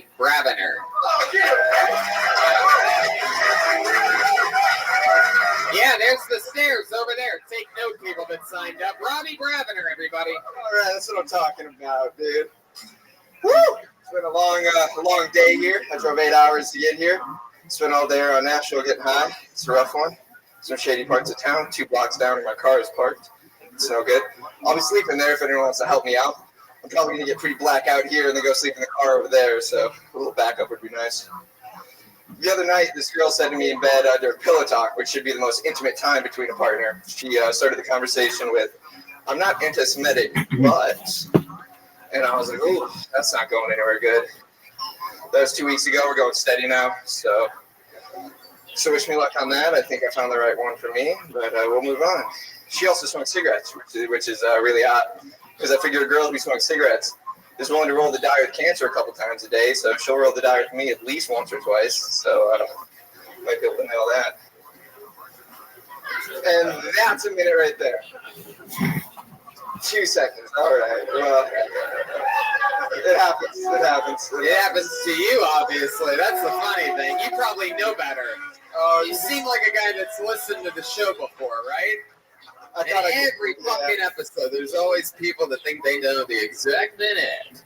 No, I ran out of shit, so I was like, if I could bake that would have been nice. But You know, you could just basically just pretend like you're going to do something and then not do something, and it's better than doing that. That's the whole thing I got going on for me. But I mean, geez, sometimes I just have to really spell it out. Did you have fun up there, Robbie? Up here? Where else would you think we were talking about? A lot of places, man. I don't know. I almost threw up there for a second, to be dead honest, but I'm riding it out, and now I feel pretty good. Hell yeah, there's the answer. Yeah. How long have you been doing stand-up? About a year ago, I did it like 20 times, and then I moved, and I've done it once in the past year, so not much. About a year ago, you did it 20 times, and once in the past year. Yeah. Was the 20 times all in a row? Was it 20 minutes? It was 20 times in one night. No, it was like over the course of a month. Are we talking about stand-up or slitting my wrists? I feel you. I feel you right now. I feel you. What made you start to stop doing it? I just moved to a place that doesn't have any like open mics. Where'd you move to? Boone, North Carolina. Tiny little town. Woo! Yeah, dude. Nobody knows. Sorry. How can you be such a proud citizen of a place you moved to in the past year? No, I've been there. No, it's awesome, man. It seems like that for a place called Boone. What's your favorite thing about Boone, North Carolina? Come on, you just went fucking crazy. Sorry, some guy whistled in the back. Honestly, probably just like the roads and such. Yeah. The roads and such. God, what I'm saying is if you drive a motorcycle anywhere in the Appalachia, you're fucking good to go. You drive a motorcycle? On occasion, every day, unfortunately. On occasion, every day, unfortunately. On occasion, every day, unfortunately. Is this an Erykah Badu song? I think I might be too young for that reference. I love that you actually tried to answer that question. Is it an Erykah Badu song? I don't understand. Do you eat crayons or anything like that? Or good question. No. Good question. No. It wasn't. I agree. It wasn't a good question. Sometimes I wonder. Robbie, what do you do for a living? I'm a printing press operator at a candy factory. I make the wrappers to candies. The candy factory? Yes, sir. What time period are you from? I work at the printing press in the candy factory, right next to the locomotive station. Used to deliver the newspapers. Then I said, why am I delivering these newspapers when I could be printing them myself? So I got a printing press. Next thing you know, Willy Wonka walks out. Want a job, kid? I do. No, I'm not asking you if you want a job. That was Willy Wonka at the end of that. Anybody just see me have to turn this guy down for a job that I didn't even fucking offer him? Holy shit. Can you refer me to a barber for a good bloodletting? The emo kid wants to go back in time too. Are you single? Yes. Yes. But the reason why you're asking right now at this very moment. To know what his girlfriend would be like. What do you date a lot of girls? Have you dated recently? Yeah, no, I've been in some long-term relationships. I'm pretty young, but I've been in a couple long-term relationships. Just How long have you been in a dark place? Like probably since like junior year of high school. Yeah, me too. I feel you there. Robbie, what do you do for fun when you're not working at the printing press? I go to a lot of live music, a lot of metal shows, a lot of like EDM type shows. I do recreational drugs in a safe, habitual manner. I do professional drugs. That's where you're gonna run into danger, dude. Right? Don't respond to him. Don't judge me! Sorry. Fuck this guy. I ride my motorcycle a good bit. That's pretty much it, man. I travel a lot. I travel. Yeah. Why'd you freak out there and have to talk over me? What's happening here tonight? Is everything just a little I'm going weird? in waves, man. So. Fuck yeah. What recreational drugs did you take before this show? Okay. There's a Burger King right next door. I grabbed an Oreo shake from there and I poured a bunch of banana butter in there. I'm on like 8 to 10 spliffs. I've had 8 quite to a 10 spliffs? Quite a few of those. What the hell did you say about Oreo butter? Oh no, dude! I did Oreo shake from next door, and then I poured my own banana butter that my brother made me. I put that in there, and that was solid. And then just a tiny bit of Adderall to level me out. And I've landed here. And to be honest, in a pretty good place. Yeah, no, I'm not. Wow, Robbie. Well, when's the last time you did stand-up before this? Probably 6 to 7 months ago. 6 to 7 months ago. How did that go? I mean, it went okay. I try to write as much as I can, but it's hard to write. You know where the whole thing is going, so right. It's hard to write when you can't get up. Well, it's also easier to write when you can't get up because then you have more time to write. So I guess it depends on if you look at the glass half full or half empty of Oreo shake with butter in it or whatever the fuck. Because I mean, you can't write on stage, right? Dude, I can barely even get on stage. All right, we're gonna move on. There he goes, your first comedian tonight, Boone, North Carolina's own Robbie Brown.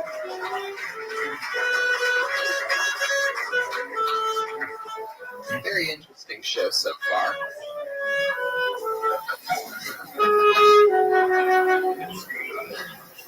That was In the End by Linkin Park. Yeah, I learned a new song for this, Tony. And in the end, it doesn't even matter. It doesn't! I pulled another name out of the bucket. Put your hands together for Jimmy Tabor.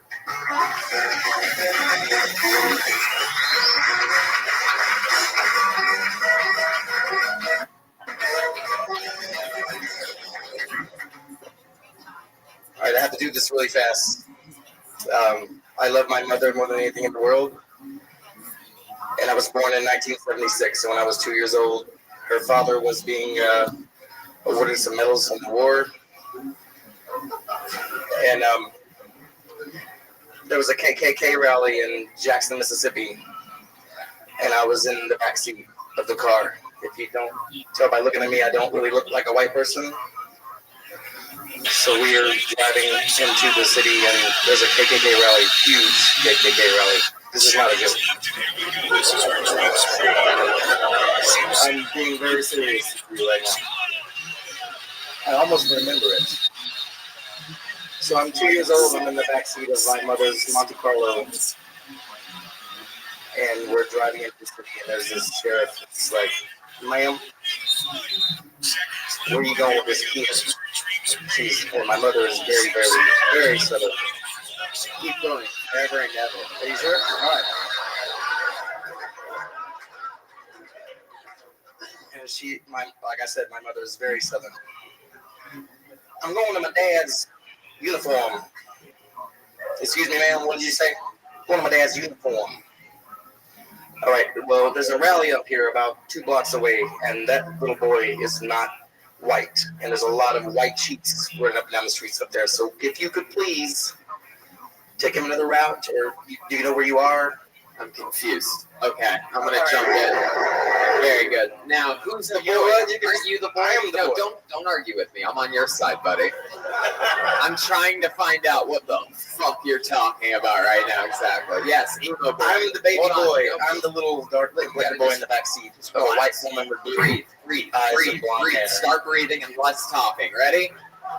Emo. Can I just say that was the weirdest one-woman play I've ever seen? Yes, you can. So do you want me to carry on or just get off the stage? Well, why wouldn't you just wait for me to tell you what the fuck I want you to do? Let's just wait a second. Okay, so we're still in the story. You're the little boy, or are we not supposed to know that yet? Am I messing up your ending? I'm the little boy. Okay. Wait, what? Do you also see dead people? There's so many twists here. So Jimmy, you're the little boy. You're in the back seat. You're in your mom's Monte Carlo, but your dad's driving. My father was dead at this point. Oh, okay. So your mom's driving the Monte Carlo. I can relate. Your mom's driving the Monte Carlo into the Klan rally, like going to. And the police officer is like, "Listen, wait, she got pulled over. She got pulled over, or she got stopped. We got stopped on the way into the right. And but your mom was taking you there so that you could what? Protest? No, black people or whatever. I mean, no. Isn't that what Klan people do? My mother's father, my grandfather, was getting awarded that day. He was the captain of the Navy for 24 years.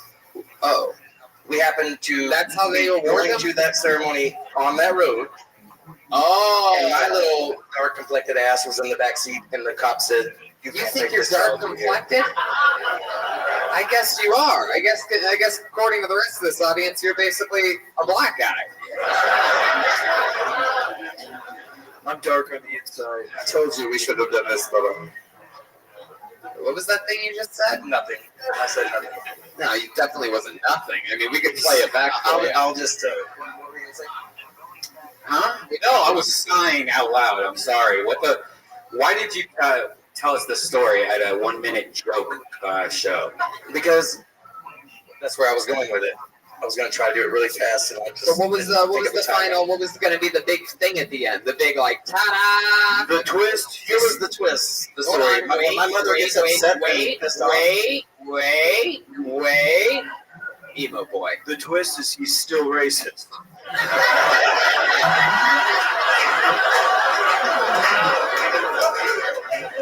Jimmy, the twist is when my mother gets upset, she gets very southern. And she was late for the ceremony.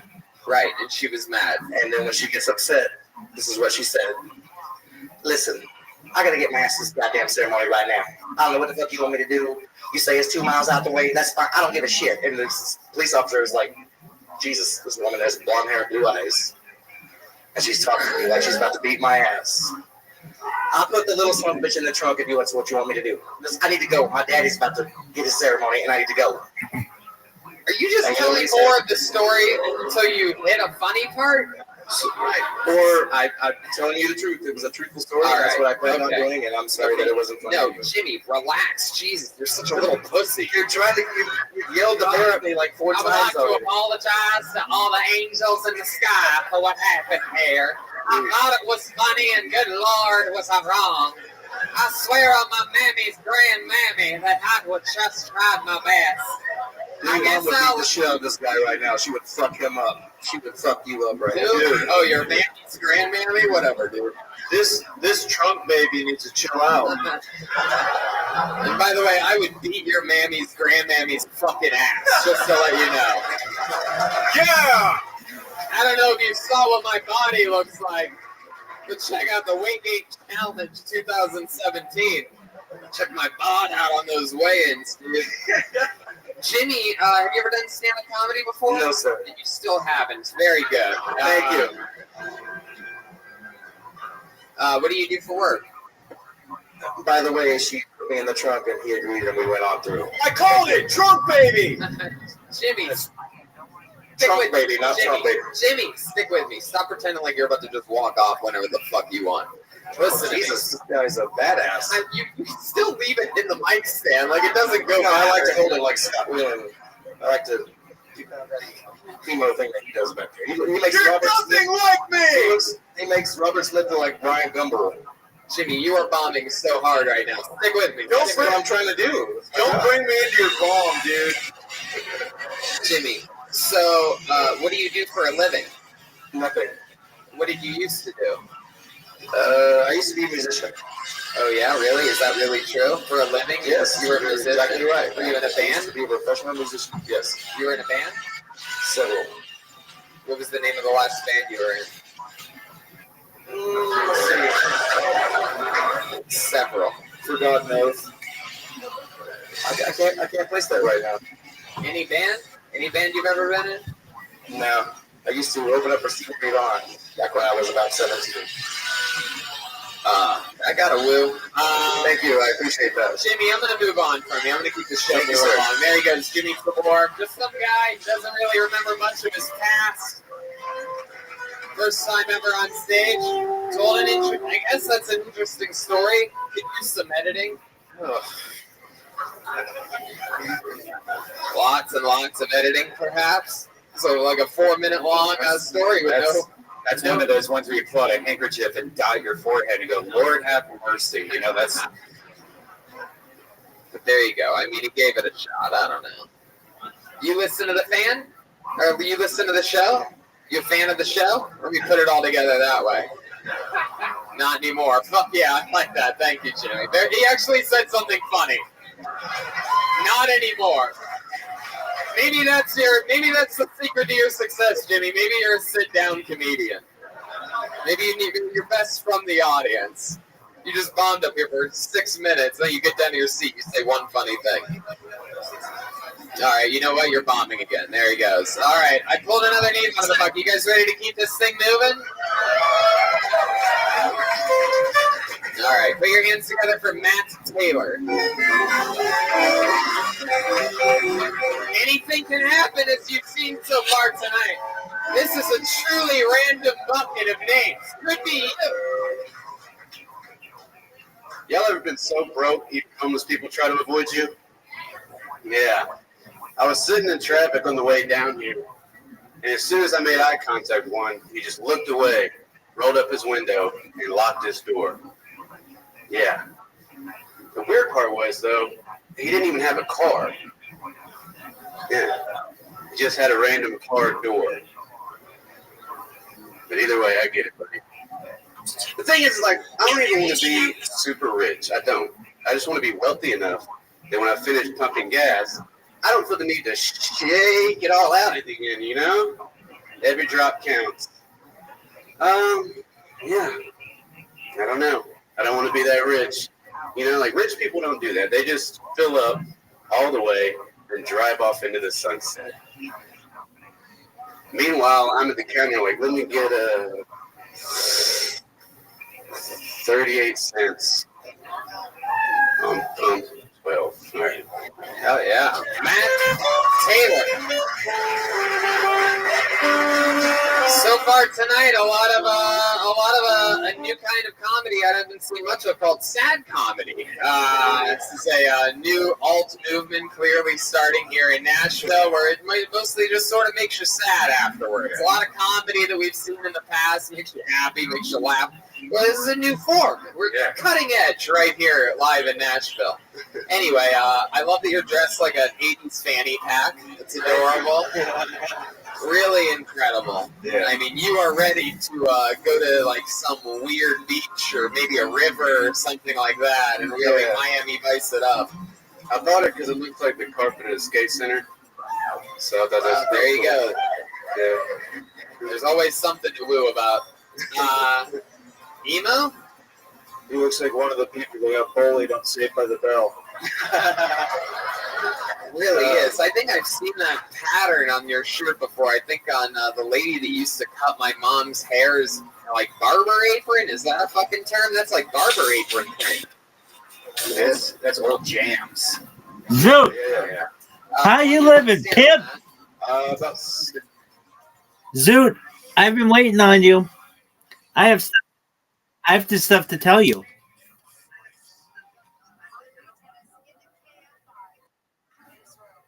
Do you know what blue sky is? I'm the number 3, or Bible Rabbi is the number 3 trending hashtag on the entire platform right now.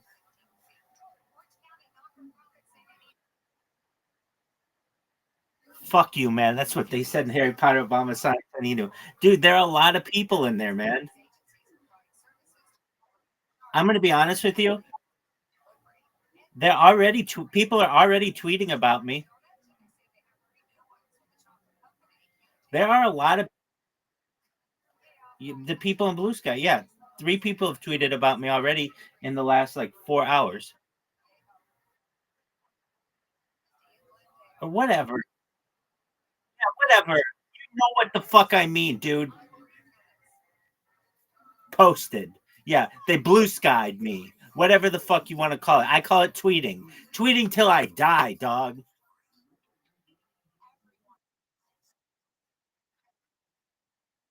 Yeah, it does.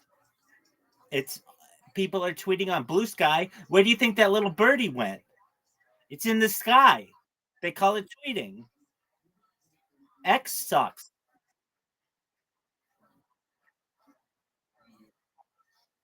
Yeah. X sucks. You know what? Right. Right. You know do you know why do you know why Twitter sucks?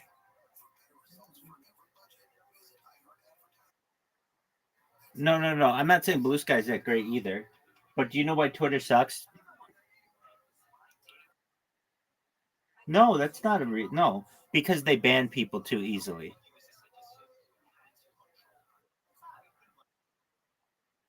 Exactly. There you go. Yeah, you're 100% right, Zoot. They Oh yeah. Well, you're I'm 100% in agreement with you on both of them. I don't understand why these companies don't recognize that they have billions of users. Basically, they need at least like a pretty big team to be able to handle that. They want AI to do it all, and it's like 15 people who actually are there. They're just overwhelmed with work, and what they need is like 1,000 people or so, like a big team that just like actually listens and reads people's complaints and such.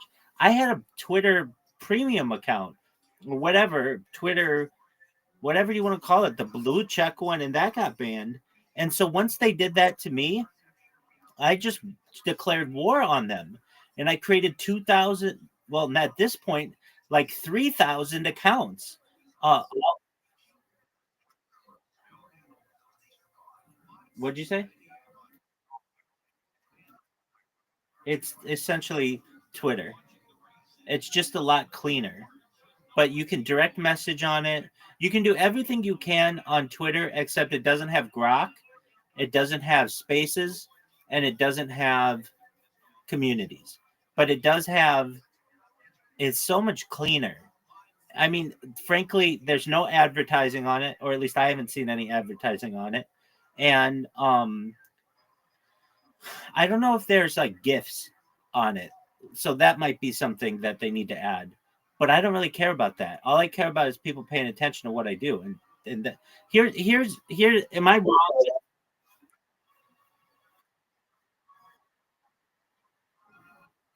On Twitter? It's not hard. I've already done like 11 of them today. Well, maybe not 11, but like 6 of them at least.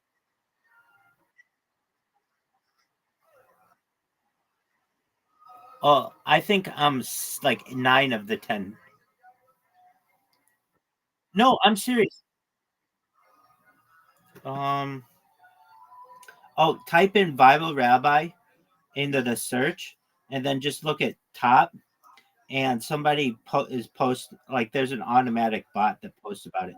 I've been on it the last 3 hours. The highest I've ever made it is number 3. Um, yeah, exactly.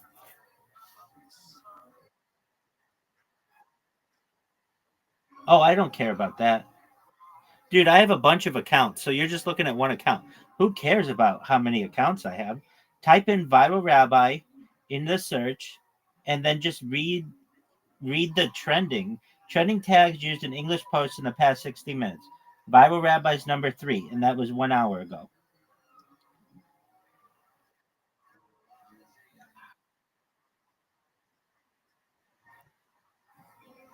Dog, let's see how many users there are on Blue Sky.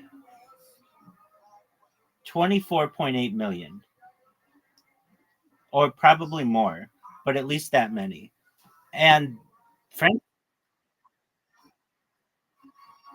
dog, I'm telling you, it's not dead. It's like a very hopping place. If you go to um the the Twitter subreddit, everybody's telling everybody just go to Blue Sky. It's better. I'm not saying it's better. It doesn't have as many features, but look, am I wrong? This is your average Twitter feed. You click on something, I don't care what it is. It's usually something violent, and anybody can say, "Oh, well, that's just because of how your algorithm is focused on you." No, I've created over 3,000 accounts. They're all the same. It's all the same bullshit of like staged videos from the internet. They're staged, or they're like some like really short gif.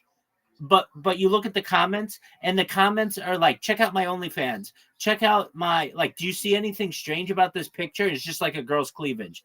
And then it'll be like an ad, and then it'll be like a couple real comments. But there are all kinds of comments that are not related at all.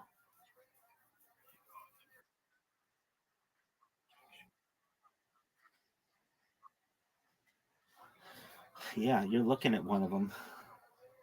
Are you ready to lose 5 games in a row? Zoot, I'm telling you right now, I'm going to beat you 5 games in a row. And you're not even going to tie me any of the games. You might, but you definitely won't win straight up. You haven't won a straight up game in like since the other night you did because I was falling asleep. Oh, hold on. I made a mistake. Quit this game. Just let it be. I have to send you another one. I played with 4 people in here yesterday, like earlier today, and I have not played so badly in a long time. When you play with 4 people, it's not. I don't want to say it's not fun, but it takes too long for people to go. It's like go, and then I ended up not wanting. Like I ended up not hitting the ball when I was supposed to.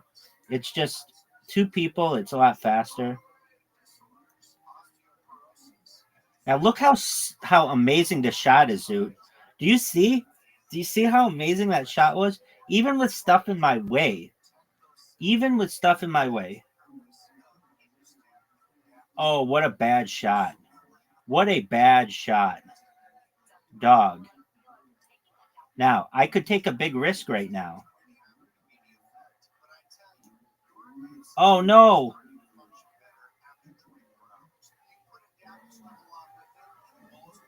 That's okay.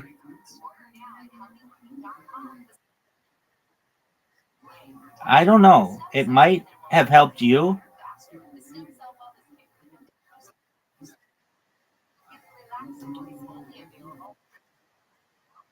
Well, I have a pretty makeable putt.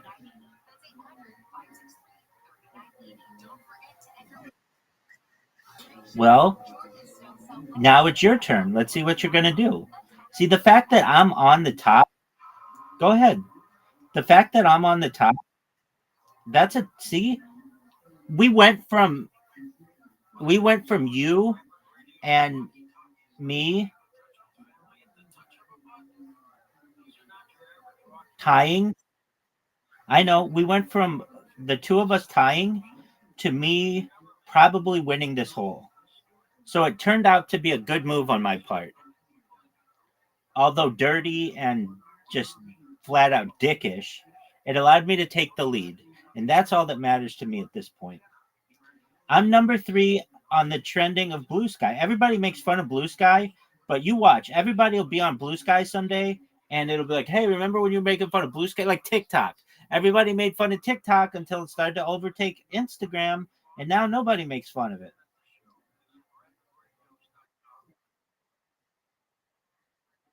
Oh, yeah, it is. Yeah, it is, because Twitter sucks.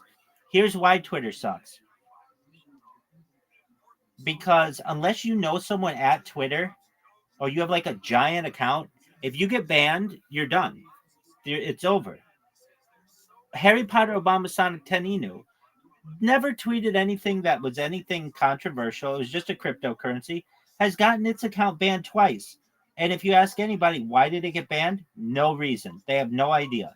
Like when they're banning things just randomly, it's a bad platform. And frankly, it will eventually.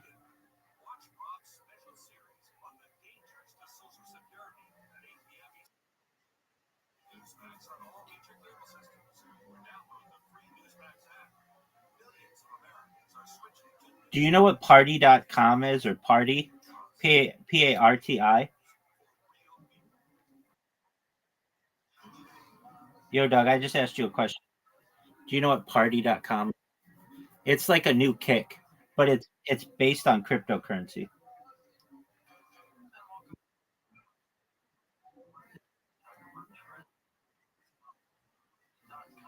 About Chinese chat? Tiny chat? Yeah, I do remember that.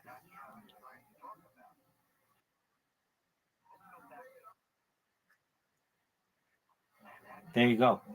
It's expensive to have these. You know, the person who's in here right now, she is like the nicest person in the world. She's so sweet. When you play a game against her, she will root for you to win. She's so nice. She just wants everybody to have a good time, and she's just really nice. Anyway, she told me, she said, "Hey, I see that you have No Live, like you're advertising for it in your server. Do you know that that went offline?" And I was like, "No, I didn't." And it did. Like basically, these things go offline because they're really expensive to run. Rate my shot on a scale of 0 to 10.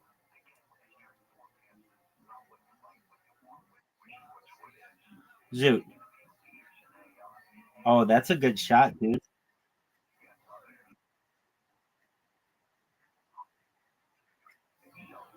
Okay. The same thing happened to MySpace, basically. Oh, you got fucked, dude. Yeah, but you can't make a new account.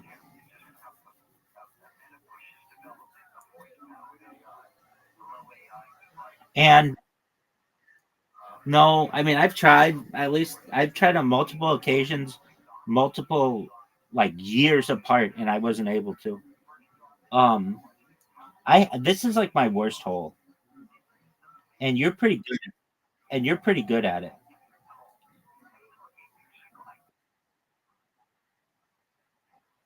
Well, I know that, but what happened, which was a really big thing, is they said that they did some kind of server update and they just got rid of all their stuff, and a bunch of like a lot of people don't think it was a real server update. They think that they just wanted to wipe away a lot of his internet archive because it was so controversial. Like, for instance, like I don't know, 20 years ago, if a guy said he wanted to be a girl, he would just be mocked. Like, you're crazy. Like you deserve to go in the like you like the loony bin. And oh, what a shot! What did you call it?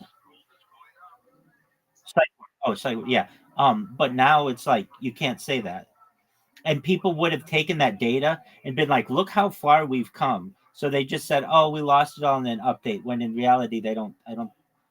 Allegedly, they didn't. It was bought by Rupert Murdoch's News Corp, and basically they just got rid of all the data.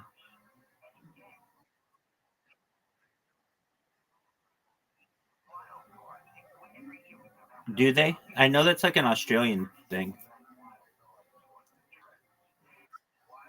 News Corp, Rupert Murdoch.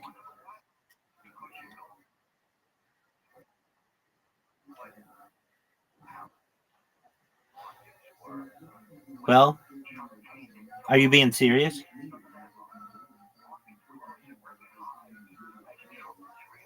Are you being serious? Oh, well, at least in the United States, oh, get there.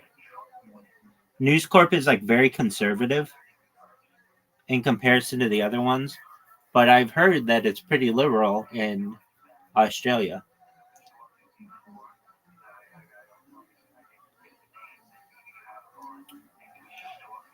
Well, that's not the only reason. Like, here's a perfect example. And even better, here's an even better example. I believe so.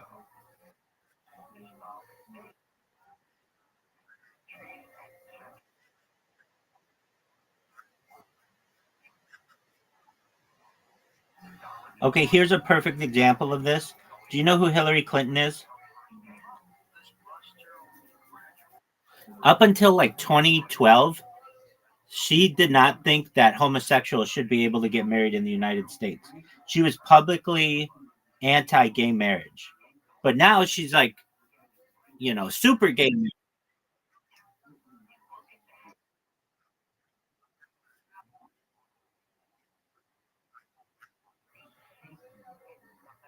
I like their sports coverage.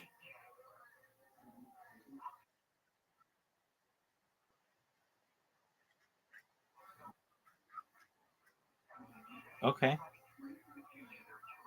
And I don't think it's Australia. I mean, the only time I really watched it, I watched the I didn't know you then, but the Women's World Cup took place in Australia and New Zealand, like in 2020, in 2020. I want to say it was 2023. Rupert Murdoch.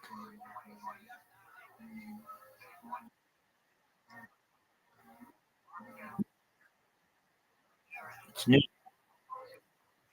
Oh, dude, I just got fucked.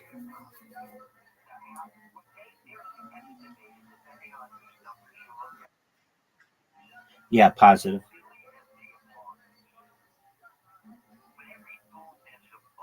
Oh, Zoot, you've got a chance to tie me.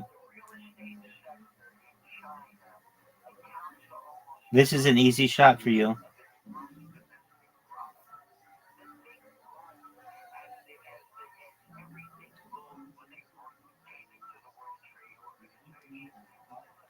Did you see that I'm the number 3 trending thing on Blue Sky?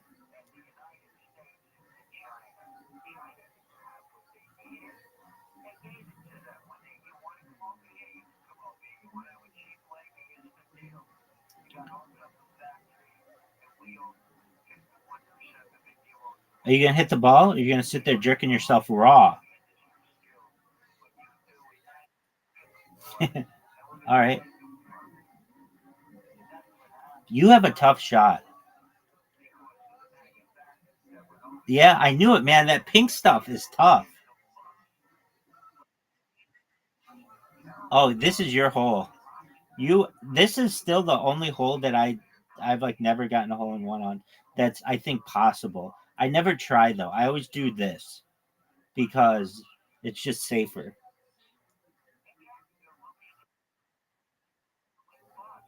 Yeah, you did. I remember you hit all 3. Now I could go for it. No, I'm gonna go for it. I always just barely miss it, which is kind of a dumb move for me to.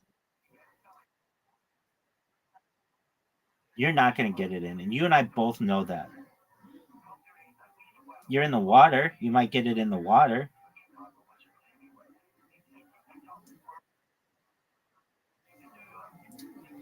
Probably ESPN. I love sports. Yeah.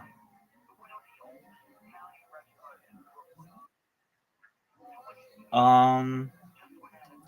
Do you mean like I have? There's nothing to do, and I have to watch the same channel all the time? Like, are you talking like desert island scenario?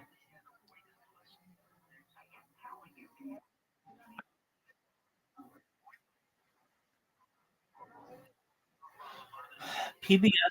PBS is kind of like. I mean, it's public broadcasting, but the reason why it.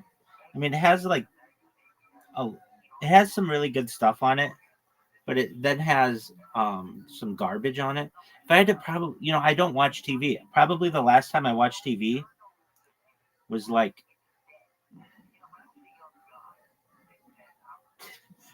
5 or 10 years ago. I mean, no, I've watched it since then, but like, everything I watch is just on the computer.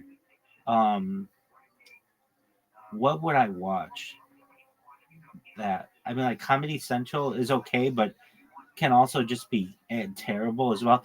It depends on the time of the year and also like what's airing. But um, I mean, like I like the news, or at least it's different. Like if I have to watch something 24 hours a day and I can't channel change, um, I mean, it used to be like I used to like NBC a lot. Like, okay, of the big four, there's NBC, CBS, ABC, and Fox. And I, of those four, I like, and I have in the past liked NBC the most. But that's just because they have like the Olympics and like sports that are important to the United States. Um, and they had like Seinfeld and they had Friends and some other important shows.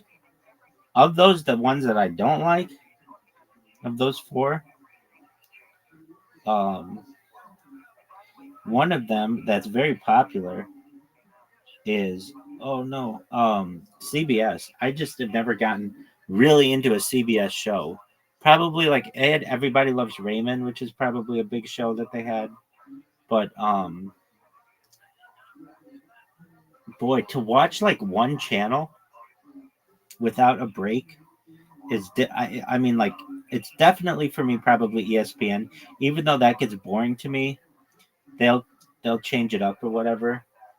Um,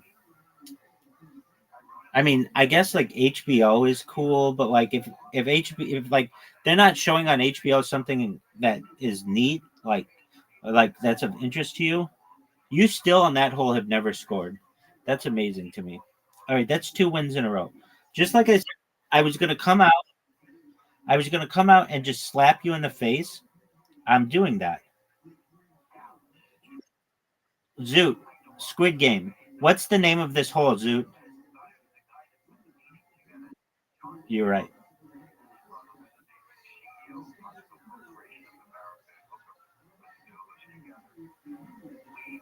Um, that's a good question. What you asked. What channel? If I had to watch it and like with no breaks, what would I watch? Um, I mean, then you get into Netflix, and then but like if you don't want to count Netflix because it's not a channel, and I get that. Um, oh, you have a good shot.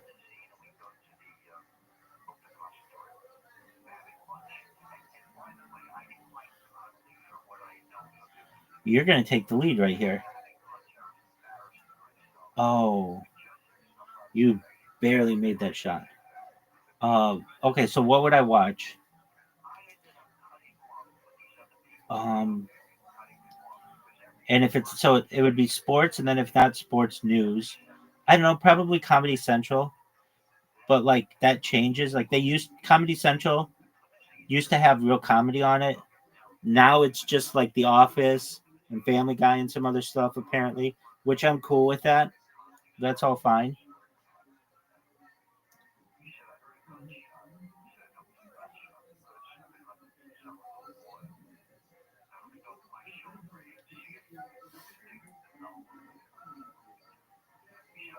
Really, television to me is just so bad. It's not, dude. You're gonna take the lead if I don't hit the best shot of my life right here. Oh, and I did. Oh man, that that was actually one of the best shots I could have ever had. Oh, and you made a comeback. But nevertheless, I hit a huge shot and basically got a stroke back.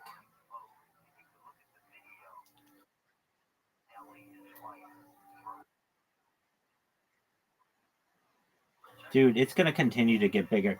They don't advertise for it. They just started advertising campaigns in New York City. And I mean, I could care less. It's the fact that I just started spamming it like within the last 6 hours or something, simply from the fact that Twitter, like I can't do anything on Twitter anymore without getting banned. They've got me pegged.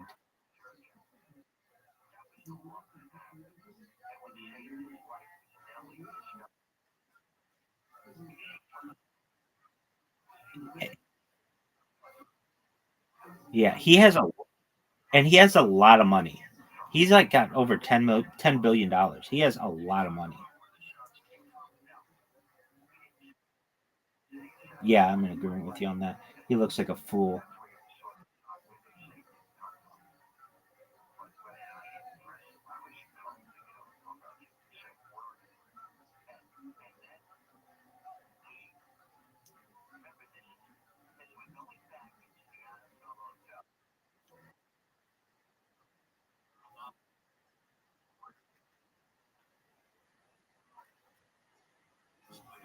I think he's just 100 million. Tom from MySpace, who sold it and then just basically did his own thing. Yeah, yeah, something like that.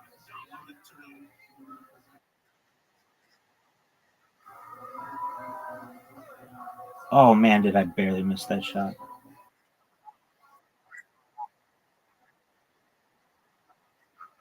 500 exactly. All right, Zoot, you're going first, which is a disadvantage on this hole, I think.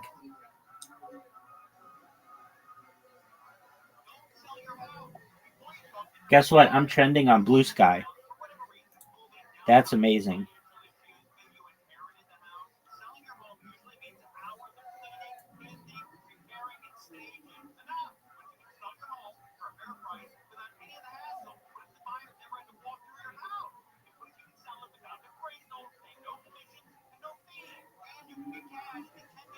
Oh, you're beating me?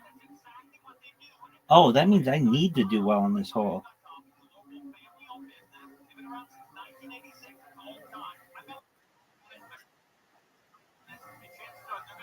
Hit it. I didn't realize you were beating me.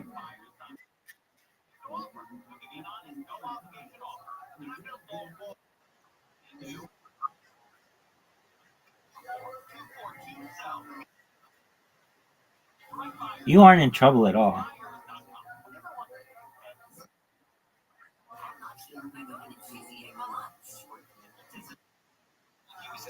No, you're not. Now you are. Now you are. What a good shot. What a good shot I had. You are in huge trouble. I don't know if it's possible for you to make this. Oh, what a shot. Whoa, you almost did. But look at this comeback. I think I have to hit this and we tie. Oh, no. You beat me on the last.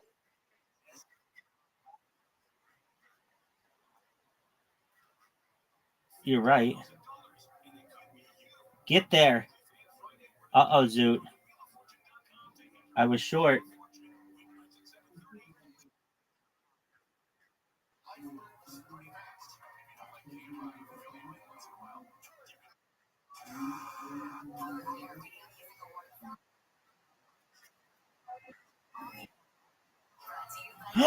Oh, way too long. That one that's like a sandwich that's like pink, then green, then ice, then pink, then green, then ice. Zoot for the win. He got. Oh, no way.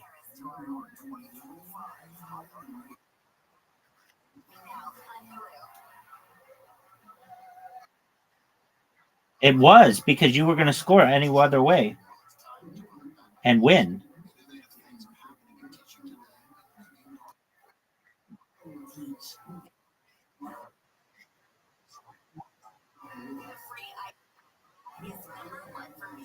But if you miss it, you're fucked. I'm going to.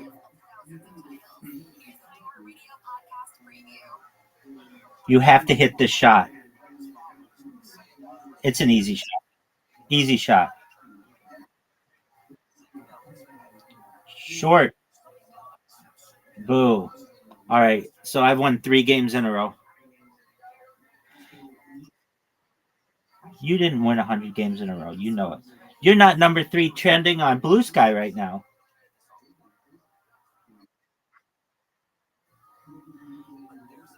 Okay. Well, that's not number 3. Are you happy with your shot?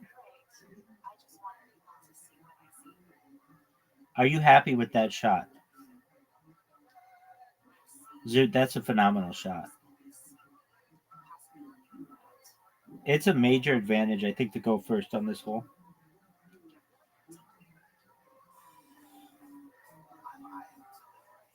Oh no.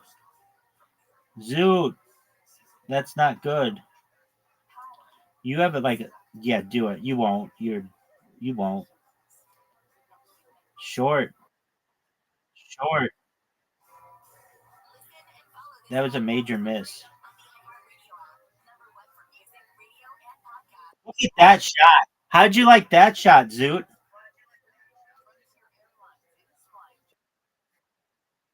I would as well. That was a phenomenal shot, if I do say so myself. Oh man. Especially especially because your ball was in the way. That is a tap. That's a good shot. I I need an excellent shot right here.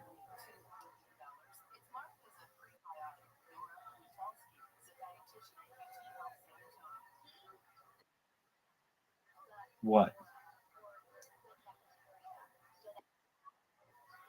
I can maybe make that shot.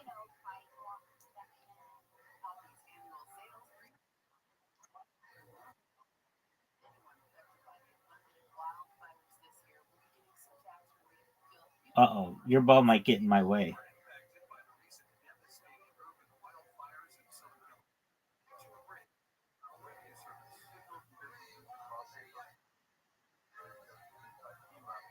Look at this shot.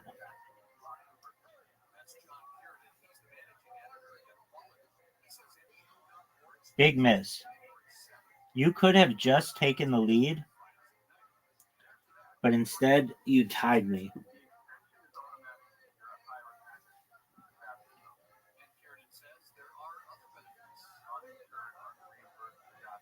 What are your thoughts on this shot?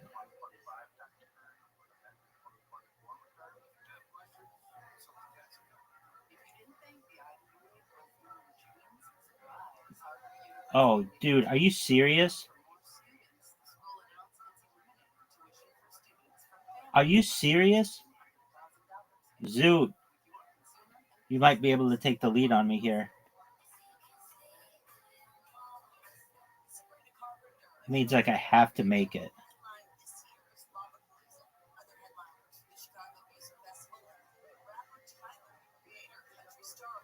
Dog. 2-2. I'm bad at this hole.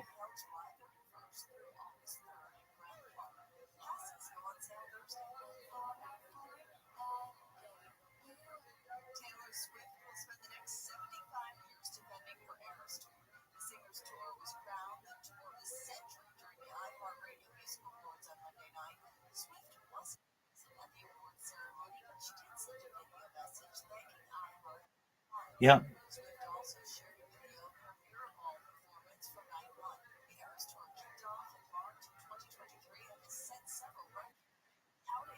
Hit the ball, dude. Zoot, hit the ball. Did you watch the trailer for Happy Gilmore yet?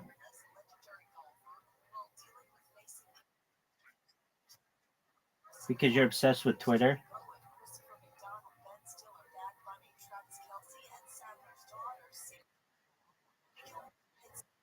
Okay, well, whatever. You're obsessed with that stuff. Anyway, I watched it as well. What did you think of it?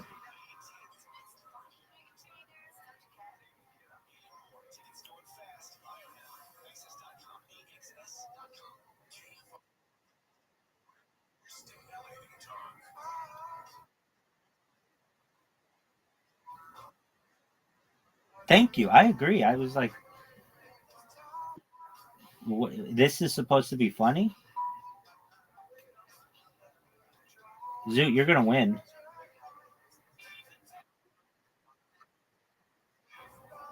I mean, I think we all kind of.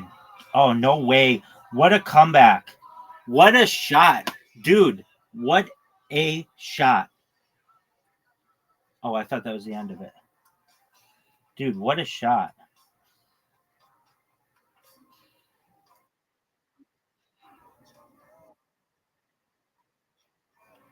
I mean, here's the thing: movies don't do the same thing for me that they once did, because the film industry is so much different. Like Happy Gilmore should have been in theaters. Happy Gilmore 2 should have been in theaters. The fact that it's on Netflix cheapens it to me.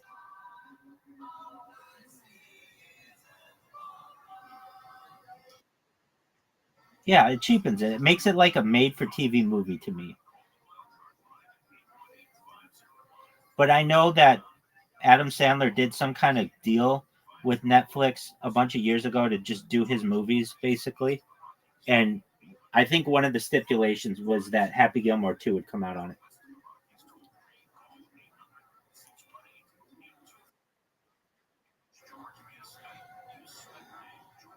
You know what is coming out on Netflix in April?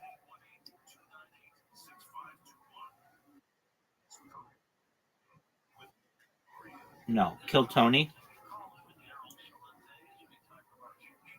You know the show that I like always watch and that Riser and I always talk about? Well, it's coming out on. They're gonna do 3 events on Netflix, and then if it's successful, it's gonna go to Netflix full time. I think they deserve it, so I'm okay with that. It's a really good show. I mean, if you like comedy, it's where comedy's at. It has done more for comedy than perhaps any other. No, maybe like Last Comic Standing was really big for comedy, and like HBO was really big, and but like it's probably the biggest thing to happen to comedy aside from Joe Rogan building the comedy mothership, which is related to it in the last 15 years.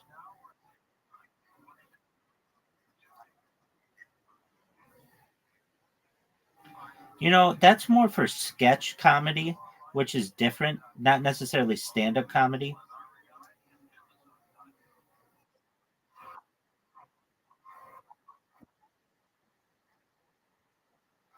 Agreed.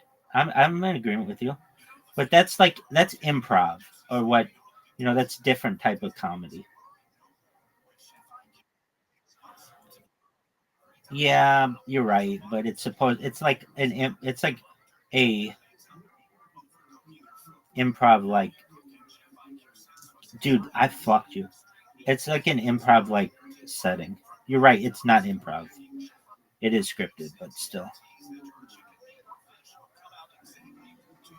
Dude, you just helped me.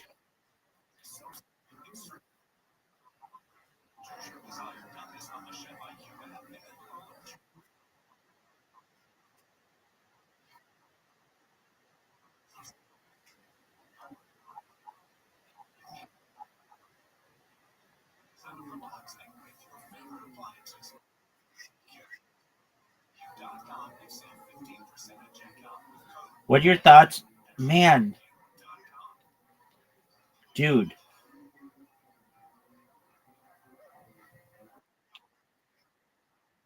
you just water bumped me.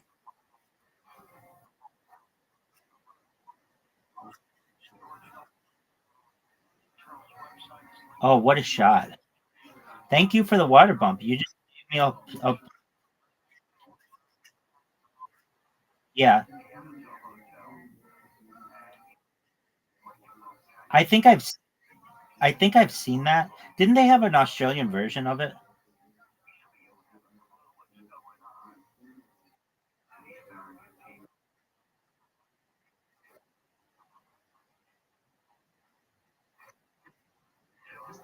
Okay.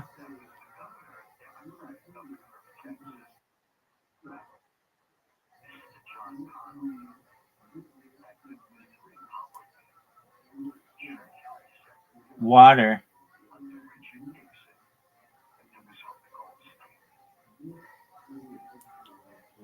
Don't miss it. Dog. You're playing pretty well, Zoot. Zoot, did you know I'm the number 3 trending hashtag on the second biggest text sharing platform in the world?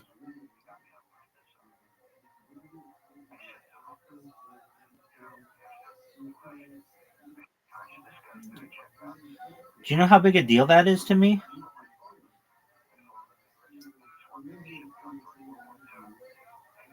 It makes me wonder if I actually ever was trending on Twitter and they just suppressed me. I'm not saying that I did. Twitter's a lot bigger, but you never know.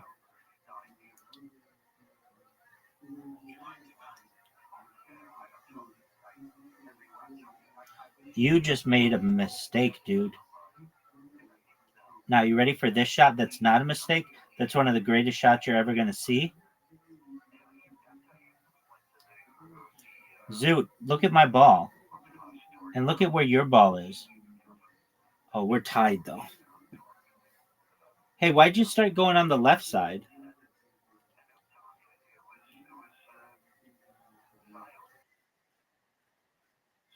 Okay, well, don't put your ball in the hole, whatever you do. Fortunately, you did not.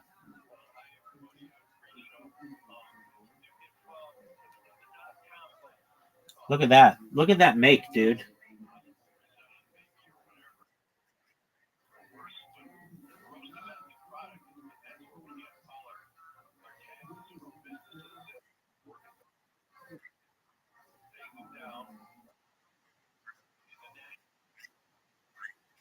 Stop, stop, stop. Stop.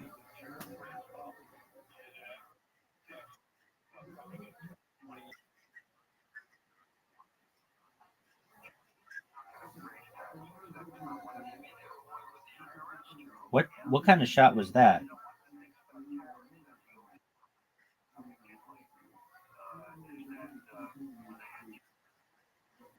It was bad. I don't know if it was worse than your shot.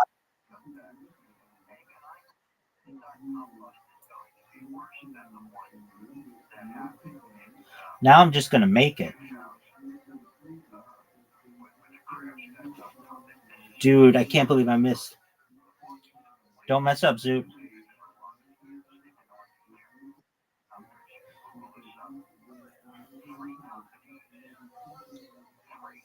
Watch I just make it. Oh, man.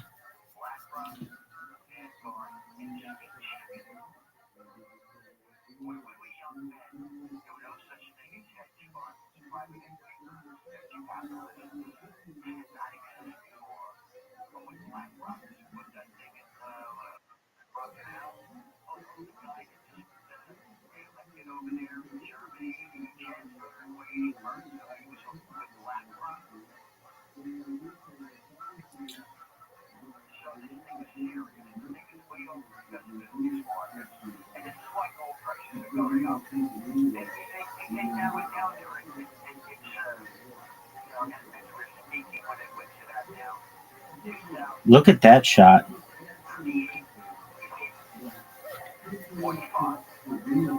Do you think it's the doghouse or the trees?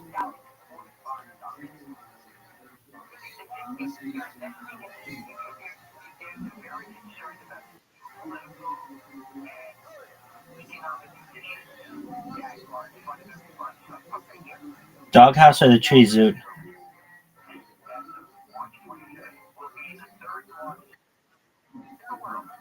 You just helped me. You just gave me the win. 5. Is that 5 wins in a row? Yeah, I know, but I won 5 in a row. Champion, dog. I'm the best there's ever been. I'm the number 3 trending hashtag on Blue sky. I am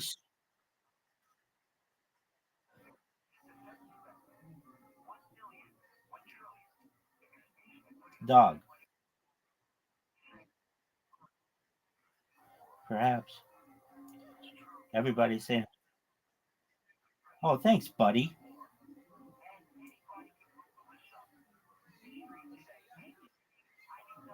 Welcome. How are you?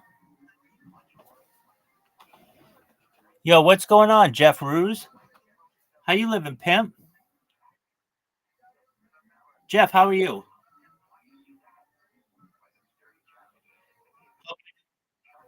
Excellent. How'd you find out about me?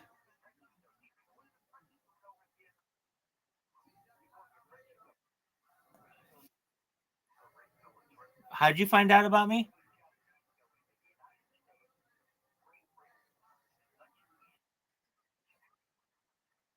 No, I'm not a moderator.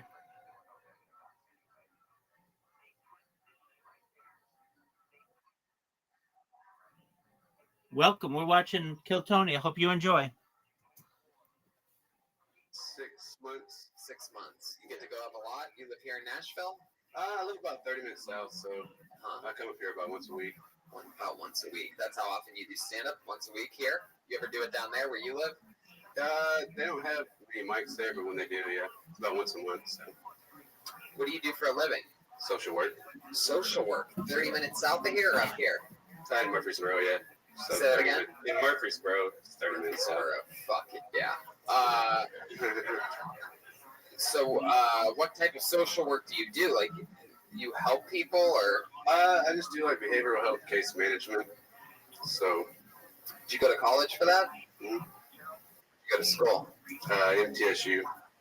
MTSU. What does MTSU stand for? Middle Tennessee State University. Wow, fuck yeah. There's one. Somebody got a scholarship back there. What's your guys' mascot? It's the Blue Raider. The Blue Raider. Yes, the sound of a Blue Raider right there. What the fuck's a Blue Raider? You didn't even hesitate with that button, like as if it said Blue Raider. You're just like, finally. The thing is, like, we're the Blue Raiders, but for some reason our mascot's a Pegasus, so. Hey, what a Pegasus is like a unicorn with wings or something, right? Yeah. My high school mascot was the Fighting Depressions. Yeah. Wow. Matt, how old are you? 30. 30. Hell yeah. And is this where you were born and raised? Pretty much. I moved here when I was 8, so. Yeah. What do your parents do? My mom's a psychologist, and my dad is a analytical metallurgical sales engineer. What does that mean? I have no fucking clue. You have no idea what your dad does? Yeah, he might be a contract killer at this point. I have no idea. So. You close with your parents? Yeah, pretty close. Hell yeah. You ever think about fucking them? Yeah, really.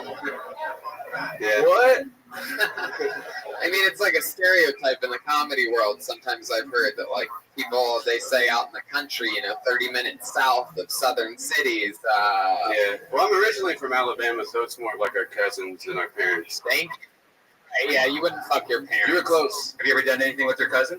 No. Whoa! There's a hesitation there. You smelled the toilet seat after she went to the bathroom or something. Yeah. Something, right? Yeah, maybe. Yeah. You rub her underwear on your dick? Only twice. Maybe sniff the old pool noodle? Once or twice. All right. What is the, have you ever looked at, you have female cousins? Yeah. Around your age? Yeah. And you grew up with them? Yeah. And you were tempted a couple times though, right? Like, I think we all have those types of memories, right? Yeah. No? No. Are you sure? Yeah. God, your mom was a psychologist. You've been trained well. Yeah. I just tried to do mind trickery on you and it didn't work. I'm like, we all fuck our cousins, am I right? That's good. Oh, that's fun, Matt. What do you think is the most like southern thing about you? Because it's not, you sound like a country man, but you sort of look like, you sort of look like, yeah, you look like a school student, and your mom's a psychologist, your dad's an analytical engineer or whatever the fuck. Yeah. So, like, what do you think is the most like hillbilly thing about you? If we could put it in probably Rothschild. Wow. Oh my Wait, god. what's happening? happening? For those of you listening to the podcast, the people in this room just pushed over Civil War stuff. This place is chaos right now. They all just ripped off their jackets and they're all wearing Confederate flags. I don't know what's going on. What is Roll Tide? I've never heard that before. That's the Alabama football program, basically. Yeah, it's a very, very. Roll Tide is whenever I eat a ton of Tide Pods and then pass out in my room.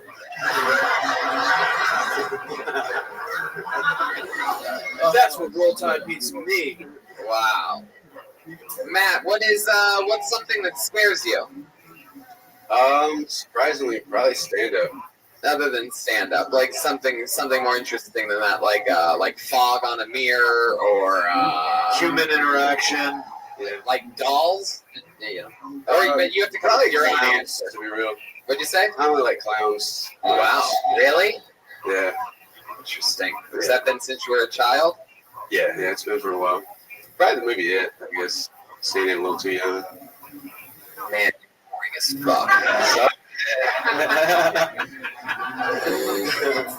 No, I'm kidding, Matt. You're not that bad. You have it all together, though. I'm trying to figure out, like, what's something crazy about you that you wouldn't want these people to know. That's honestly something weird about you. What up, Tim? Weird about me? Yeah. I'm well. How are you? You chew your toenails. What or up, something dog? like that. No. I know. I live stream my life with dog. What? With the lights on? You like to look at it? See? Yeah. What's going on?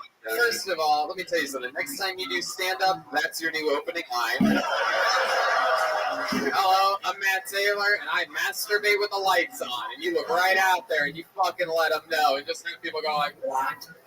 Yeah. What the fuck does he mean by that? Because then people want to know, what are you looking at? Like, when you say you masturbate with the lights on, are you looking at, like a magazine, a mirror, perhaps? Or, like, the lights being on would really... Like some American Psycho shit? Anyway, so, like, what are you looking at physically when you're masturbating? Like a laptop or an iPad or a phone or your imagination? Yeah, right. You just stare at the spank bank. Wait, what? Spank bank.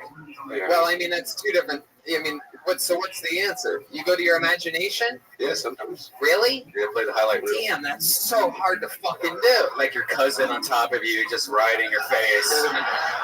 Yeah. What was the last category of porn that you watched? What was it?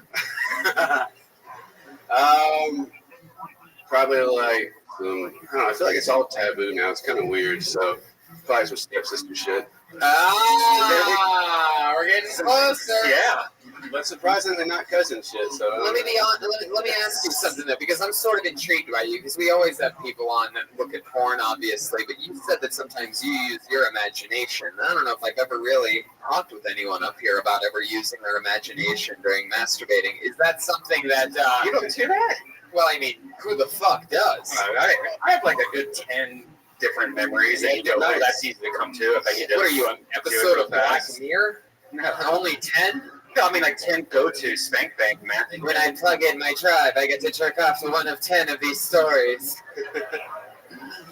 All right. Well, I mean, obviously, I was trying to get it more out of him. Yeah, I It's know. more an interview thing than my own things about Jesus it. Christ. Yeah. Somebody's ragging. Yeah, it's you. You're like freaking out over little shit. This guy masturbates with the lights on. That's fascinating. Exactly. For And me, that's, I can't do it during the day.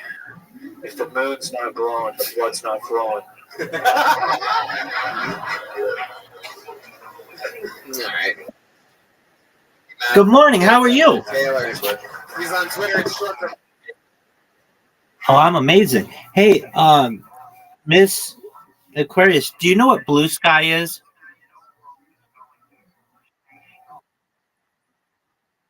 Well, your little cousin's amazing. Did you know that my hashtag Viola Rabbi is number 3 trending on there right now?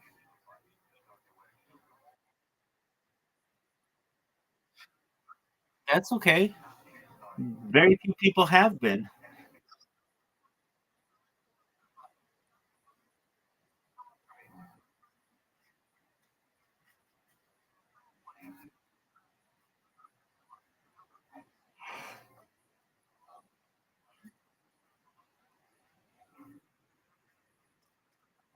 Well, I just started on it yesterday, and the number 3 hashtag, and I've already had um, two people tweet about me, so I'm really happy with that.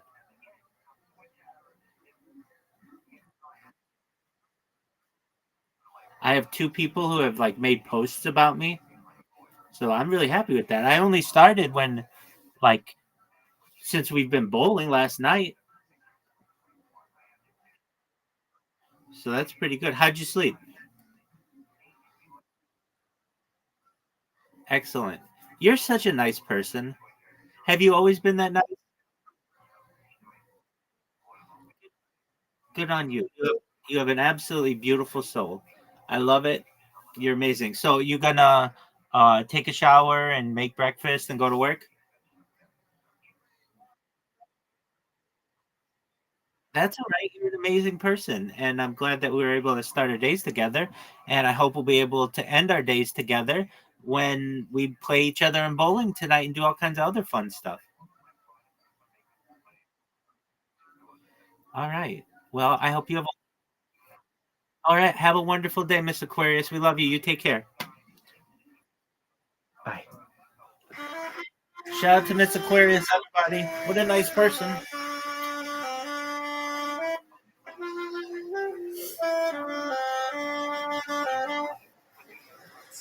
That was Kiss from a Rose by Seal. All right, pull another name out of the bucket. Put your hands together for Graham. Graham. One word. Could be fun.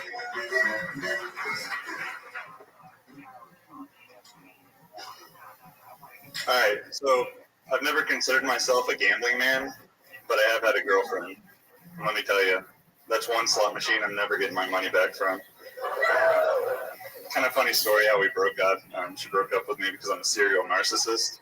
I took her on a date to a circus, and I had a massive relapse in the House of Mirrors.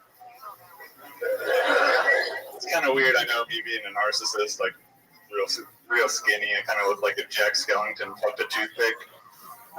It was also ironic that I'm skinny because I love pizza. I eat a lot of pizza. My favorite pizza right now is probably the Michael Richards special from Papa John's.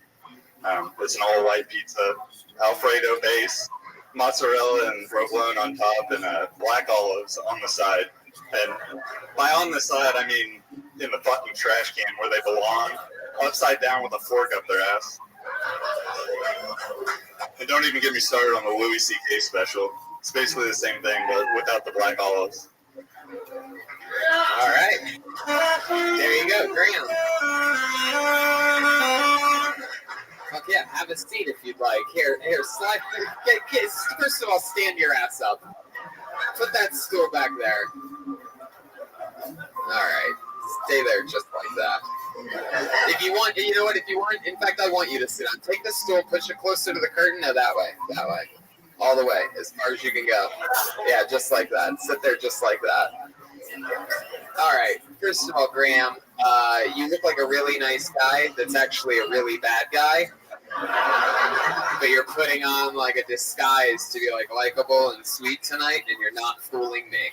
Per usual, you're not far off. Is that true? You're a douchebag? I've been told that, yeah. Fuck yeah. What's one of the douchiest things you've done lately? Called a girl a slot machine.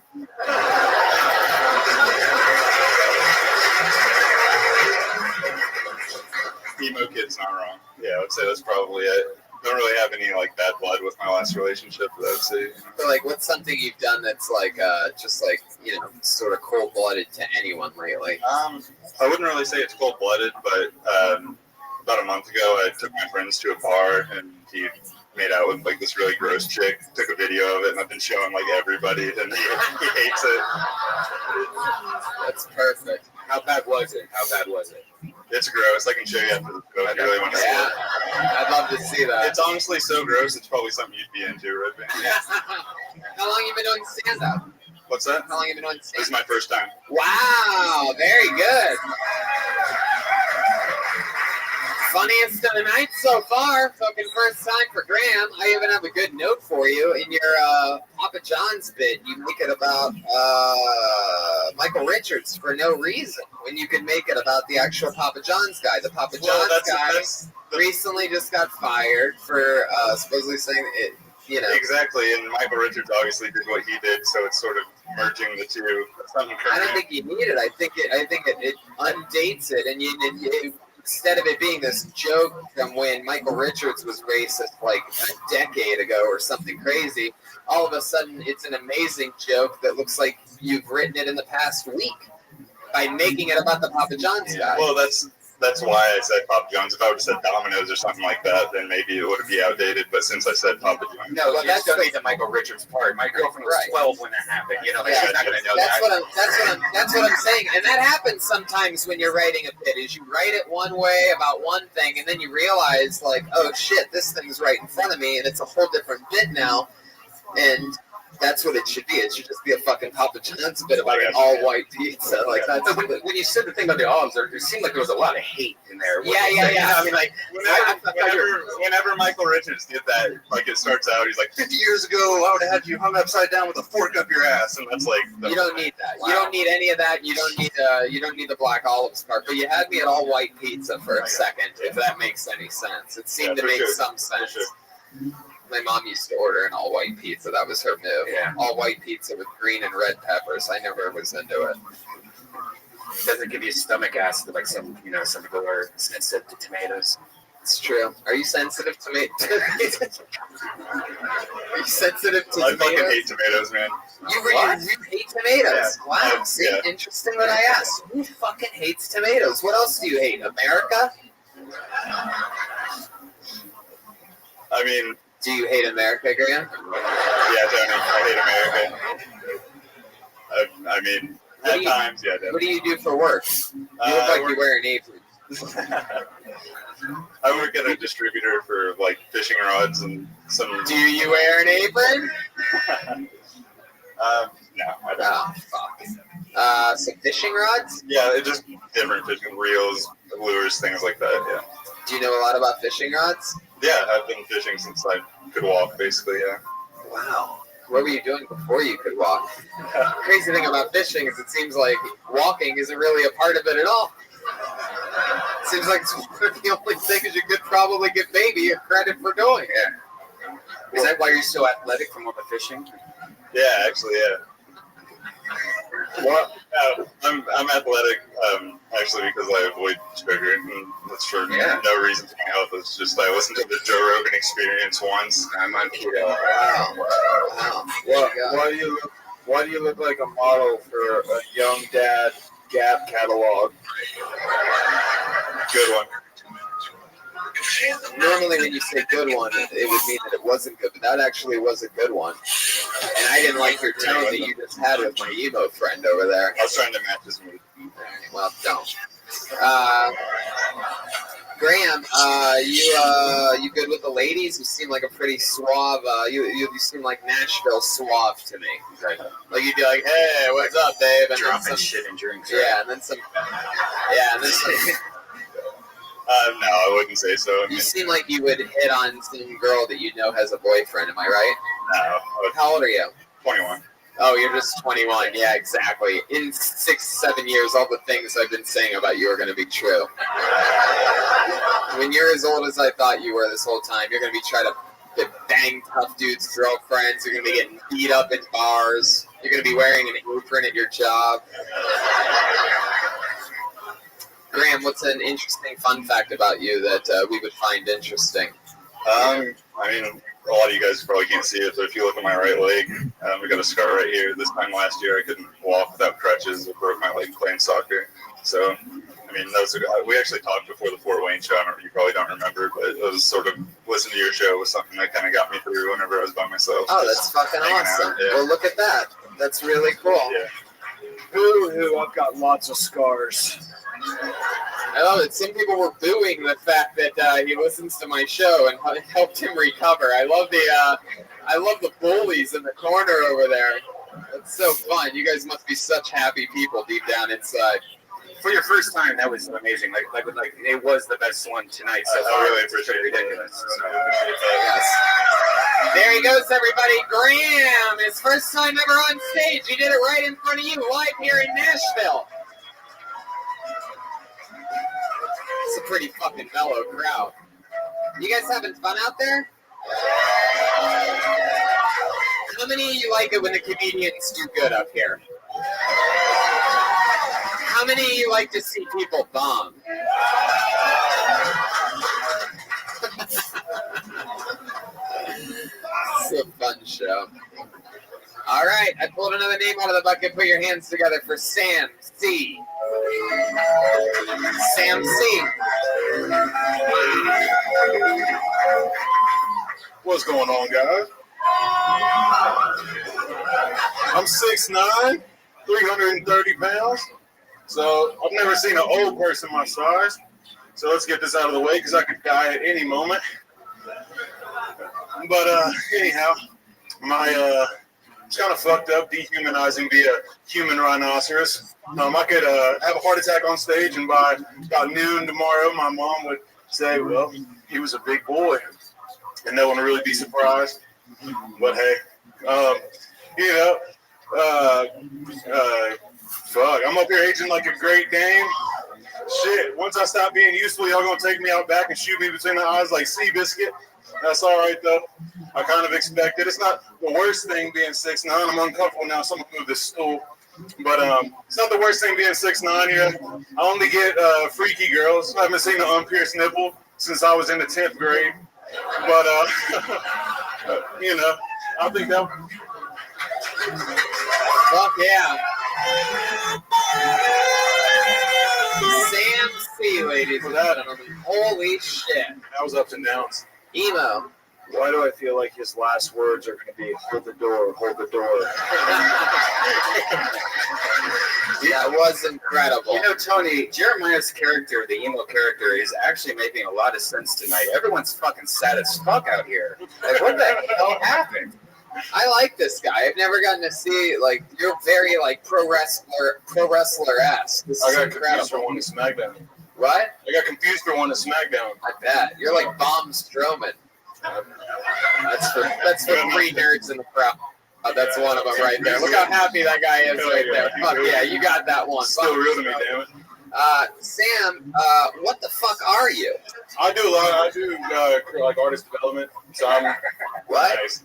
It's Nashville, so it's a real thing. But artist development. So I do like pictures, video, help brands, run a couple social media accounts for people. He asked where you were. Yeah, no, that makes sense too. I'll take anything, any of your answers. You an athlete of any kind? Oh, I used to play rugby, but no. You used to play rugby? Yeah. Holy fucking shit. Yeah. How bad would that suck to be on that other team, right? Like, coach, I'm not feeling so good. What the fuck? Yeah. How old are you? 27. 27. You ever thought about? That's fucking You ever cool. thought about being a pro wrestler or anything fucking awesome? Yeah. Like, most people aren't just 6'9", fucking whatever the fuck you just said. Yeah. No, I mean I do cool shit though. So I always kind of use that as a motivation. Like I'm shitty at basketball. I would be a waste of a 6'9" person if I wasn't something else cool besides an athlete or a pro wrestler. You know what I mean? How easily could you lift me? I don't know. Are you super? What are you doing?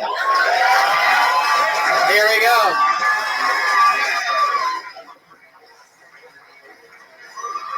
Wow! Watch out! There's a speaker up there. Fuck yeah! He lifted Jeremiah up with great ease. And for those of you listening to the podcast, Jeremiah is a fat fuck. Yeah. So it's incredible. It's like 400 pounds. Yeah. That's the highest I've ever for filth. I like you a lot, Sam. If I didn't like you, I would have you try to lift up Red Band like you just like. Now let me try to lift you. Hey, well, I gotta be real. Now, I've got a buddy that would stab me in my sleeve if I didn't try to convince y'all to have him up here. He put me on this podcast like 2 weeks ago. Told me to listen to it. You're gonna get stabbed in your sleep. Anyway, worth the shot. Fuck yeah. So, you have a girlfriend? Yeah. You seem like you'd be into like shorter chicks, right? Yeah. Guys like you are always like it's always like some like 4'5" little fucking. My brother's 6'7", his wife's 4'11". Wow. Whoa. He's into lift and carry. Jesus. Your brother's 6'7". You guys have any sisters? This dude, That'd be hilarious if you had a sister who's like 7'2". Fuck. What does your brother do? He's works for Deloitte. This is Martin Ridge. Works for what? Deloitte. He's an investment consultant. Damn. Yeah. One's a federal lawyer. One's an investment consultant. And I just like bombed a good 45 seconds of stand up. No, that's okay. Yeah, you did it. That was great. Is the other one? Is the other one giant too? Yeah, he's 6'3". Wow. He's only 6'3". Is he the oldest one? The oldest He's one. the oldest one. Oldest and the smallest. Really fucking He's tiny. He's a tiny man. Emo Jeremiah. What does your mom's vagina look like? Jesus. I got limits. You mean all gravel lips? I bet your mom's vagina looks like an Outback Steakhouse bloomin' onion. You ever see one of those? Just fucking. Have you ever seen your mom's vagina? Oh, that sounds like a yes to me. I mean, I was born. I didn't ask if you ate your mom's vagina. Jesus. My God, Sam. How the fuck do you maintain that type of size? Like, how much? What's a fucking meal look like for a guy like you? You just don't stop. You just gotta eat all day. Damn. It's like grazing, kind of. You know, and it's an excuse to eat all the time because, like, yeah, you get big. You know, when you do like the, well, I don't know, in the South, you got like potlucks at church. They'll throw the big man portions on there just for being big. Yeah, you stack the plate. It's a nice thing. Take that eating discipline to pussy, and then you'll have a girlfriend. There you go. Wow. So you're single. Yeah. You been going on dates at all? I was a tour manager for a good while, so just got off the road doing that. Hell yeah, that was probably fun, right? Doing it? Which tour were you managing? A band called Muscular Bloodline. Oh, Hell yeah.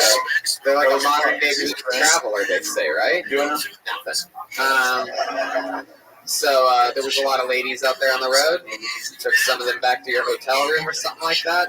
Treated them like fleshlights. Jesus. What the fuck? He's here for it, man. He's here for it. Did you do it with the lights on? Jesus. Have you ever crushed a girl on top of her? Like, I think crush is when it's a skinny dude and a fat girl, right? Sorry, a large woman. I don't know. I mean, anyway, you ever crushed a girl before? You gotta be careful. I've had phobia of it. You know, just be, you know what I'm saying? You got it's. I mean, hey, sorry. When you're a big dude, you gotta be hurt people on accident, scare people. If I bought you a midget prostitute, would you fuck her? He's not. You guys want to close the show later in a crazy way? Does anybody know any midget hookers out here in Nashville? This will be a kill Tony first. Tinkle lives out here, right? I don't know what My you're roommate's actually a midget hooker. It's kind of weird. What? He's in. I'm just like, you went to that there. Hell yeah. I'm down. It's a dream. So you like doing this artist management thing? It's fun. Yeah, I love it. Really? Yeah. I like the creative stuff. I like to write. Do that whole thing. And you get to work with like a company, or is it just sort We've got one. It's an independent thing. But they're not signed yet, so we do. I like help out with videos. It's weird that I get paid for it. But yeah, help out with music videos, write treatments, all that whole thing. Wow. That is really interesting. Man, that's fun. What else about you, Sam? What are you afraid of? You seem like you could. If crabs could fly, like beach crabs, they could fly.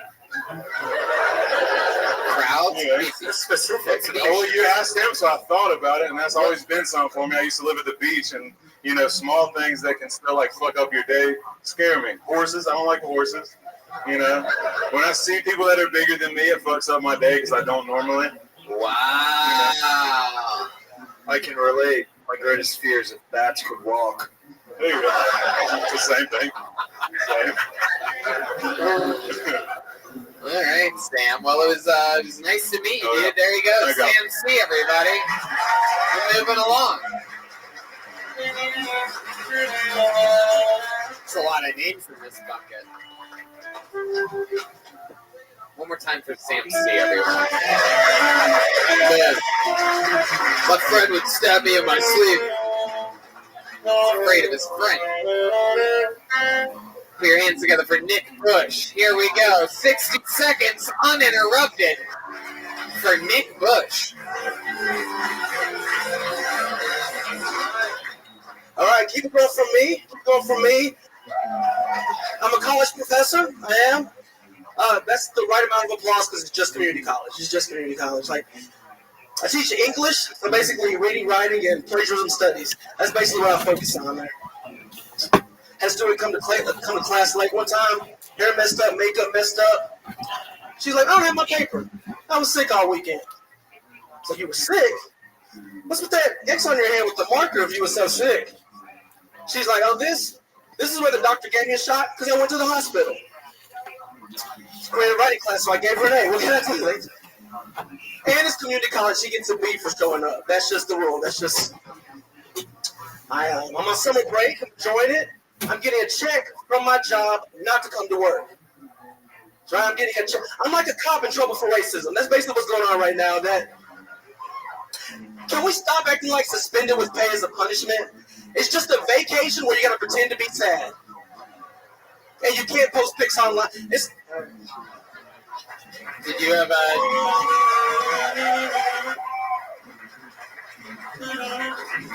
Fuck yeah. You can do it all. You won the light heavyweight and the heavyweight UFC championship, and now here you are doing stand-up comedy. The scrubbiest version of Daniel Cormier I've ever seen in my life. It's very exciting. Nick Bush, welcome to the show. This is your first time on here, right? Yeah. How long have you been doing stand-up? About 18 months. 18 months. You do exactly the goddamn start date, and I like that. Yeah. What do you do for work? College professor. Teaching. You're a real college professor. Yeah. Wow, what college? It's a place called Montlow State. We got a couple. All right. There's one bad student back there. So that's like a community college. Yeah. What do you teach there? English. Wow. Yeah. Man, is that tough? No. It's pretty easy. Just grading. That's the only thing that sucks. Everything else is fine. You have to read a lot of papers. Yeah, a lot of shitty papers. I always sort of wonder that about fucking teachers. Like, that seems like absolute hell. It is. How do you get through that? Are there certain things that you do that, a lot of drinking? No, you just read them as fast as you can. There's no... Right. Yeah. And then how long have you been doing that for? Jeez. About 8 years. 8 years? How old are you? 32. 32. So you started that when you're 24. Yep. You ever try to bang any of the students? No. I knew you were going to ask me that. No. My first year, one of my friends got in trouble for that. That pretty much. Yeah. One of your friends, the student, or No. There's definitely a couple that you're like, you masturbate to with the lights on. I was gonna say, only with the lights on, though. Only with the lights. For sure. Yeah. What craziest thing that's ever happened in your classroom? Not a lot of crazy shit. I mean, these two girls got in a fight because, she was making fun of the other girl's tan, and so they started yelling at each other, and they got an argument over tan. When you say that they were making fun of the other girl's tan, by the way, does it sound good out there to you, or does it seem like I could be louder? Louder. Is the sound guy here? Lucy, are you here? We need juice, like, all the way. Like, fucking just blast that shit. It's just unbearably low, and I feel like it keeps getting quieter as the episode goes on. What the fuck? Okay, now it's too loud. Now it's too loud to go halfway between where you were and now. Of course I fucked it up. For those of you that listen to the episodes and go, why does the sound so fucked up? This is why, because the sound's fucked up live, and then we adjust it, and then it's fucked up. That's cool. You're a college professor. I went to college, MBD, LMU. My dad didn't go to university. Oh, shit. Come to Montlow. So when you said the two girls were fighting over a tan, was it because the tan was what? Well, this was before Trump, but she called her orange. She's like, you look like an orange bitch right now. Whoa. So no, you didn't. Yeah. So I had to break up the fight. I had to be an adult. You know. Yeah. Did you accidentally grab boobs and stuff, and breaking it up? Like, oh no. I love when a tit comes out. Yeah, I did. I accidentally. No. But did she look like an orange bitch? No comment. No comment on that. So Nick, that's interesting. Do any of the students ever try to talk shit to you or get one over on you or anything like that ever? Because I'd imagine you get sort of some bad students, right? Yeah. It's usually a dude in the class trying to impress a girl, and I shut that shit down within the first 2 weeks. Yeah. So. But anyone ever get an attitude with you? Yeah. Yeah. Can you know what? I'm going to be the student in the classroom. Let's just say you just walked in, right. and it's my first day, and you're introducing me, or start your start your lesson. All right. In Hamlet. Hey, Mr. Bush. Hey, fuck you.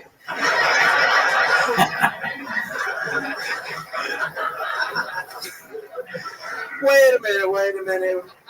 That is not. You didn't do the reading, did you? That's what you did. That is I didn't do the reading response, isn't it?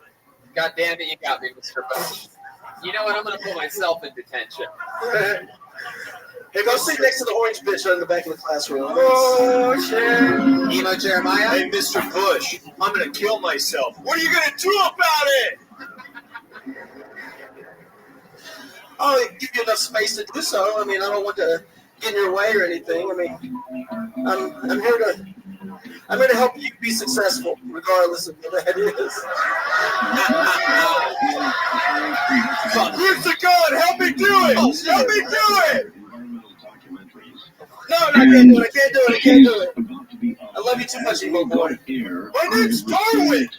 I want to see you become an emo man. I do. This is so funny. Number 3. The Trib Hub on the whole fucking internet. The motherfucker on Blue Sky who's trending at number 3. You're looking at him. The sexiest pimp of all time. The wildest motherfucker you've ever seen. The pimp of the pimps. The king of the mills. The rabbi of all the rabbis. Rabbi motherfucking Rothschild.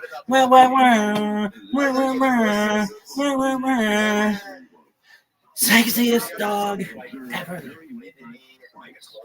Dude, so sexy. I'm taking Harry Potter Obama Sonic Teddy with the fucking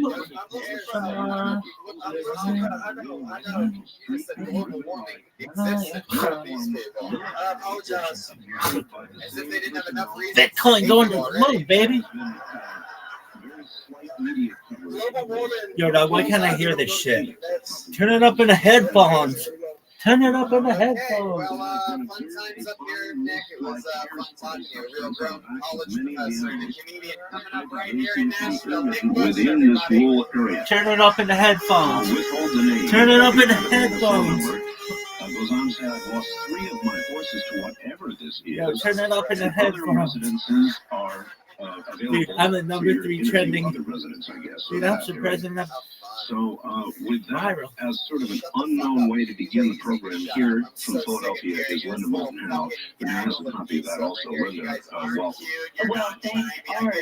This could be an important Jack story to Dorsey. follow up on, and I will make a contact out there. And any of our Greenland listeners living in Arizona who may have any information about this story of toxins falling on these horses and other animals and killing them in the Ashbrook, Arizona area, please contact me at fax number 215-491-9842. That's fax 215-491-9842. Sorry, we don't have more for you folks, but this hit us at airtime, and I just got it to Linda. Right, and it's important to let people know that this is occurring, and I will see what I can find out.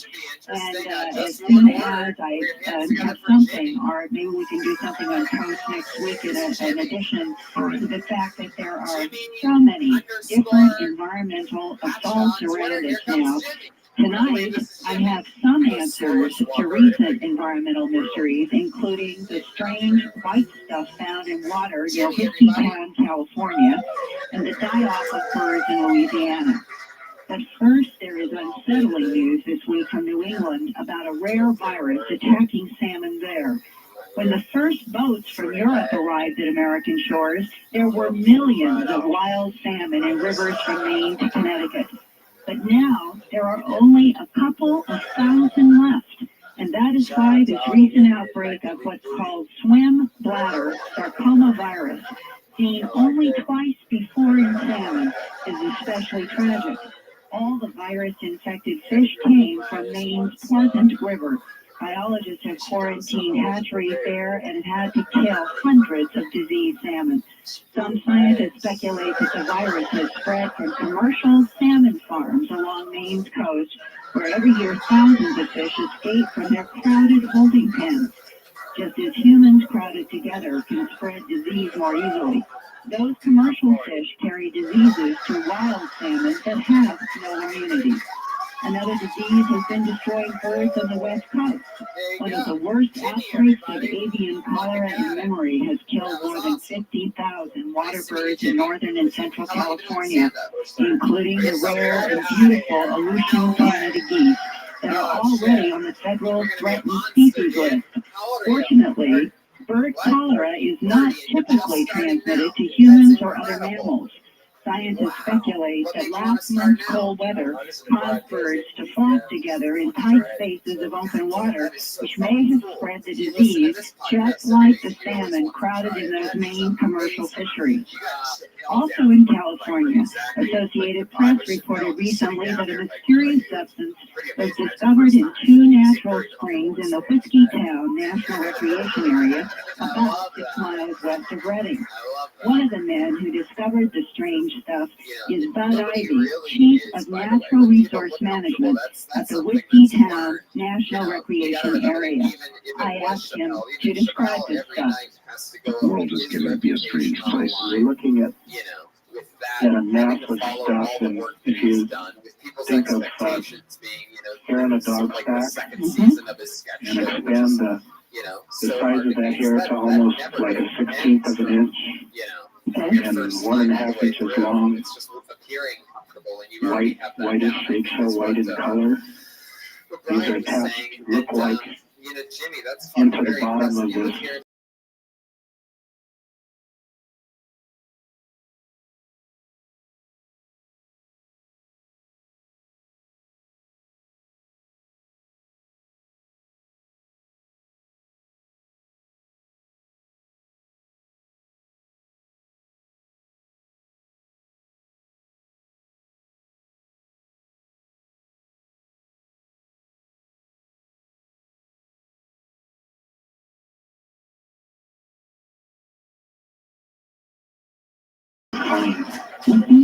And in the water, did it make the stream for 5 or 6 feet look almost purified? in some areas that it was real thick, covered in the surface. In other areas that didn't attach, and you could see the soil beneath the floor. And have you ever seen anything like that before? What is the weird stuff? 3 different labs determined it's a bacterium that gets its energy by taking electrons from hydrogen sulfide. And it can only grow in water that has no oxygen. The Whiskey Town springs have so much hydrogen sulfide you can smell it where the springs come out of the ground. And the water is so ancient, it's called fossil water, dating back to the last ice age. So why did the bacterium show up now? We had a fair-sized earthquake on Thanksgiving Day. Their question is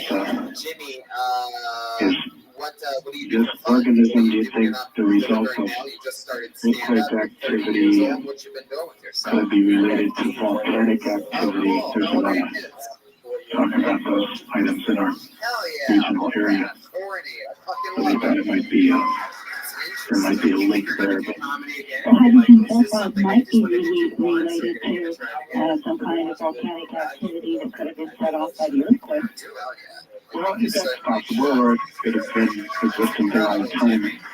I think that we found that lies on a naturally occurring and known fault called the Hogan fault. We have other areas where we smell that hydrogen sulfide also along the fault. We have some other springs wells. So this could be related to the fact that the earthquake might have dropped something that released some hydrogen sulfide more into this spring than had been before, and that may be why it's found it. Could be. Could be. Well, it's been there for a long time. We just didn't see it. I really don't know. In other news recently, there were Louisiana newspaper headlines such as, quote, dying blackbirds rain down a North Louisiana town, unquote. The facts are this. The birds were grackles, not red-winged blackbirds, and thousands of grackles were on their normal migration south. The official Louisiana Department of Wildlife and Fisheries and Department of Agriculture counted the dead birds at only about 500, not thousands. What caused the grackles to drop into yards unable to walk and stretching and twisting their heads back before dying, as residents in Morehouse Parish reported? Well, the possible answer came this week from Dr. Simon Shane, professor in the Department of Epidemiology and Community Health at the School of Veterinary Medicine, Louisiana State University in Baton Rouge. Dr. Shane has been on a team that has examined several of the dead grackles. What did they find? Here is Dr. Simon Shane. Well, it's very consistent bacterial infection. The microscopic examination fails to show any signs which could be consistent with either a bacterial or a viral disease. And again, subsequent screen and examination of liver, kidney, muscle, tissue, failed to reveal the presence of any toxin. So I came to the conclusion that what we were looking at here, in view of the fact that only a small percentage of the crop was involved, we were actually looking at birds that were dying of hypoglycemia, low blood sugar. And the sequence would be that these are immature birds that are making controlled migration.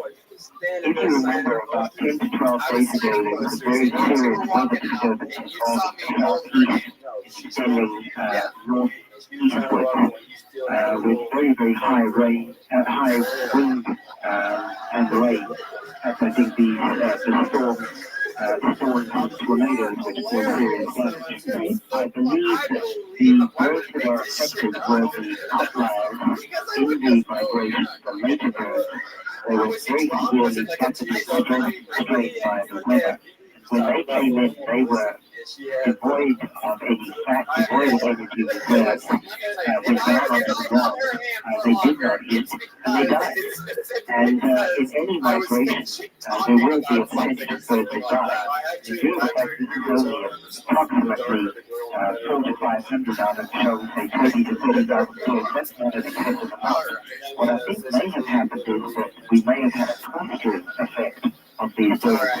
Instead of these 400 or 500 that died being spread out over a large area of uninhabited land, we may have had a few coming down or clustering in an area where people would see them and pick them up.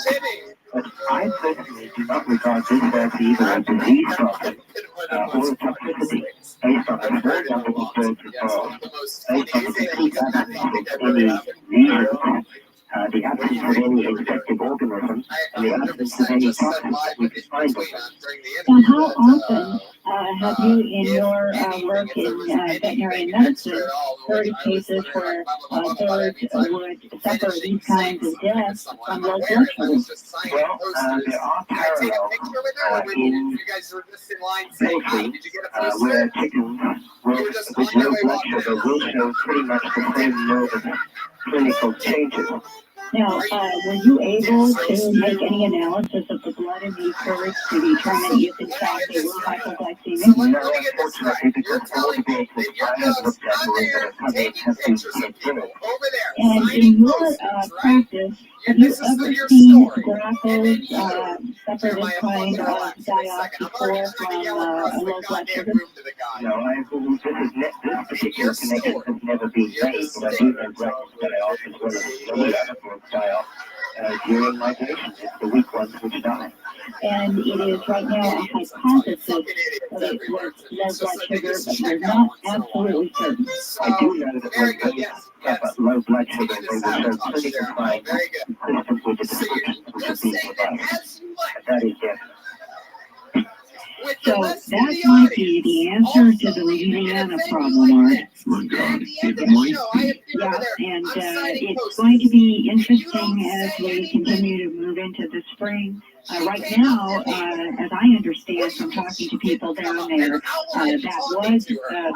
There was just about a 10-day period in which these grackles were found in various lawns and the streets and the sidewalks.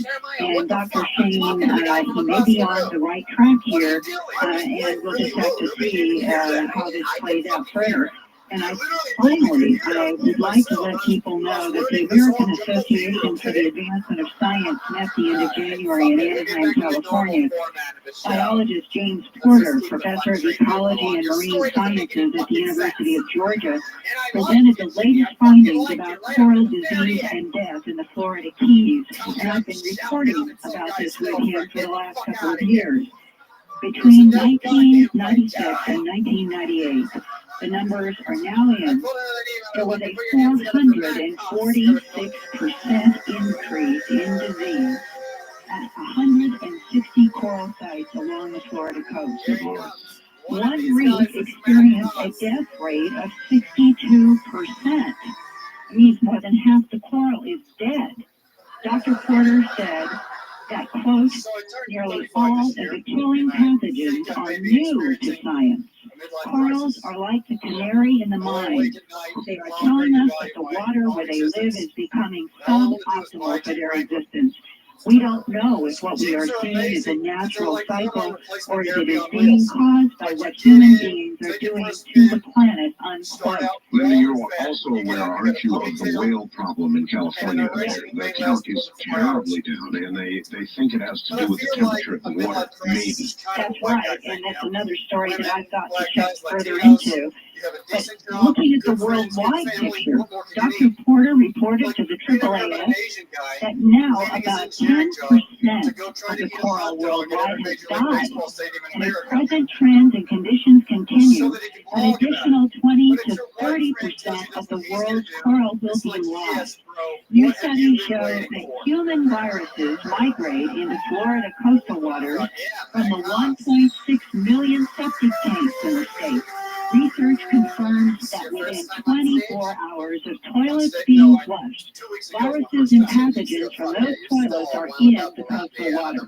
Many people are even becoming infected now with viruses and bacteria that are traced without flushing while playing in the ocean. And this septic tank pollution might also be related to the increase in the killing pathogens that have not been seen ravaging coral before.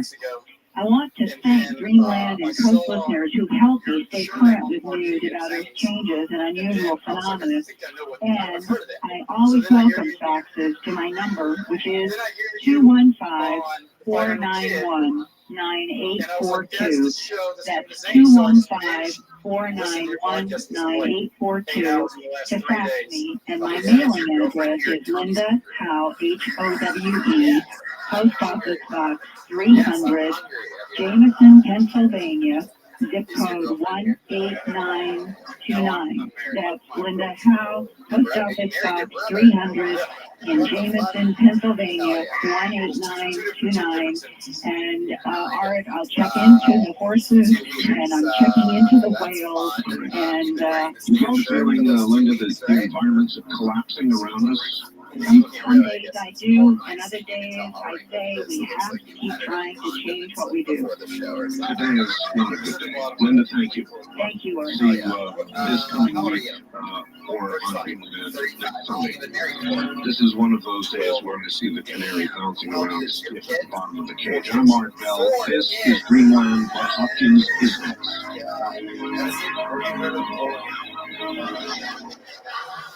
Online, of course, at AmericanGoldRose.com. Now comes Bud Hopkins, who should be familiar to all of you who listen to the programming that I do. He is author of Intruders, Witness, Missing Time. Why'd you stop going to church? He is a remarkable man who has been in this field deeply and is respected by almost everybody in it as one of its leaders. So here is Bud Hopkins. Bud, welcome. Well, glad to be with you. I guess, the first thing before we get off into what we're going to do, Bud, I'd like to ask you your reaction since you heard Linda Moulton-Howe's report. What do you feel about all of this? Well, I mean, it certainly is ominous to hear the ravenous encroachments really into the coral reefs, which are essential to the ecology of, the atolls, many areas in the ocean. It really sounds pretty horrible. The idea that a third might be completely gone in a few years. And the idea that she mentioned that this may have to do with too many septic tanks too close to the water's edge in Florida in particular. Again, I think it reminds us of the fact that overpopulation is just going to be a disaster to us. And I was thinking with some dismay of the fact that the Pope was just here in the United States preaching against birth control, which I find shocking when one considers what's happening to the ecology of the world. I could not agree more. And of course, as you pointed out, I think on the phone before the show, he's about to go to Mexico, where he is going to preach. Indeed, they're pretty much to acquire a very much a Catholic nation. And I don't know where all of this is headed for us, but I sense there's a reckoning coming. I can't shake loose of the fact that last week. Hey, lady, do I need to remind you to shut the fuck up? Your opinion means less than nothing. You're annoying. No, that's me. So annoying. And your boo during the other guys, with the other comedians setup was horrible. And by that I mean that nature finds an imbalance if we create one, and finds a way eventually to break the balance. And that may be true. And of course, whenever you look at something like a mountain range, I was in Italy with my wife last summer, and we saw a giant cliff that had obviously split in half with a scarp, mountain scarp. And you could see the various strata. This must have been a quarter of a mile high. And the entire thing had split apart, so there was maybe a distance of a quarter of a mile between the two halves of this very high mountain. You realize that happened at some point, not terribly long ago in terms of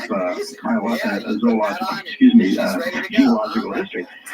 We realize that the Earth has always gone through incredible convulsions, and I think we sort of get ourselves lulled into believing that all the lakes are going to be the same height and all the water is going to be the same purity and everything is going to, the animal life is going to remain pretty much the way it is.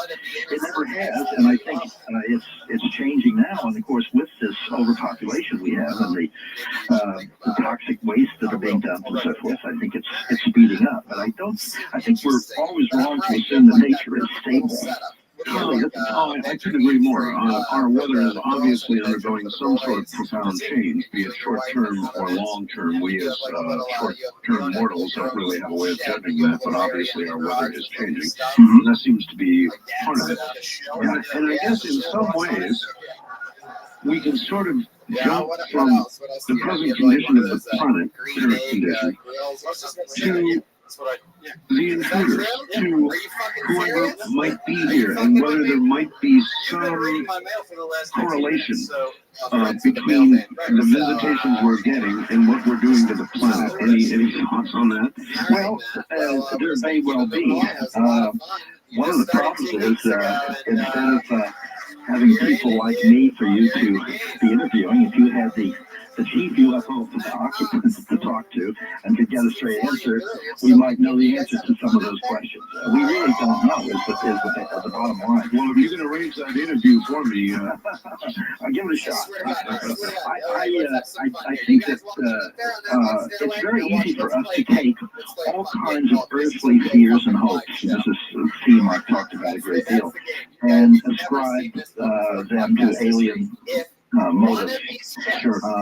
I mean, when we think of the vast number of movies that have shown alien invaders coming down and blowing up the White House and everything else, I would say the basic science fiction mode is to show the UFO occupants as being sort of cosmic stormtroopers or something. There's absolutely no evidence for that whatsoever in the case material. It's interesting when I think about it. In my advanced age, I've been at this for 24 years, and I've interviewed, I've worked one-on-one with something like 650 people reporting infection experiences, and Lord knows how many other people I've interviewed and how many books I've read and lectures I've attended and so forth. But through none of this, really, do we have any iota of evidence suggesting some kind of alien malevolence. But on the other hand, I don't see any evidence whatsoever of alien helpfulness. They're seem to be playing the game their way, holding the cards very close. They do what they seem to have to do, and nobody really knows what the ultimate purpose of this is going to be. What's going to turn out to be. There are many people who think the animal mutilations, the cattle mutilations, and the rest of it may be a form of environmental monitoring. And when you consider the possibilities, our government does not need to go into a farmer's field in the middle of the night and cut up a cow. No, I think you're absolutely right. I think that, one of the funny things about the sort of paranoid edge that people have when they look at some of these things is they tend to assume the enemy or the government or whatever it is that they're thinking about is practically infallible. Every paranoid ascribes to the enemy almost, whoever the enemy is, almost unimaginable powers. And for instance, as you just said with the animal mutilations, here we've had thousands of mutilated animals. And I've run into a number of cases that are clearly connected with abductions. And of course, so is Linda in her work, Linda Howe. The idea that somehow the government is running around in the dead of night and running into farmers' fields and leaving no footprints. And so this is just ridiculous. They could do it in a laboratory under control, under a controlled environment.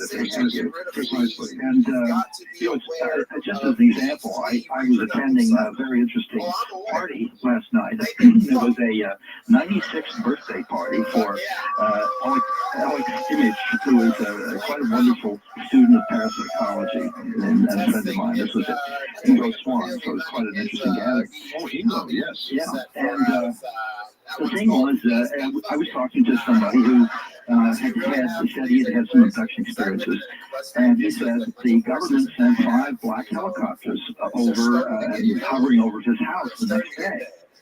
And this had happened again and again. And I said, well, what do you think the government is doing that for? And he said, oh, they're trying to intimidate me.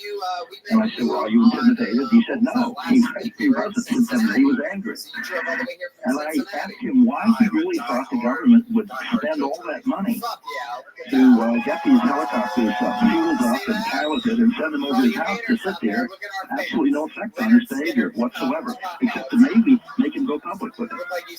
It doesn't make any sense. was again an imagining of government power and expense and so on. And I said, you know, if we have 30 or 40, 50,000 people abducted every night, let's just say, I mean, I'm making up numbers here, 150,000 helicopters divided up to fly over people's houses with the hope that somebody's intimidated. It doesn't work that way. You know, I think it's a part of the UFO phenomenon, actually.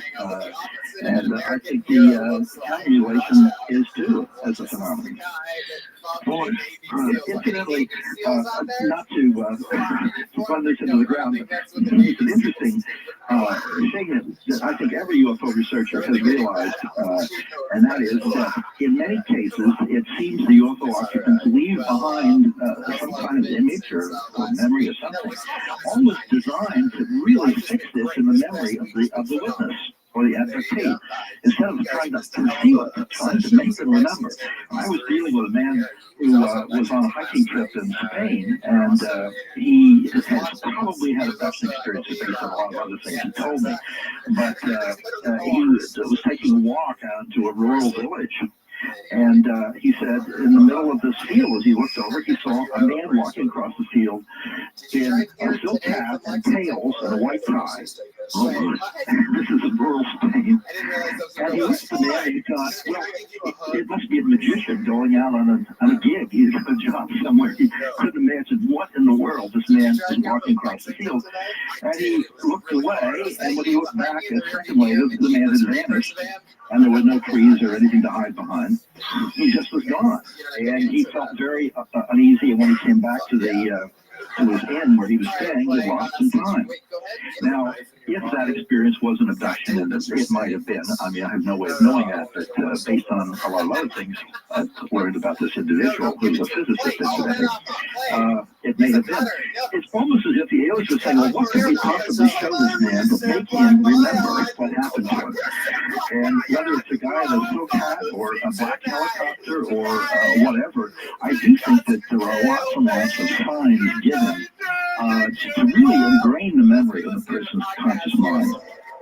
When something unusual happens, and I don't know why they do that. Oh, boy.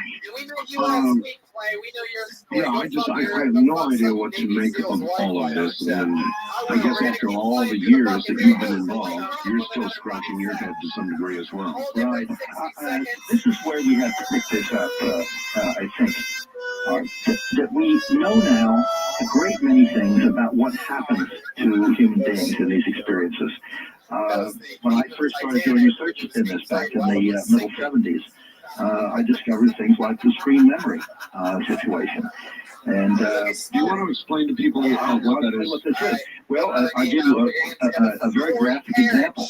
A woman was driving home, and she had had some odd experiences in her childhood, but she did not connect this following experience with UFOs until much later on. But she was driving home, and she said this cow came over to her car. This is at night. And the cow looked in the window of the car and had big soulful eyes. And the cow ran alongside the car, carrying the window, and she was going about 45 miles an hour. It was obviously a thoroughbred cow. And all of a sudden the cow wasn't there, and she got home very late. Well, she didn't see a cow looking in the window of her car, that's for sure. But it's as if in a UFO abduction experience, a person can be made to see something. This is played in on the brain from the outside. And maybe this is something which will make the person remember the experience consciously, at least the unusual quality of it. Or maybe it's a way of concealing the fact that this wasn't a cow, it was a little gray man with black eyes. And the screen memory, which is very, very common, another woman I was just dealing with recently, was driving along, and at night an owl came down, a big owl, and its wings were folded. It wasn't flying. It came straight down, landed in front of her car. She had to stop, driving a Volvo. And she said the owl just stood in front of the car and stared at her over the hood of the Volvo. And she was convinced that they had very big owls in that part of Connecticut where she lived. Well, the screen memory is a way in which UFO occupants can handle and make people see something that's not there. And that's, of course, creates a big problem when you do research in this, because what a person consciously remembers may or may not be anything like what is actually happening. How do you break through a screen memory? Can you take somebody into a deep state of hypnosis and break through that barrier? Yes, that can be done, and that's one of the reasons why we use hypnosis and why it's extremely helpful. And actually, sometimes it's not at all infrequent that you can consciously deal with a person, I mean, with a conscious, unhypnotized state, and ask a few questions. And the screen memory begins to crumble before your very eyes. I had, a quick example. Two young women driving home in a car from a party in the outskirts of Washington, D.C. came upon a 6-car pileup of wrecked cars.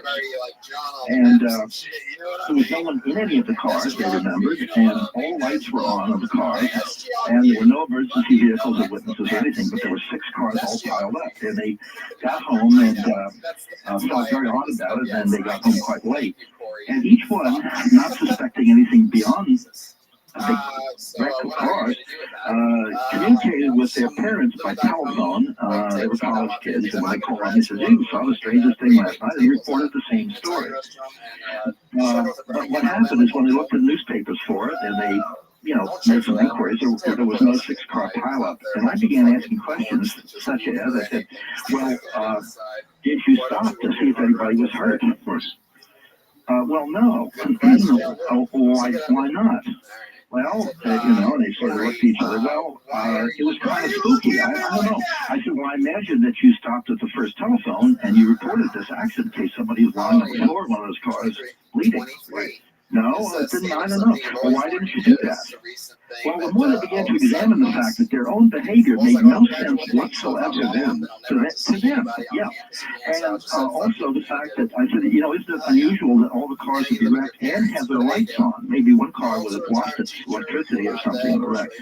And I said, was there a lot of traffic there? Because you don't get a 6-car pileup unless you got traffic. No, there was no car out, it's deserted. And every question I asked made them doubt that what they had seen was a 6-car pileup. And under hypnosis, separately, both women remembered, I had a UFO, and it was actually an abduction. The head stopped. But the point is that the fact that they remembered both of them remembered exactly the same image lets you know that this is not a self-generated false memory. What it is essentially is a memory that's imposed upon them from the outside. Right. Let me stop you for a second. You said that each one of them then later, under hypnosis, recalled seeing a UFO. Yeah, it was a landed UFO. Now that's very interesting because one great charge, of course, with the John McFerrin and all the rest of it is that there can be stings, there can be lies, there can be imagination injected into all of this, but for both of them to come up with the same story seems rather far-fetched. Yeah, well, it's of course one of the big, false stories put out by debunkers that this is some kind of fantasy that takes place in a single head. Because I've got cases involving 7 people at once. They all remember abduction case. They all remember everything happening in the same way. And of course, the Ray Fowler's book, The Allagash Abductions, which is an excellent book, dealt with 4 men who remembered everything exactly the same way under hypnosis of an abduction that took place in Maine.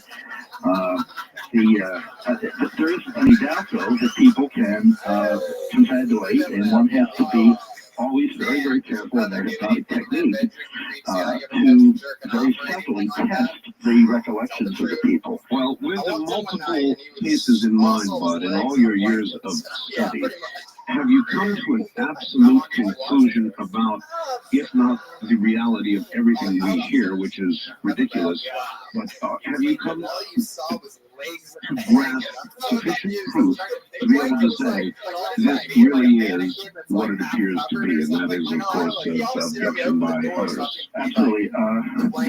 There's no doubt about that. One thing I never like to use the word proof. Proof is how much evidence it takes to persuade somebody that something is true. And evidently, for something like 15% of the population, they don't believe the Holocaust occurred. I know.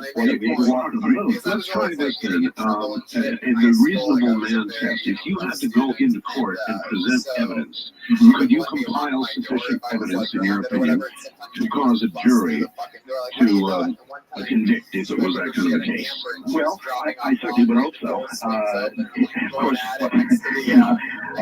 so did the prosecutors in the O.J. Simpson case, too. Well said. All right, but hold on, we're at the top of the hour. We'll take a break here. Bud Hopkins is my guest, and the subject is very, very serious. This night out herself from an area near Dreamland. This is Dreamland. And she makes it to the middle of the room. She's like, what's up? Everything's good. I'll take care of it. Just put it anywhere. She's like, what the fuck are you doing? Turn around. I'm like, no, I told you to turn around. She's like, no, turn around. About the sale on gold. All right, now it's back to Bud Hopkins. And Bud, here's a question that I've got for you. With all your years of research, and with the environmental distress that we're having right now, it might be useful to try and understand the motive of the visitors. There are a lot of people in ufology who think that, yes, things are collapsing around our ears, and these guys are going to come down and save our asses. So it might be useful to know what you know about what their intentions are. Well, there doesn't seem to be any way we can talk about what their ultimate intentions are. I have to say there are, a thousand theories. I don't think we can look to them necessarily to save our asses, as you put it. I don't think that we can do that. Although I fully understand the human need for us to want to think that. Yes. But you see, there isn't any doubt in my mind that UFOs have been flying around here for quite some time, and certainly in the 20th century. We have many, many sightings going back in the short term, going back to World War II. And yet I don't know of a single solitary Jewish man, woman, or baby saved from the Holocaust. I don't know that there was any intervention in trying to prevent the Allies from dropping the atomic bomb and killing so many Japanese people. I don't see any sense that there's been any kind of intervention on any level. So if you look back over past history and you realize they've been here, but apparently have not done anything to alter things, at least anything that we can see. Then do we presume a prime directive to use a Star Trekism? Right. Well, that's obviously a rationale. It doesn't necessarily mean that there's any truth to it, or that, for instance, in the prime directive, that they necessarily would try to help the environment either and intervene there. I don't really know. I just haven't seen any signs of it. And I certainly, obviously, join others in hoping that there will be some kind of help. But it seems to me they're very simple-minded about what they are doing with human beings, and it doesn't seem to involve the environment. Also, something to remember is many times when UFOs have landed, in the cases that I dealt with, for instance, in my book Intruders, when the craft landed and sat on the ground for a short time, the soil was kind of baked into a rock-like hardness and really became almost sterile and wouldn't support life. So this is as if we're getting wonderful lush greenery under a UFO. We're getting almost the opposite. I wish we got greenery instead. So I don't see any signs of it, although, obviously there's no reason to give up hope. Do you make any best guesses about what their motives are? What is your best guess? My basic theory, which I presented in Intruders, and has certainly been I would say accepted by the majority of abduction researchers, is that they have reached some kind of evolutionary dead end and need our DNA to revivify their own species. I'm beginning to wonder if that wouldn't be the blind leading the blind. Well, it might be, From but a DNA point of view. the interesting thing is that we have now, in terms of the writings of a lot of futurists, the sense that with cyberspace and the net and so forth, as time goes on, our brains should expand according to the evolutionists, and our bodies will become less muscular, less physical, really, less sexual, that as our genetic engineering is refined and in vitro fertilization becomes common and so forth, everything would point to the idea that we might be moving in that direction ourselves. And it's possible that if they have a 100,000 year start on us, they might have found themselves at some point where they need the primitiveness, really, of human sexuality, of human emotions, of human physical vigor, and so forth. And therefore, in coming here and taking our DNA and setting up some kind of breeding experiment, creating a hybrid mix, they may be attending to their own problems. That may also ultimately help us in some way, too. We don't really know. But I think that that seems to be the absolute dead center of this. But I've heard from a number of researchers that, and I've interviewed women who claim to have been abducted, impregnated, and then at a later time shown what they were either told or assumed to be their children. Absolutely. How common is that? It's extremely common. I would say that the vast majority of abductees that I've worked with have recalled, either consciously or under hypnosis, some kinds of procedures inside the UFO which involve removing, apparently, ova, and simply removing sperm, and these artificial inseminations taking place. It's not sexual activity, it's reproductive activity. And they're later shown their purported offspring. Now, this is, of course, what I presented in Intruders, and I think until then we were floundering around trying to figure out why they were doing this, and particularly why they were doing something that I had written about in Intruders, which was picking up people in childhood and then going back and targeting them again and again as if there's something about that person's development which is important and interesting to the UFO occupants.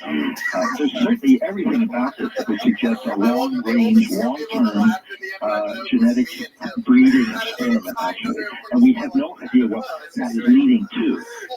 Various people have different theories, and David Jacobs has spelled out a very, very cogent and rather frightening theory, which he said he profoundly hopes is not true, about what the future holds. But they seem to be absolutely single-mindedly set on that. If David Jacobs is correct, then we ought to be shooting at them, shouldn't we? Well, it's a very ambiguous thing.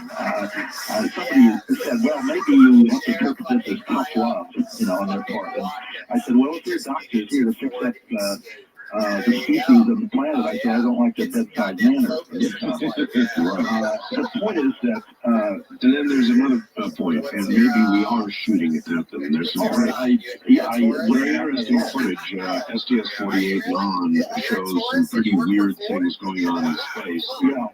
And this brings us to, let me ask about this, Bud, it's important. Do you believe that A, our government is aware of the intruders, and B, there's, of course, the conspiracy theory that our government has made some kind of deal with the intruders? Well, the answer to one is there's to me no doubt that they know about this. I have absolutely no doubt about that, and I think that actually Roswell is probably only one of a number of UFO crashes, so I think the hardware is there, and I don't have any reason to doubt that whatsoever. So some branch of the government, probably a very, very small, carefully selected branch, is very aware of this, and there is a cover-up. As to whether or not there's been some kind of deal made, I don't think so. And basically, and the reason I don't is because it seems to me that they can do pretty much whatever they want to do. They hold the cards in their hands, the UFO architects. And I don't think, I used to have this amused image back in following that particular theory situation, back in the days of Bush and Dan Quayle, that I had this image of a little gray guy with a clipboard standing in the big black eyes in Dan Quayle's office and said, here we got a 2-year-old from New Jersey, we want to abduct, and we got some insurance sales in Long Island and so forth. If you'll sign off on these, we'll take them and get your commission, and we'll give you something in exchange. And as if they had to do that. I mean, but here's something to think about. I mean, go back further. Go back to Jimmy Carter, who had his own experience. Right. Jimmy Carter, who once was confronted by one of my listeners who was standing in front of him with a book. He had a book, and Jimmy Carter was autographing it for him. And he asked, he said, President Carter, you told us when you ran for office, you would tell us what was known about UFOs when you got into office. And he stopped cold and he looked up, because a lot of times when you're book signings, as you know, you just sit there and sign and sign and sign, and you hardly even ever look up. Right. Jimmy Carter looked up at him, and there was a tear in his eye, and he just stopped. And then there's Reagan, who 3, 4, was it 5 times said, what if our Earth was forced to unite against an enemy from out there? Yeah, that's what Reagan said, you know. Right. And plus he had, I believe he had the UFO sighting himself. Yes. And, well, in other words, were the presidents close to this information? Were the presidents informed, or is it some off-the-shelf in the basement operation outside of government elected? Well, frankly, I don't know the answer to that. And one of the ways, the reasons I think we've made a great deal of progress in understanding this whole crazy business is that we follow Alan Hynek's suggestion, which was specialized in UFO abductions. I was talking to Linda Howe once, and she was, of course, specializing in animal mutilations. And I said, well, you know, I don't get many dead cows on 16th Street between 7th and 8th Avenues in Manhattan. It's very hard for me to deal with that subject. When it gets to government cover-up and who's doing what, I have enough information, and some of it from case material that I've looked into, including one UFO crash, which is an extremely interesting case. It's not yet made public. But I have enough information to have no doubt that the government, some branch thereof, has picked up the pieces, so to speak. Whether or not Jimmy Carter knows, or Reagan knew, and so on, or Bill Clinton, I have no idea whether this is some sort of self-contained thing. Well, thank you for mentioning Bill Clinton. He one of the first instructions, in fact, the first instruction he gave was to find out 2 things. Who killed Kennedy? Mm-hmm. And whether there really is anything, what knowledge we have about the UFOs. Apparently, he was satisfied on neither point. Right. Well, my guess is that this is so high up in secrecy quotient, really, that probably some self-appointed or government-appointed some earlier time MJ-12 type of thing, type of organization. If it isn't MJ-12, there would have to be something like it. Might even feel empowered to conceal this from the president on the grounds that until something breaks in a dramatic way, that there's some sort of communication, or we know what the aliens' ultimate goals are, if we could trust them, that the president kept uninformed. Who knows? We do know, for instance, is historical fact that Harry Truman had not been briefed on the atomic bomb as the vice president of the United States until he succeeded Roosevelt after Roosevelt's death in April '44. He nobody told him he was the vice president. He was a very sick president. He didn't know a damn thing about it. Now, this is This can show you how compartmentalized intelligence communities can get. And you remember the movie Independence Day, right? Yeah. The second half of it I thought was pretty sensible, but the first half of it I thought was very provocative because the aliens that came down didn't want to make a deal. They didn't want our resources. They didn't want our women. They didn't want anything except for us to be dead. And that struck me. Now, if that should happen to be the case, and information is being withheld, I don't know how warm and fuzzy I feel about that. Well, I agree. None of us would feel warm and fuzzy about that. I think, actually, when I examine my conscience, I know that if I felt people were dying at the hands of the aliens or something like that, if there were deaths, if there were things a great deal worse than what happens to people, and what happens to people under abductions, I think of as I think is called collateral damage. In other words, it's not intended. It's very much like when one of our rockets hits a hospital instead of an aircraft battery in Iraq.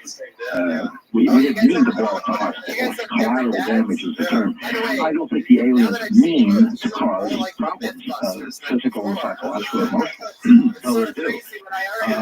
But if I felt truly that they were deliberately out to do us in some way, and there were deaths and so forth, I think that I would be looking at the whole phenomenon very differently than I do. I would have an enormous rage and what I would be doing. But it doesn't seem to be that. And let's say this is one of the reasons why the whole phenomenon is so puzzling to the people to whom it happens. Because as one man said, he was a pretty strong specimen and well-built, and he said, I couldn't believe it. He said, I'm looking at these little people who had me paralyzed, and I could have knocked them, here to kingdom come. And he said, I couldn't look at them as enemies because they weren't actually doing anything harmful to me. They were just staring at me. And he said, I couldn't look at them as friends either, and I didn't know where to put them. And my emotions were sort of flooding here and there, but they weren't focused in any particular way. And I think that that's one of the reasons people have such trouble dealing with this. They go with all kinds of different emotional rushes because there is no clear-cut signal coming through. We are here to hurt you. We are here to help you. We are enemies. We hate you. We are your friends. Those things don't come through. And I think when you read even something like, if you follow some of the abductees' various different positions at different times. And Louis Traber being a very good example. He's gone everything from hating them and dread and terror and thinking they're wonderful and they're visitors and bouncing around because I think essentially no one is getting a clear signal from them. His latest attitude is closer to David Jacobs, frankly. I think in his beginning he has some rather severe reservations about their motives. Well, I think that I don't think anybody can be in this very long, and as I have been, and look at the damage that's definitely done to people psychologically. I mean, as an example, I got a phone call with a police lieutenant in New Jersey who has had these experiences, and he said that the humiliating thing is he can't go to sleep at night with without the covers pulled up to his eyes. And he's embarrassed because he has a wife and a child. The windows have to be closed. He has to have a gun there. I mean, now this is something Canada's 40, and you could multiply this by thousands of cases where people have been traumatized. I don't think deliberately on the part of the aliens, as I said, collateral damage, but the damage is very, very real. And there's no way that you can face this day after day and see the emotion people put through and the trauma without being plenty angry and depressed about what might be the ultimate goal. We don't see the ultimate resolution of this. All right, now, hold on. We're at the bottom of the hour. We'll be right back. And when we do come back, I want to talk a little bit about the New Age community. And again, reference the movie ID4. We'll be right back. This is Dreamland. For a second, Mike, what do you think of stand-up comedy here tonight? Once again, Bud Hopkins, Bud, again, Independence Day, I recall the New Age community and the way they were depicted in ID4, where they all rushed to the top of the building and held up banners saying, welcome, and of course, the bottom of the ship opened up and vaporizing. Now, in ufology right now, we have sort of a segment that's a New Age community segment mixed in with the hardcore ufologists. Right. And they're the ones who are liable to be thinking that our butts are going to get saved and that these people are the gods, little g or maybe even big G, and they're getting mixed up in ufology. How do you see that affecting things? Well, I think that we have to, as close as possible, do something like science as we look into this. I mean, we really have to, as objective as we can. And we have to also recognize that bound up in every human being's brain is a whole range of fears and a whole range of hopes. Quasi-religious hopes and feeling somebody's like looking out for us out there, and fears that we're going to come to some horrible end. We have just simply got to train ourselves to keep that box of fears and that box of hopes out of the picture and to try to look at this as objectively as possible. And one thing I'd like to mention, because I realize we haven't really gone into the some of the patterns of all this, but I would like to, if I could, suggest if anybody's interested in reading about the work I've done and the things that I've uncovered over the years, that I have 3 different books that you mentioned at the beginning: Intruders, Missing Time, and Witnessed. But they are available if somebody wants to call the Greenleaf Publications. There's an 800 number, 1-800-905-8367. 905-8367. It's an 800 number, and they actually can take calls as we continue with the program, because they're set up with operators to handle calls. We also have links on the website to each and every one of your books and your website and Amazon.com. All of that's on my website now, as people are used to. So if you want to, that's terrific, because I think that if people have a chance to read the books, they can get a far more rounded picture. Obviously, we're sort of dipping in and out of a vast subject. Obviously, in my opinion, the most important subject that any human being could be talking about right now, actually. And one other thing, we are going to have, for people in the New York City area or wherever, we're going to have a conference on April 10th with a number of people who have been guests of yours. Stanton Friedman is coming, David Jacobs, myself, of course, Jerome Clark, Jerry Clark, who's edited this wonderful UFO encyclopedia, and Carol Rainey, who is doing a piece on at the conference on April 10th about how the media has responded to this. She's just going to be a little bit of an inside story on the infamous NOVA program about abductions. Yes. She's a media person, and I will just give if anybody's interested in getting in touch with us about this information, there's a phone number here, 212-645-5278, and they can receive information. That's the Office of the Intruders Foundation. But it's going to be a one-day conference. I think it's going to be extremely helpful, just focused on the UFO issue, on the UFO abduction issue. All right, well, it sounds like a good group. I'm familiar with everybody. One other issue I want to ask you about, and that's ufology itself. Right now, it's sort of tearing itself to pieces. I see fights going on now, vitriolic fights over the internet and elsewhere, as I've never seen before. It's like there are paid disinformation agents or troublemakers out there right now. I've never, in all the years I've been covering this, I've never seen it as intense as it is right now. That must mean something. Well, I also, I think we have to thank the internet for making all of this possible. Because, 5 years ago, before people were busily logging on, if you were angry at somebody, you more or less sat home and stewed in your own juice or wrote a letter something. Sure, you couldn't make it public to the entire world in 2 seconds. And I think that has elevated I've often felt of the internet now as being like a giant newspaper that has 230 million columnists and 4 reporters.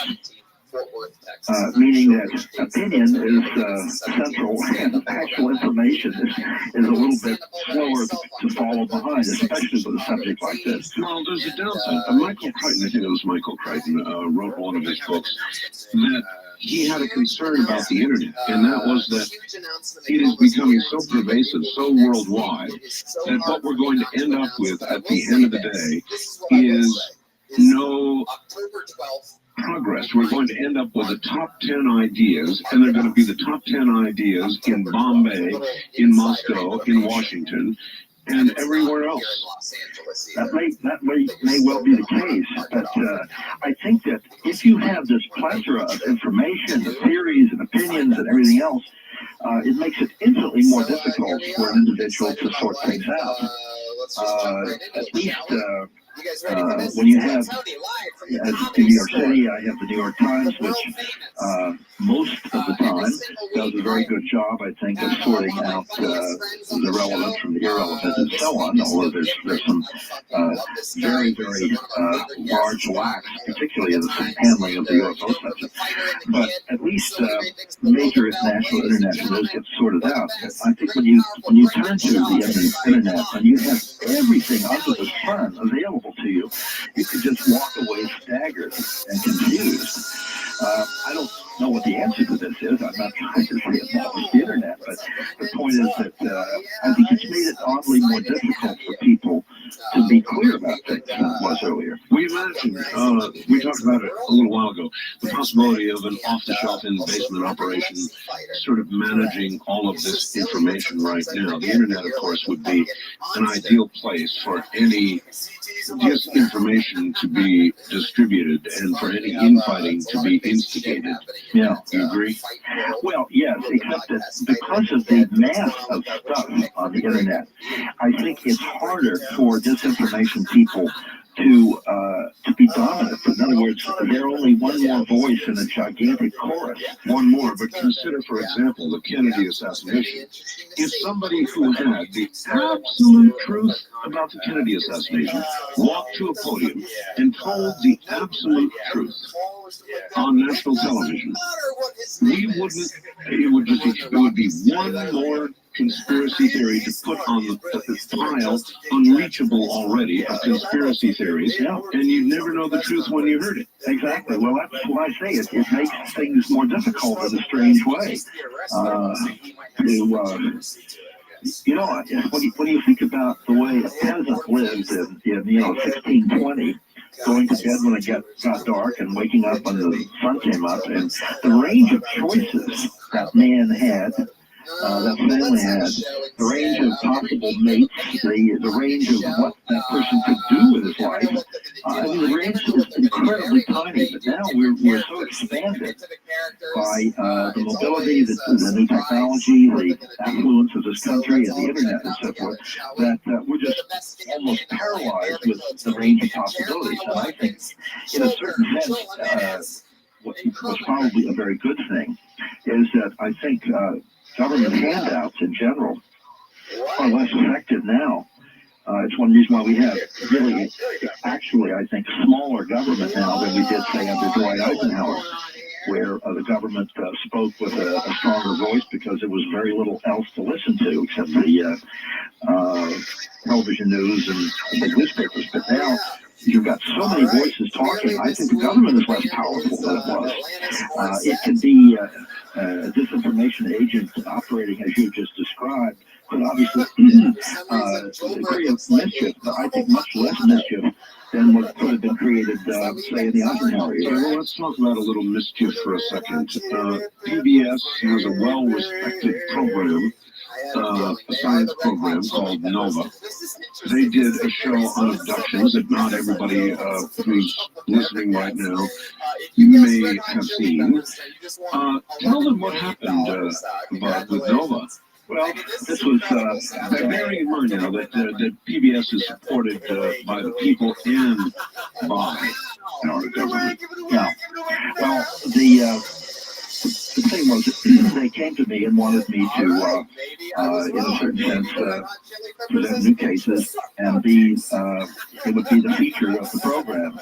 I realized ultimately that I was the target. John Mack came in at the end as a second target, but I'm afraid I got the brunt of it. And what did they say about you? This is what they did. I said, let's avoid any cases that involve hypnosis because hypnosis is always attacked. Let's just deal with the cases where people remember things consciously. And as an example, we went to Florida to look into a case that I had never met the people, but I had received letters. They filmed interviews with these people talking about what they remembered consciously having happened, the abduction of their children. And the husband in this particular family described to the cameras how he was paralyzed. He went down and he was lying on the floor with the cameras filming him. He was paralyzed and trying to move a knee to hit the wall to wake up his wife because there were two aliens standing within 3 feet. And he could see at the end of the room a couple of other occupants floating his 4-year-old son out the window. And this is enormously dramatic, enormously moving.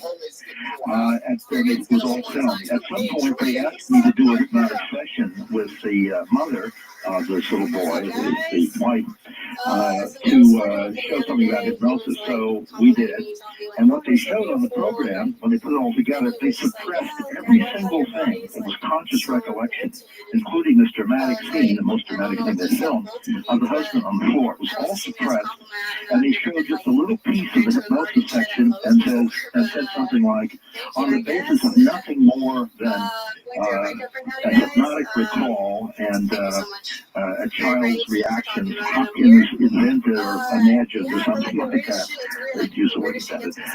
An affection experience. Well, I recall that. I mean, it was, and on top of this, one last thing, and I don't want to get going on this, but I still am so angry.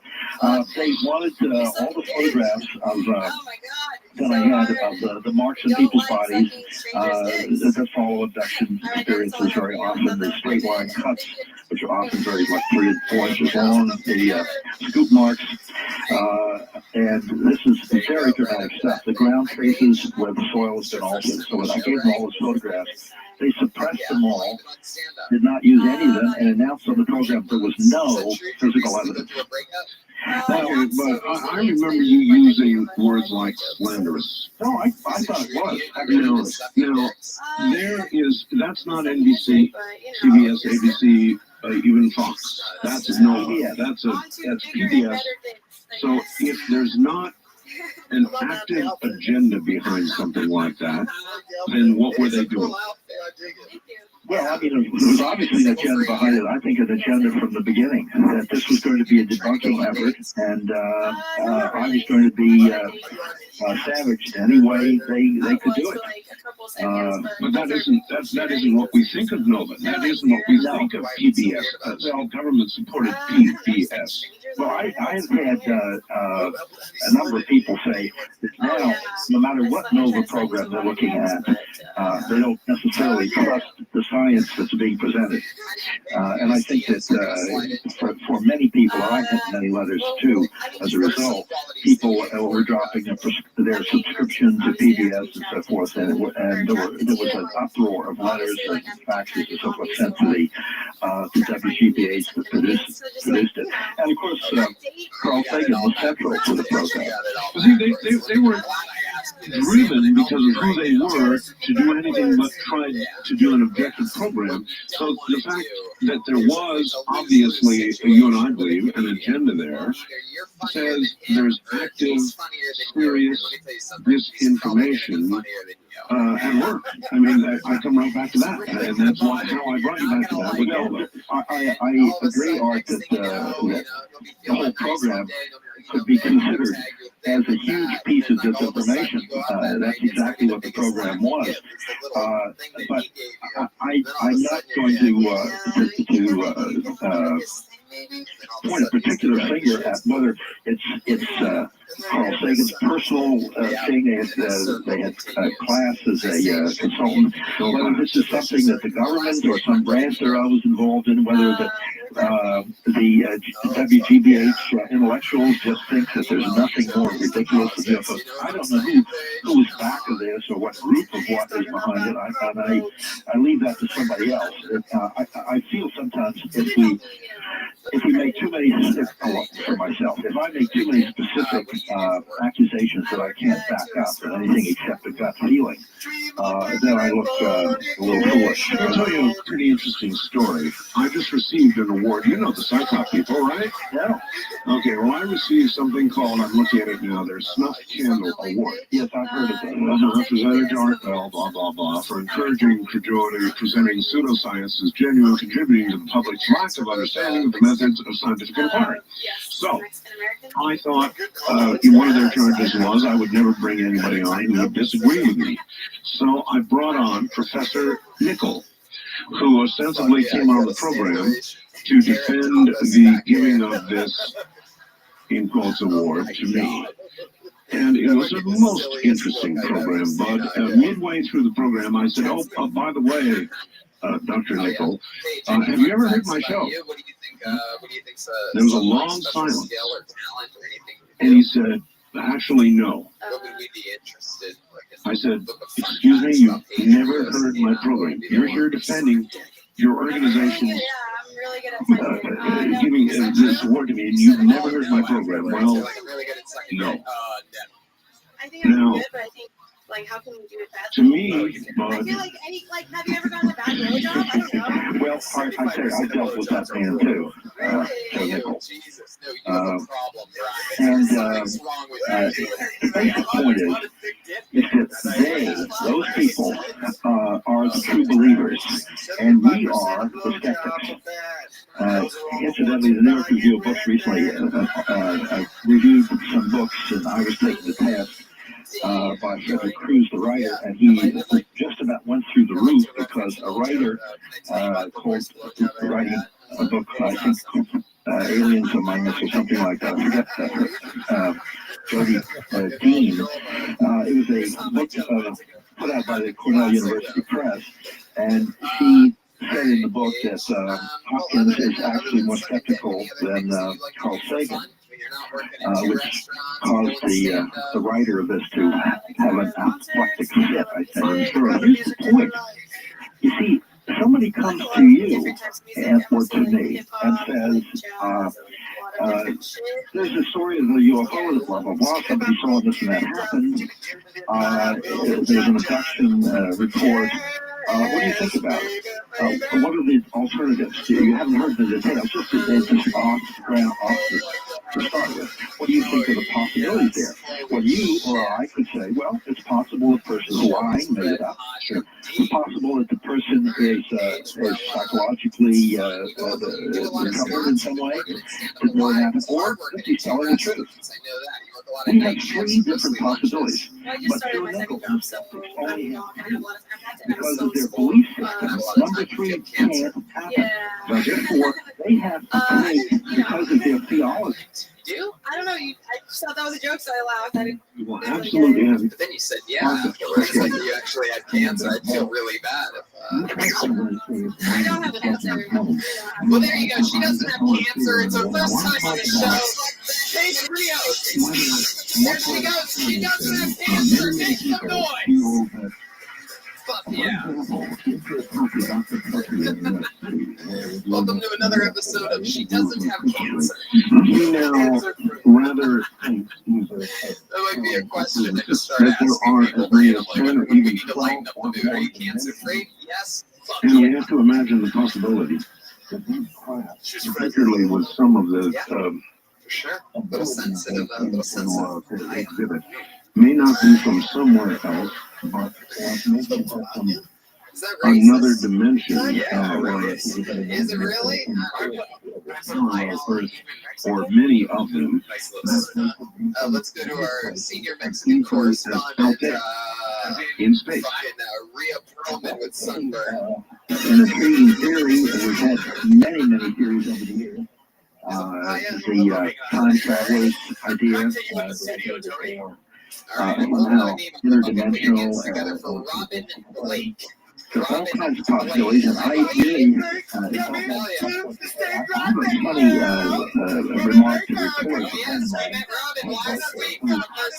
Had been in theater for years, and Robin Blake, everyone. when the UFOs are seen and then they leave, they disappear, where do they go? I don't know. You know what you guys are thinking? I don't know what bathroom I'm supposed to be in either. I suppose that's a metaphor for moving into another dimension. Yeah, my name's Robin. A lot of people try to call me Roberts. This point, which I find extremely interesting. I really don't want to choose a gender, you know what I mean? To bring up I don't really want just to, on like exactly it's, on this okay, point. it's a gender spectrum for a We have university. Then my many major would be case reports undeclared, that suggest when a person is abducted, I used to be the bisexual, craft and the abductee, or and it was really confusing. It's like half of me was rendered gay, half of invisible. me was straight. No one can see And them. when I'd see a beautiful woman, In some other dimension, as you explained, or what? Yeah, is it some like the straight side of me, Or even more mysteriously, the gay side of me, sorry, I'll finish this up. The gay side of me would be like, I want to fuck. But the straight side of me would be like, is somehow connected with the phenomenon in one way or another. I just wanted to report a case that I was visiting Australia a few years ago, giving lectures. After lecture, a couple came up and they were rather Sandra Cass, our energy going on right now. Definitely, and I'm not sure who has the dick and who doesn't. That's the crazy part. No, it's and Cassandra they doesn't have a dick. asked me We a few know that. She questions. once did. I guess I can say that. Are we allowed to speak this past dick? At one I don't know point, how it the works wife said, anymore. "Well, I have feel you like ever seen anything like this this?" is how And I'm handed never me going to have a big before. corporate job. It's because I ask questions like that And every all the Monday. snapshots were in a sort of when you put something in, you put it in. Job immediately. Hired after he was hired. It was only 2 hours. And I said, I had to see anything like this, and I said, Can we talk about the dick? No, and Robin, you don't have a dick. Am I correct? Never had a dick. Never had a dick. having to do with the trip that they made when they took their children to But you, let me get this right. You met you last week, born a female, but got into the bodybuilding business, took some testosterone, jacked up to crush your opponents, right? Crush the weights, right? Yeah, you also crush the weights. Yeah, you just don't take steroids and get big. I see what you're trying to say, Brendan. Clearly, you've been accused of being on steroids as well. I mean, Tony, the steroids don't do everything now. Come on. Give us some credit. I put this picture, and when we got them back, we weren't in the picture. I feel like Usada's going to come in right now and test you for no reason. Look, yeah. Robin, how long's it been since you took some steroids? About a year. About a year. Do you have any questions for her steroid use? See, if you were doing steroids on the beach, on the playground there by the beach. Yeah, no, that's true. That's an old press thing. Yeah, yeah. Is that leather? Yeah, I know it. Yeah. Did you used to Go back there again after that day. carry them around a fanny pack? So, my ex-boyfriend used to like just shoot me in the butt. Damn, was your ex-boyfriend a bodybuilder too? He was a no, he was a trainer. Oh wow, he was your trainer. Wait, he used to shoot you in the butt, but where did he put the steroids?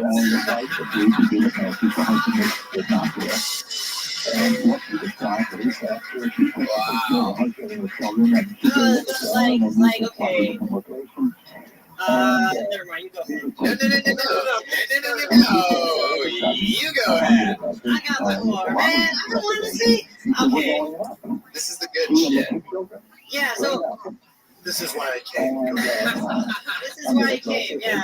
So I did sort of false lead. I said, well, does your husband A little bit, unfortunately. Did you ever, buddy? Never, no. See, like I realized that I like the performance of bodybuilding, but I don't like the vanity. It's really boring. Like I think everybody's been telling me I should go into lady wrestling. And I'm thinking about being the androgynous monster. Oh, I fucking love that. At the end of this, down she goes again. That's the start of your theme song, I do believe, when you hit the pro wrestling circuit. Oh, come on, it's the androgynous monster. Fresh out of one of the locker rooms. You can basically wrestle anybody, Robin. I got news for you. 1 week you're in there against Charlotte Flair, the next you're in there against Daniel Bryan. I can just see it.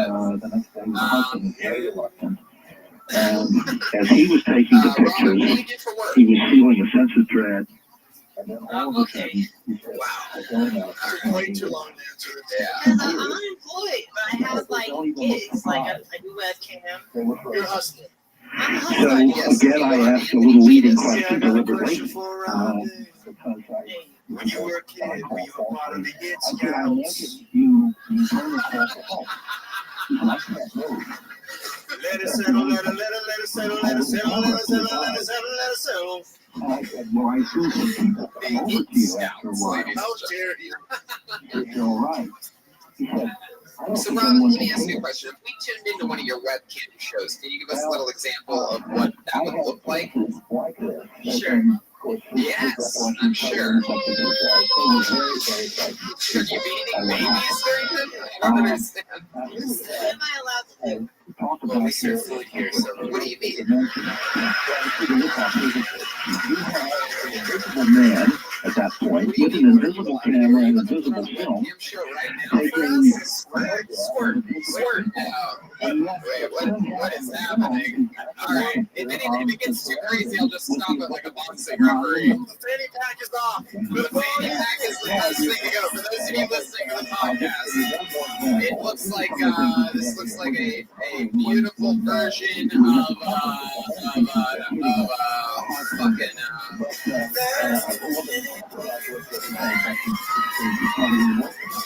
got off a plane in Chicago. Before you go any further, we gotta get Tony's flow. Holy shit.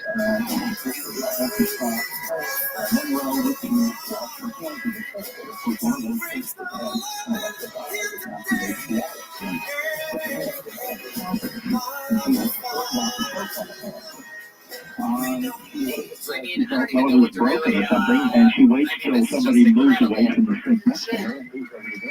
Look at that. This is like, I was like, I was sitting there take some balls to do that. yeah, it almost does. She has an incredible body, and for all you podcast listeners out there who are not watching this video, Tony just raised the table with his boner. Yes, everybody knows this is exactly what I'm into. Is fucking, serial killer faces with hot female built bodies. I love a chick that looks like she eats people's corpses. That's what I'm into. You know, and people that look like they're part of bombing plots. Tony, I just built a body in my pants. Tony, yes. Did you read the live stream? No, like almost like every other comment was like Tanya Hinchcliffe. Yeah. Which would suggest that when the induction is taking place, and this is why but they are less than nothing to everybody. They are anybody who has that kind of time and hateful energy. I think they're great. Like you could ever win them back. All right, what are we doing here? Robin, we have spent a lot of time with you. You are one entertaining.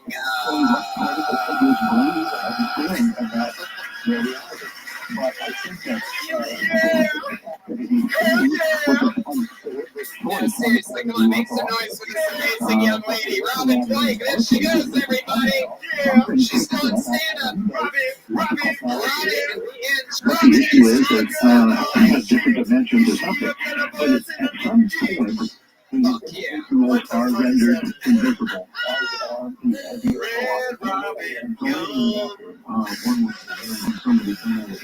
Chaos, ladies and gentlemen, chaos. I think that this is electric eye activators on the wall. All right, pull another name out of the bucket. Put your hands together for Dave Melkheads. Yeah, sure. There was nothing in front of them to break the beam. No physicality. He's running through the microphone. Hi, everyone. How are you? First things first, before comedy, I was a obviously we're talking about things that are so magician. highly theoretical. It's very hard. And I'm not a theoretical person. I'm not a big speculator, as you might guess.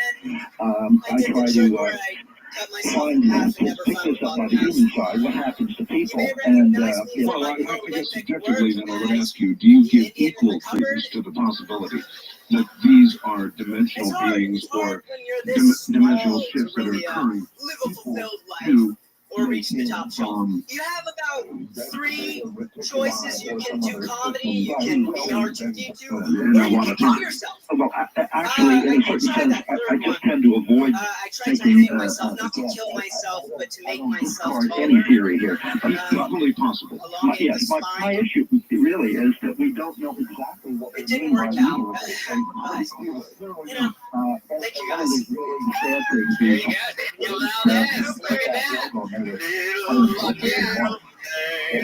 He didn't think that the Big things come in small packages. And I'm just still talking about Robin Blake. Daniel, that was fucking awesome. Very funny. This is your first time on the show. Second, wait, how do I not remember you? Do you have like Benjamin Button's disease or something like that? You were much older last year. I haven't gone and defined that. No, he didn't. And it just shows sort of endlessly complicated it is to yes, the dark ages of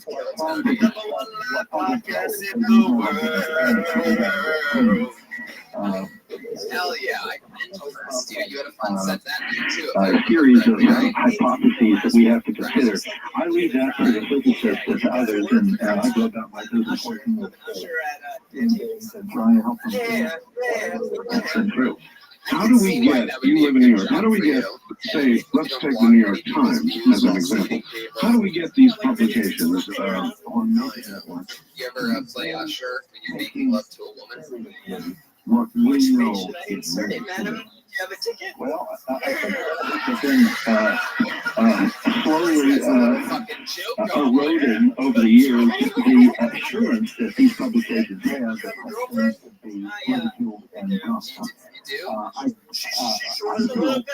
She's short too. cautiously optimistic that somehow or other the public will show us. The public understands that something is going on out there which has not been explained successfully by the debunkers of the government or anybody else. What does she do? She's not sure with me, but she Think that as long as the public is curious, that we're going to have mainstream media.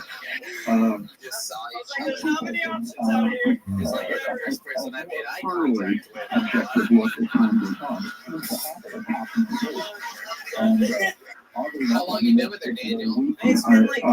I'll be doing actually cable television interviews tomorrow. We're doing this program as we speak, and I'll be receiving Nippon television on the coming morning to do a taping for a show they're doing in Japan, and then appearing on an NBC. I believe the 17th of the month. It's a lot of media coming up in a short period of time. Is that the NBC confirmation? Yes, exactly. Well, you're right. I think that has a chance of being a pretty good show. And Japanese television, for some reason, and maybe you have some insight here, for years now, has been taking this whole thing a lot more seriously than the American media. No, absolutely. You know, Art, it's a rather funny thing. I got a call a year or so ago from a reporter from the Manchester Guardian in England. And the Guardian is, of course, one of England's most prestigious and relatively speaking, highbrow course papers. And he said, Mr. Hopkins, I'm calling because I'm curious to know if you can answer a question. Why do you think the mainstream media is becoming more interested in this subject? And I said, well, you're calling me. Why don't you answer the question yourself? Why didn't you pick up the phone to call me? Because it's extremely interesting. Slowly but surely, if one person, one media source expresses an interest, other people get interested too, even to ask why the first one was interested to begin with. So I think we're making progress. I think it's slow. I think it's going to be obviously very gradual, but having been in this since, having been paying attention to it since I had my UFO sighting 35 years ago, actually 1964. In those 35 years, I mean, it's been an unbelievable shift in media paying attention to this, and I feel cautiously optimistic that still the New York Times, the good old gray New York Times, just simply cannot bring itself to accept the possibility something may be going on. Well, chuckle as they may in the audience, and though I present a lot of material that may or may not be true on my programs, I have a very open forum here. I am very much a skeptic, with the exception of one thing. I had one very close encounter sighting myself. And you cannot have that. About 4 years ago, you can't have that happen to you without it changing your life in really measurable, serious ways. No doubt about it. Same thing happened to me. So, other than that, other than what I saw with my very own eyes, and my wife saw, thankfully, at the same time, about everything else, I'm skeptical, and I just, if I can't put my hand on it, I can't declare it to be so, but I feel it, and I know something is going on, and I guess that's about where you are. Yeah, exactly. Incidentally, in my list of media, I just did the Roseanne Barr show on Monday. So, you did? One more thing I forgot to list, and of course, shows like that. I'm curious. She's been after me to come on. How did she treat you? Well, I liked her. I found her to be very genuine and funny, and obviously she's, as a comedian, she'll sort of take something funny and play with it like that. But she seemed generally, it was an extremely funny remark at the beginning. She says whatever comes into her mind in a real way, not just trying to be outrageous or something. But and that's a key young man in Tennessee who I Okay, we're at the bottom of the hour, so hold that story. We'll be right back. Ron Hopkins is here. Time is short. This is Dreamland. Almost interrupted myself to say, all right, back to Bud Hopkins. That's machines for you, Bud. The top show mind hears a second of silence and jumps in automatically. All right, so this is a relatively new phenomenon. This whole disappearing thing, invisibility, in fact, you're the first to bring this to my attention.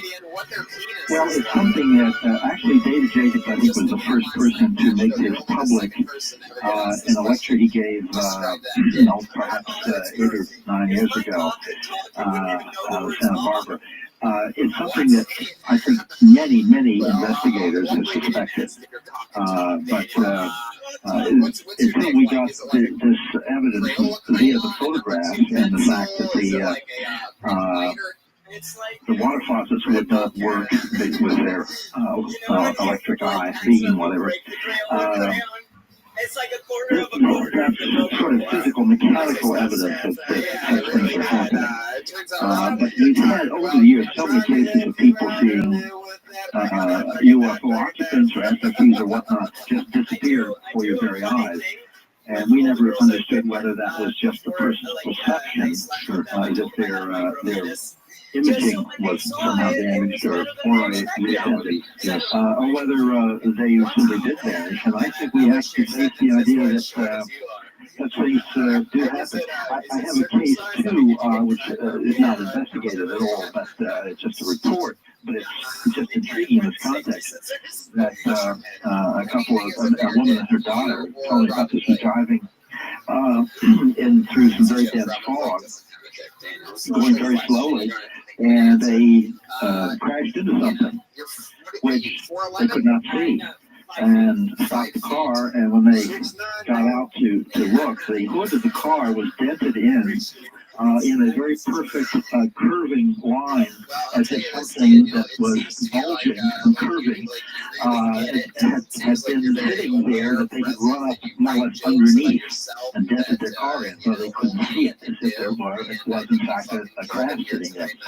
But I think we've got a lot of suggestive accounts like this that do buttress this idea, at least, that we have to consider this invisibility issue. And I hate to even use that word. It sounds so science fiction and so forth, but we're facing a technology that's beyond anything that we've ever run into here on Earth, and it sounds off the wall, but of course if it's going on, excuse me, if we are dealing with then the sky's the limit in terms of what may be happening. All right, I'd like to try a couple of quick calls. First on caller line, you're on air with the Bud Hopkins. Hi.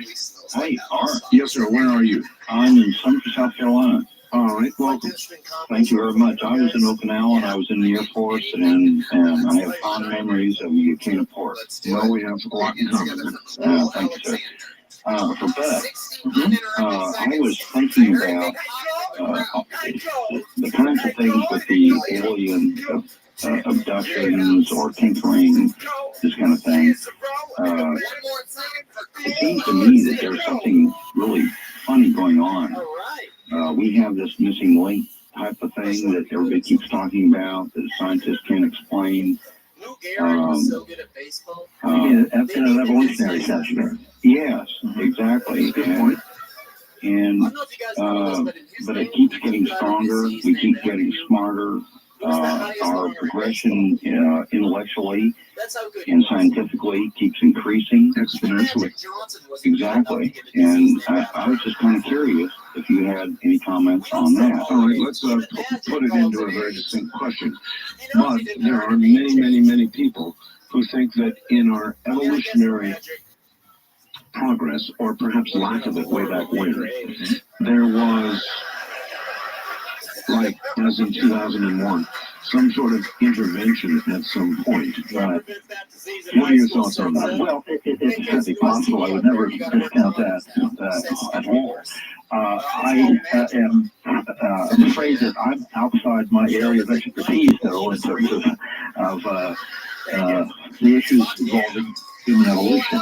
I know that recently there were some discoveries made which were quite widely written about, of something that does, I think, almost a whole skeleton of a creature that did seem to be something of a missing link. So perhaps the missing parts are getting filled in. I don't really know, but there'd be no reason to think that beings of a higher intelligence who are able to do all kinds of genetic engineering might just help us along at some point. I just don't know enough to have about the evolution of man here in a technical sense to have a firm opinion about it. It's possible. Absolutely. Thank you for your question. It was actually a very good question. I've always been curious, and I too think there's at least the possibility, certainly even within mainstream science, with that period of time missing at such an opportune moment in our history. Well, and of course, I believe it was Crick who posited the idea that we had been artificially seeded by DNA that happened to be floating. And there's Sitchin. And of course, there's Sitchin. There are all sorts of theories and areas of evidence and so on. Then there's one more thing, Bob. Well, there's one other time that's very curious in our history recent. That, of course, being 1947, 1948. When you look at the whole Corso story, and I think I spent more hours interviewing with, by the way, Colonel Corso than anybody in the media. You've got to look at that time as a bit of an exponential jump in technological capability. I mean, there's no question about it. The transistor, all of that's a little foggy when you start looking into the labs. The jump we took right after the alleged crash at Roswell, the idiotic performance of the Air Force in recently trying to debunk Roswell. When you look at all of that, there's a kind of a suspicious little period right around the alleged Roswell crash that should be telling us, or may be telling us, something as well. Well, if we have wreckage, crash sausage, and it is my personal belief that the evidence persuades me we do. And if we have scientists who have heads on their shoulders, and we simply do have such scientists that didn't come up with the atomic bomb and all kinds of other things that helped us win World War II, and for better or for worse, I should say, in terms of what they've come up with, one has to assume that the minute that material was recovered at Roswell or wherever, it was taken into a closed area, and it was researched from one end to the other, and who knows what sorts of things might have come from it. My problem with Colonel Corso's story is that he is basically saying nothing was done until 1961, or until they gave him a cardboard box full of stuff rattling around. Or I don't think that happened, frankly. He may have been involved in something along the way, but the point is, by 1961, the research would have been incessant. I mean, what do you think of Vannevar Bush, who would presumably have been involved in it, and a number of others, absolutely top-flight scientists? Every scientist in the world who had necessary expertise and clearance would have wanted to get into the act and given up everything else to work on that alien technology. And I suspect that probably did happen, but I don't think that Colonel Corso was centrally involved, because I don't think 1961 means anything as a date. Perhaps not, but 1947 may.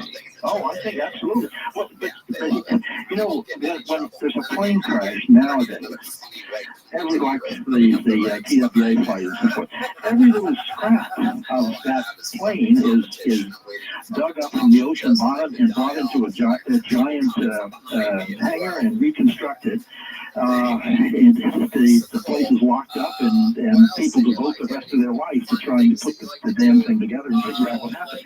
I suspect that happened in 1947, 48, 49, 50, and by the time we got to, of course, in 1961, I think he would be, if he was involved, I think he would have been a footnote in the whole thing. That may well be so, but even when it comes to our terrestrial aircraft, I would remind you that TWA Flight 800 was reconstructed in the way you just suggested. People are still devoting their lives to it, and we still don't have real answers. Exactly. Now, there are many theories that have emerged, but nothing, that's one of the really strange things. But it happens as an automatic thing. We just do that, and I'm certain. Can you imagine in 1947 if we had gotten a hold of whatever model Russian MiG was around in 1947? How that would have swirled away in a second, from beginning to end. And I think that happened with the crashed UFO, the crash themselves, the equipment, the broken pieces, and so forth. And I'm certain that there wouldn't have been a scientist in the United States if he'd heard about it. It wouldn't have wanted to been in on the study of it.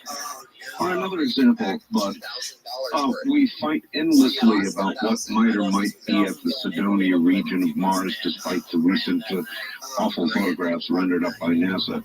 We fight about that, and that's on Mars so far away. Off the island of Okinawa, we have ruins that scientists right now are tearing their hair out about. They can't decide about something under the water, accessible, whether it's a natural formation or whether it is something that man did long ago. They fight about it. They don't know. It's right here, above us on Mars. Right. So, I don't know about there are mysteries and mysteries and mysteries.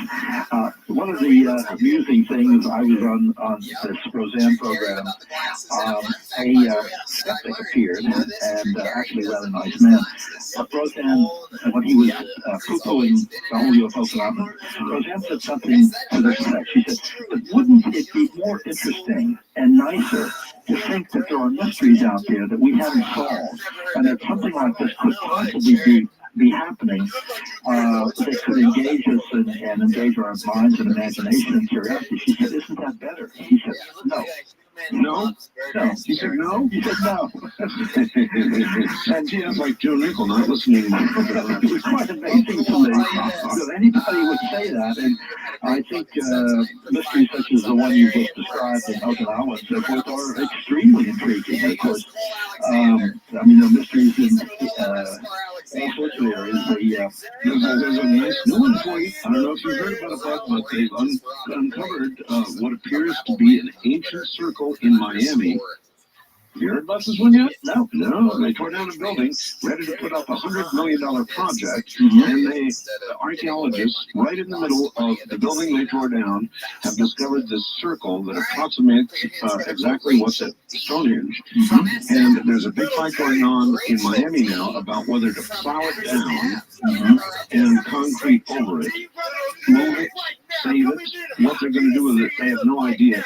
But when you get time, look into it. It's absolutely fascinating. We've done several shows on it, and we've got them delayed a little bit, but the bulldozers are ready. Right, I can see the battle between the people who are extremely curious and interested in the archaeologists in preserving it, and the poor man that bought the property and tried to build it. And of course, you see the same paradigms that are ready to collapse if there's a revelation regarding UFOs and whoever they are challenged by something so old that it simply cannot be explained. The same exact paradigms, religious, institutional paradigms, are all challenged. That's true, but there's a major difference.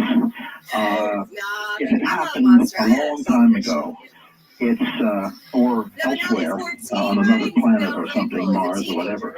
If it happened then, that's really extremely exciting, and it does shift the paradigm as you just explained. However, it isn't going on now in the way that the UFO phenomenon is going on, and this is something that's affecting men, women, and children daily, nightly in the United States and around the world. Yeah, but if there was once a technological civilization on Earth that came and went, the important part here is went. Yeah, right. Then that means that the same possibility exists for us. Oh, exactly. But the reality of this being so, this is why I'm so involved in working with abductees. This is something that happened last night to somebody. I had actually received phone calls to a bunch of people who had just recovered from an abduction experience maybe 5 minutes before. And in a way, it's very hard for me to get quite as exercised about something, you know, I mean, even Stonehenge with its all its beauty and its enormous mystery.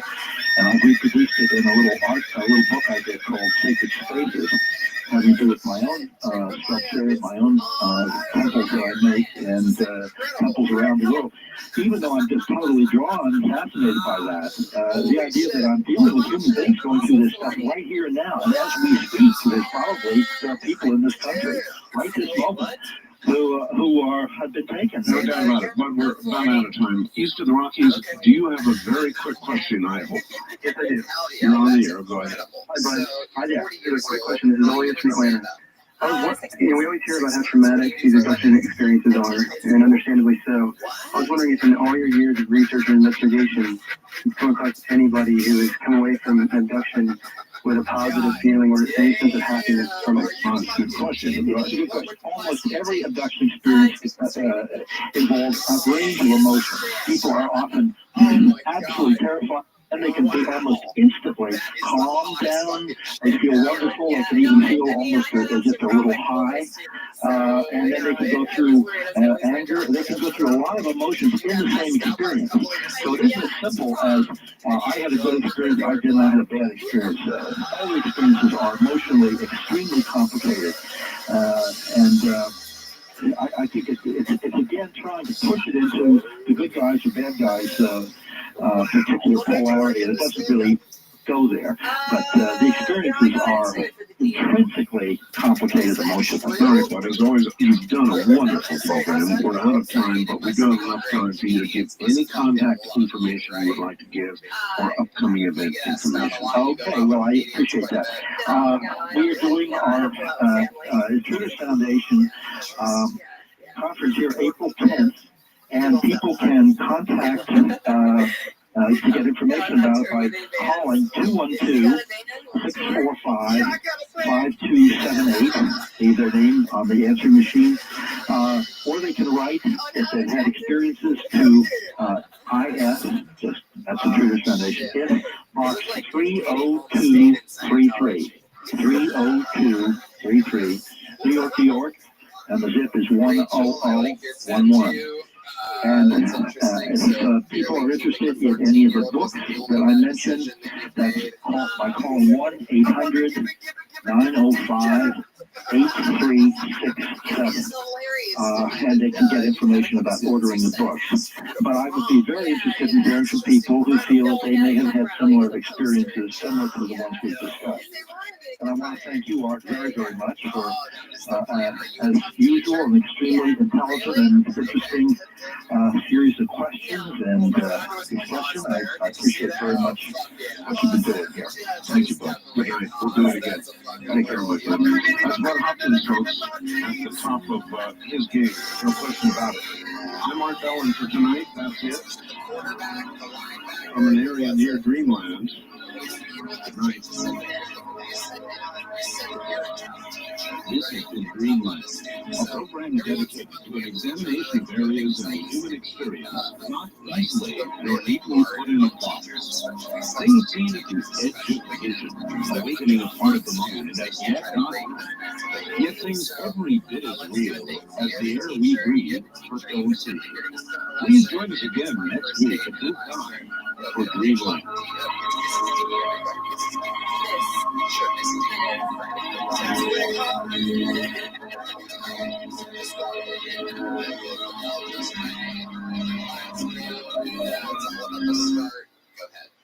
Honestly, I have to stop you right there because I'm on disability leave right now because this all gives me anxiety. Like, I don't work anymore. like, way to break the improv scene. Sorry. Clearly, you're a CD black belt. No, school started today, right? Are you good? Rachel, you're overthinking this. You pretend like you're a fucking teacher. Here I'll you go. Here we go. All right. Okay. Here we go. Hey, Miss D, fuck you. No, I've had 6 graders So what would you say to me if I was a student? I was like, hey, fuck you. I was like, oh, yeah, you. No, you can't send kids to the principal. Why? Because you can't win them over if you're sending them away. You know? No, you can't. No. I just. What is Dangerous Minds your favorite movie? I have one more question for you, Rachel. Will you go to prom with me? How many naked photos of yourself do you have on your phone right now? Oh, yeah. Great question. Did you just back it up today? Or what? First time callers, area code 702-727-1222. 702-727-1222. Or the wildcard line at area Drove all the code way from San Francisco. You got on. Hill 727-1295. County. Rachel Dave. 727-1295. Leave the 702 area code. Now again, here I am. My guest is Harvard Professor John Mack, and we'll get back to him in just a moment. I would say a million questions to ask. We'll never have time for all of them. I do promise you, we will get the telephone line open shortly, so stay right where you are. Harvard Professor John Mack. Dr. Mack. Dr. Mack, what about, we were talking about the way people are affected by this. What about the generally deeply religious people? How are they affected? 75%. That means he has a .250 batting average for good boys. I date girls with very small mouths. Isn't what I spray. You guys having fun out there? Back to the bucket. This looks like a newer name. Put your hands together for Alex Garcia. Here he comes. Hey, okay, Alex, yeah. Right, so the other day I found out that the underground rap Christian community has their own subcultures. I'm sure everybody's familiar with the dab. When they're on the dance floor, they just hit the straight up, yeah. So I'm fat and I shit myself all the time, so I guess you could say I have a self-defecating sense of humor. There's no particular The other day I was at the bar with my friend, and religious background associated with it, or we were an hour in the reaction conversation. It was pretty serious, and he goes, "Hey, dude, can I be honest one with of the you for a reasons, second?" by the way, why the And I was like, "Yeah, what the fuck? We've been talking for an hour. We've been full of shit for the past 50 minutes. After this second, are you just gonna go right back to your bullshit?" Because Or like when people say, "Oh, can I talk to you kind as a of friend?" expected for the people who are Talk to me as my fucking enemy. it's not an expression of some kind of religious background. I was dating this girl, and she tells me across all religious backgrounds. Is there any indication with all of your research about what these beings want, or what the focus of their attention is during these abductions? The difficulty with that question is that well, I thought the rest of it would be a minute, so then I just wanted to one of my 2-minute bits. Alien psychology. That makes sense. Yeah, totally. The pattern that tends to occur has to do with Observational, some kind of, like humor, like not really much of it is just like really what you would quick call it, punches. but they just reproductive. Yeah, exactly. Something like that. Or just like I'd say things that like, you know, I recognize in joining day-to-day with stuff us that I just noticed. Relax, Alex. No one even asked you what type of comedian you think you are. Alright, you're answering questions that you want us to ask that we ain't asking, brother. What's your dick look like? No, I'm kidding. You're fairly new at this, one could say? Hoping for the love of God? And finally, I've been doing it for a little bit, like around a year. Around a year. How often do you get up? I get up like once a week, but just recently I actually opened for Phil Medina at the Ontario Improv. Phil Medina? Yeah, with Wonsky. Now, again, I don't take this quite I've been doing literally. stand-up every night for 11 years. I've never heard of Phil Medina. I don't Sorry, know Phil Medina. I'm sure I'm gonna have what reality this is occurring. No, there is not a documented case of an actual pregnancy that It was sold out. tested for and then I'm actually giving him a shout out right now to Comic Phil Medina. Thank you for having me. Shut the fuck there's no up. question that some physiological changes occur. You want to give Phil Medina shout outs, you do it on your own fucking podcast. You got some balls, though. You think I built this goddamn empire to help Phil Medina? I'm very leery about saying that any of these things occur literally in our reality. That's what you say in the You're thanking me for putting your name in the bucket earlier. Yeah, because I was late. even though things you, have changed, Alex. not necessarily in our reality, it doesn't make any less And I'm a real. big fan of That's Fire the right. Kid. But Shut they're the not fuck necessarily up. real in the literal You physical speak when sense. For you're example, spoken to, you nobody's motherfucker. actually got a picture of these hybrid beings, or the aliens at all for that matter. It's reliable.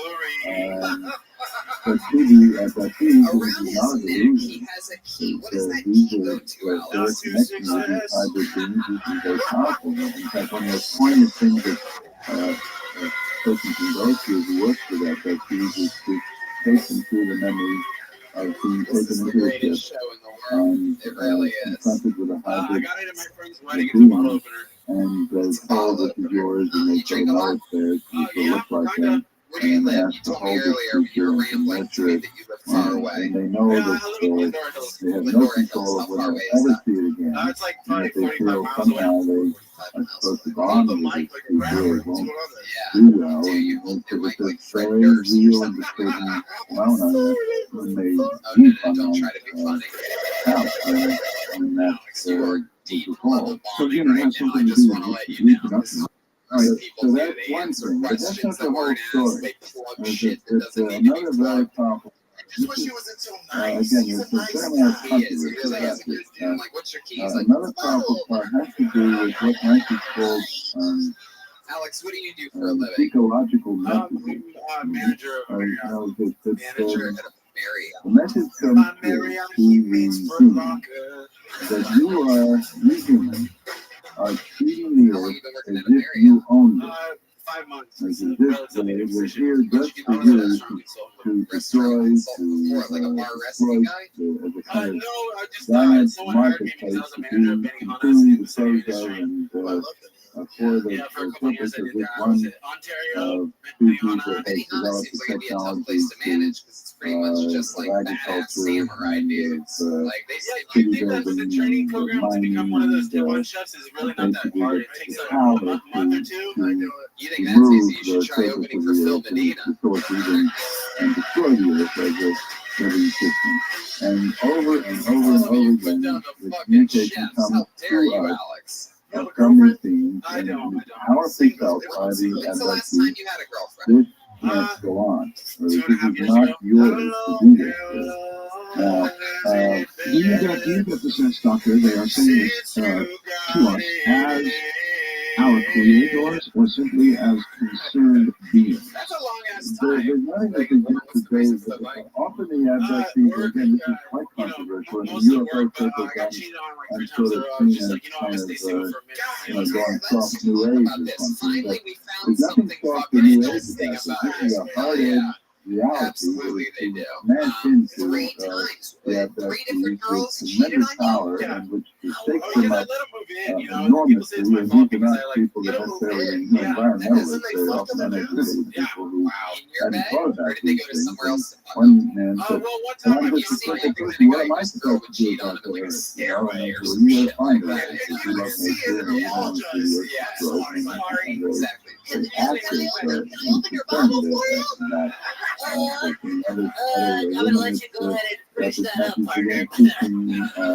But ecology and the classroom, and other teachers to include that in their courses. I mean, another man who had a very powerful abduction experience at age 9, which deeply filled his mind with images of the destruction of the earth, and he's become one of the most extraordinary businessmen in terms of his commitment to the sustainability of the earth. So it's a very real, very powerful part of it. And often the abductees will, rather than saying this is directly from the creator, will see these alien beings as emissaries from some divine source. Intermediaries, we often the word. It's like a movie so character that closer to the source than to New York. Often exaggerated. So, one type of, they call directed light beams. They're not all great. They're these taller, more luminous beams that they call light beams. But even the little grays themselves, you're a nice guy. You really are. Alex, what's the nicest thing about you? More What's the closely nicest thing you've connected ever to done? You ever the like stop the car and help ducks cross the road or something like that? I saw that on Life. I see. That almost stops me. Let me ask you this. What about children versus adults? In the cases that you have studied, how many have involved children? They are particularly interesting, of course. Yeah, I've seen about 8 or 10 children now who have this syndrome. wasn't even a joke, two of sir. them That under was a three, goddamn, which, by the way, is one of the reasons why it's very difficult to utilize any kind of fancy personality to explain has he ever fucked any of your question girlfriends? story, because it would be difficult to apply that theory to children who Probably come has. 2.5, you know. A little boy Times. Do you have a lot of sex with the girls when you get them? I mean, what's the deal? I mean, probably not, Alex. You're saying yeah. Like, how many times a week would you fuck your girlfriends that have cheated on you? Like 4 rounds a night. I mean, that's a lot, sir. Yeah. No, yeah, you're lying. You call that rounds. That is. I never. 4 rounds a night. Yeah, 4 rounds. Yeah. Boxing ring? The tribute that to some kind of 4 rounds. So that means that you would come 4 different times. Sure is. They don't Is that what a round means to you? Like, well, that's remarkable, and I would guess it would be very sensitive adult or parents to discern what's happened to this child versus just the usual you had a bad dream. Yeah, but if the child over and over again points to the sky and says, I went up there last night, and, they took me up, and the house went away, the guy that was on Jeremiah's shoulders earlier probably has a bigger dick than you. All right, we gotta move on. We spent too much time with you, Alex, and I don't even like you. There he goes, Alex although I Garcia, still think everybody. most parents would say, well, you just had a bad dream. Well, that may be. In other words, it may be that the ones where the parents come to realize that this is something more than a bad dream, maybe the minority, there may be lots of cases out there, even in the radio greatest life accomplishment right there. Look, you know, you bragged about Phil Medina. You know how many people he's gonna tell about shaking your hand? All right. I very much like to get to the telephone switch shortly. But Dr. Mack, I would like to. Alex Garcia, known as the I guess I'd like to first ask you about your critics and what you would like to say to your critics. You're in a very prestigious position. You really got your neck out. What made you stick your neck out? And now that it's out, how do you handle your critics? Well, I get criticized from all sorts of directions. I mean, put your hands together. The serious critics, the ones that say that you can't prove this with physical evidence, therefore you can't claim that anything else extraordinary is going on. And my answer to that is that we have to stand on notions of evidence. My strong suit, as I said earlier, is clinical diagnosis. When you have thousands of people reporting in great detail very, very similar accounts, which they themselves are skeptical about. They themselves have not, as the woman that we talked about earlier, have not read about this. They are doubters, and they have trouble when they hear that somebody else has had the experience. All right, we've actually had this guy on the show quite a few times. You know him as the guy that quite often tweets directly to some girl in the middle of the country. He flirts with her aggressively, yet also pretty much gives himself no fucking shot with her at the same time. It's really incredible. He does stand-up comedy. His name is Manuel Herrera, ladies and gentlemen. He's back. It's been a while. Doctor, if you were asked for evidence, physical evidence to prove most psychiatric diagnosis, it would not be possible, would it? That's right, and but the thing about this that I've said over and over again, this simply cannot be. In our worldview, the universe cannot contain intelligences that behave like this. We don't believe that there are other intelligences other than that which is part of the human imagination. So when these beings show up as real and enter our physical world, and actually in some cases, people are witnessed to be missing during the abduction. Children will find their parents missing, or parents will find we'll get this close out. Children find their parents missing, parents find their children missing, and find each other gone. I mean, there are not a lot of those well documented that, but there are some. Or there are the whole variety of physical findings that we're familiar with, that cuts and scoop marks and complex patterns, ulcers and other lesions on people's bodies that follow the abduction experiences. Those physical findings are important. They wouldn't stand up by themselves medically, just on their own. But when you combine them with the experiences. You've got the whole, and the fact that it's occurs in such young children, and people are of sound mind. You have a whole, and of course, what has to be forgotten is there's a very tight association with UFOs here. In other words, the UFO may be observed in the community by when the abductees can see it themselves. In other words, maybe I think one neighbor says, there was a looking craft over your house. Oh my God, and they've had an abduction experience. Or famous place up our way where a UFO was tracked by virtually all the media in the northeasterly direction, and abductees reporting their experiences that coincided with the media tracking of the UFOs. You've got to take this entire set of phenomena together. It's just to single out some sort of psychological aspect of the person and missing much of the phenomenon. So, and my critics tend to think that. In other words, they say, well, I'm just sort of gullible about believing these people. Well, it's not a matter of believing. It's a matter of the fact that the most economical explanation of what the person is reporting is that they're telling the truth. And even if the truth isn't supposed to be, the fact that something can't exist doesn't mean it can happen. Indeed. Speaking of that and keeping it from happening, I would think that one thing they would desperately want is to prevent it from occurring again. If it scared them or they found it disagreeable, which I assume most do, is there any way at all to prevent it? Well, Ann Ruffle and Dr. Rico Benman and Rothschild, people tried to develop ways of doing that.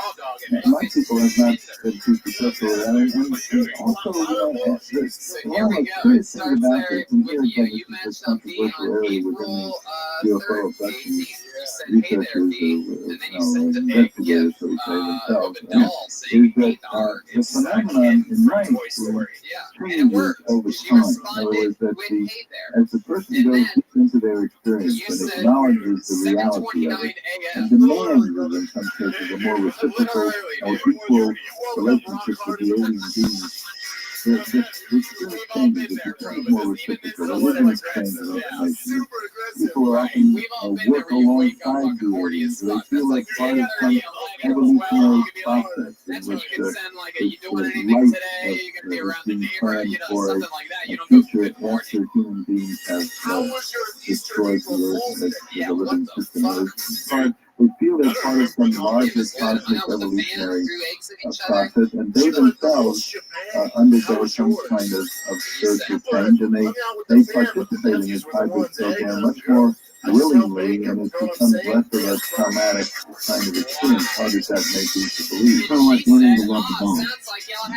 Well, I don't know. I think that's one of the major questions here. Is this simply like that? In other words, it's an evil, but we've adapted to it, or is this in some way by its very nature, a spiritual evolutionary kind of phenomenon? A lot of people feel this, but it is. Sounds like you believe that it is. Yeah. Do you advise? I don't know. I think that there's so many of the people, when they go deeply into their experience, stay with it, and go through, 4, 5, 6, 7, 8 questions, they come to a place where there's very big spiritual growth, deep love between them and the alien beings, which is not just, the Stockholm syndrome where they sort of love the capture and the universe.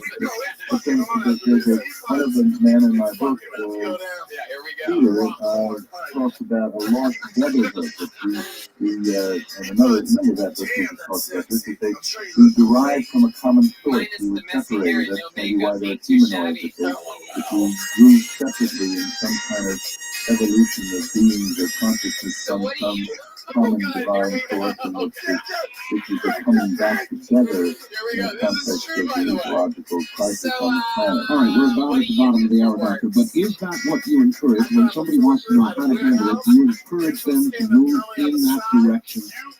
I don't encourage any. What I do allow the person to have their experience, in other words, to be with them, to hold the energy with them, to allow the trauma to unfold, and to go with them wherever they're going to go.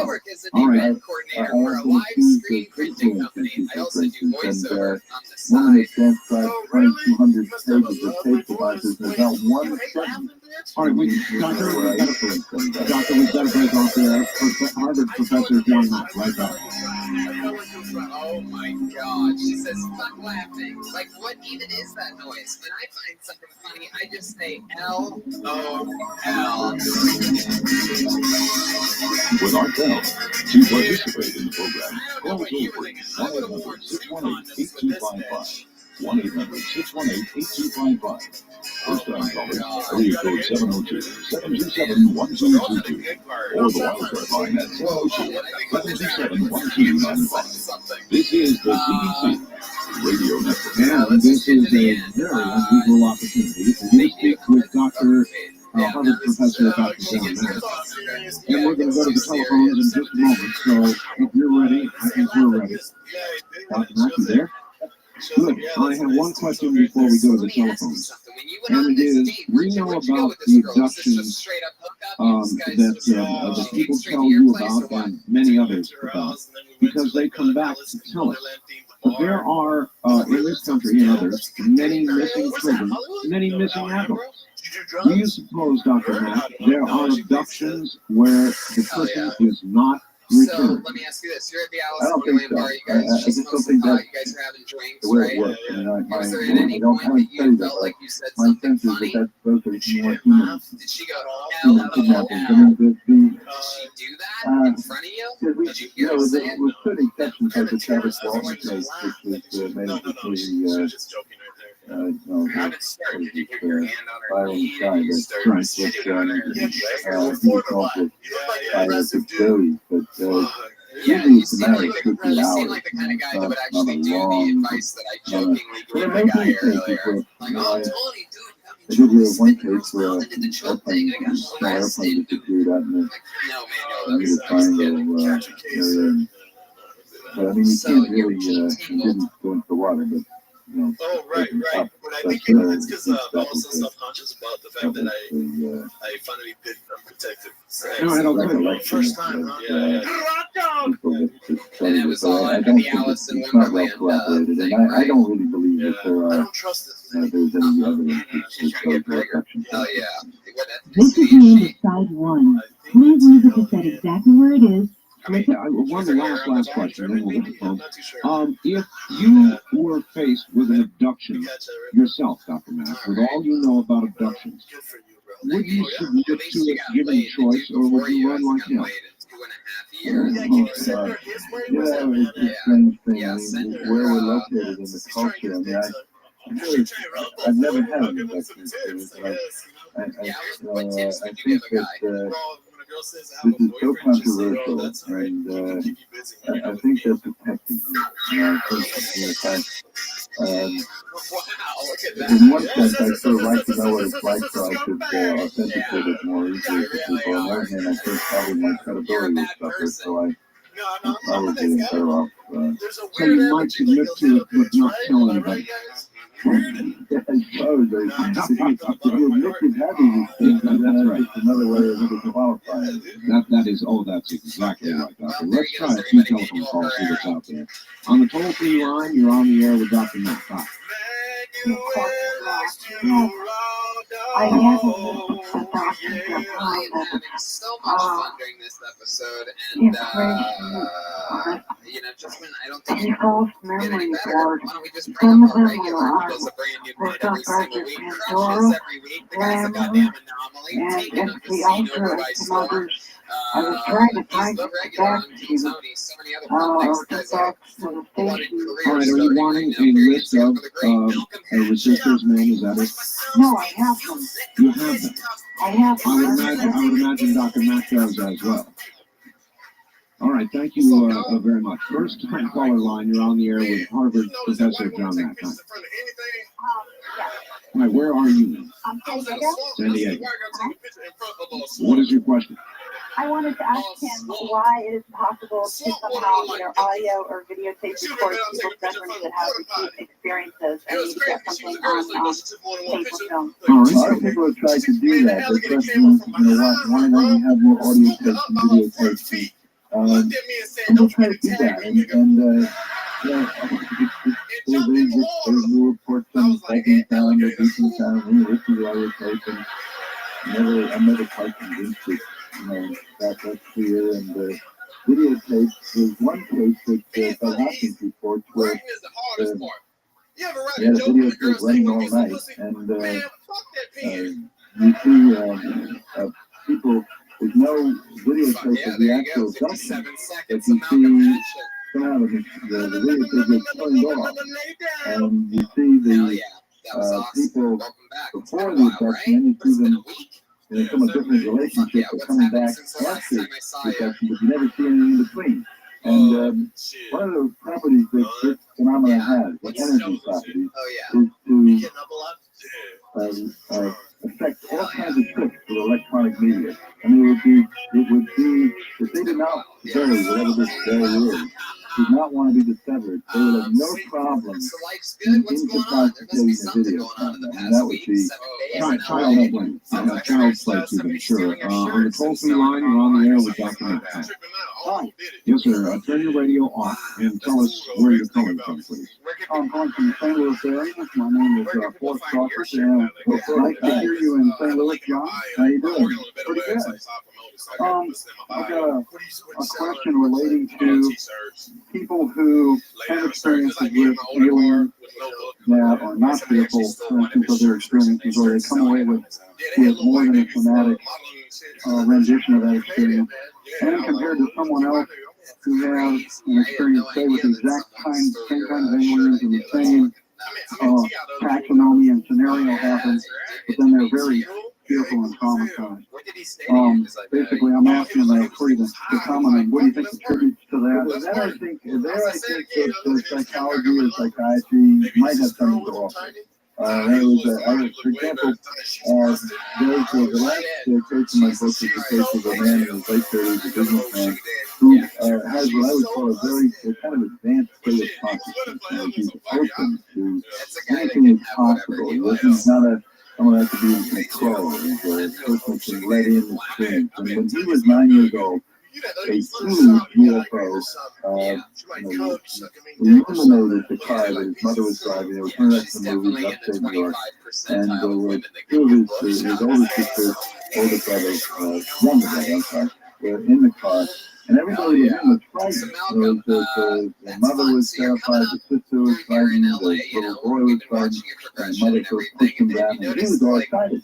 And he accepted this thing, he felt there was communication from the beings that were in the craft, and the self-perception he was actually taken up into the craft, and given all kinds of information about the future and what he was supposed to do, and this kind of, there was nothing traumatic about it at all. He was open, receptive, he had that kind of consciousness, whereas I think people that are more closed to themselves, more restricted in their minds, more wanting to maintain control of everything around them, are more likely to have a traumatic experience. It seems to be that there's some relationship between the evolution or state of consciousness of the FSD and the nature of the experience. It may be their paradigm could be causing their difference in reaction to the experience. It's something like that. Now, there's something in the state of mind, the receptivity, the openness. I mean, I know, for example, a woman who's a leader in understanding, shamanism and consciousness change and evolutionary thinking, whose abduction experiences from the beginning have been informational, with luminous beings and not with the sort of capital rays. All right, thank you very much. Dr. King, have you made any determinations about how many different types of beings have been described to you?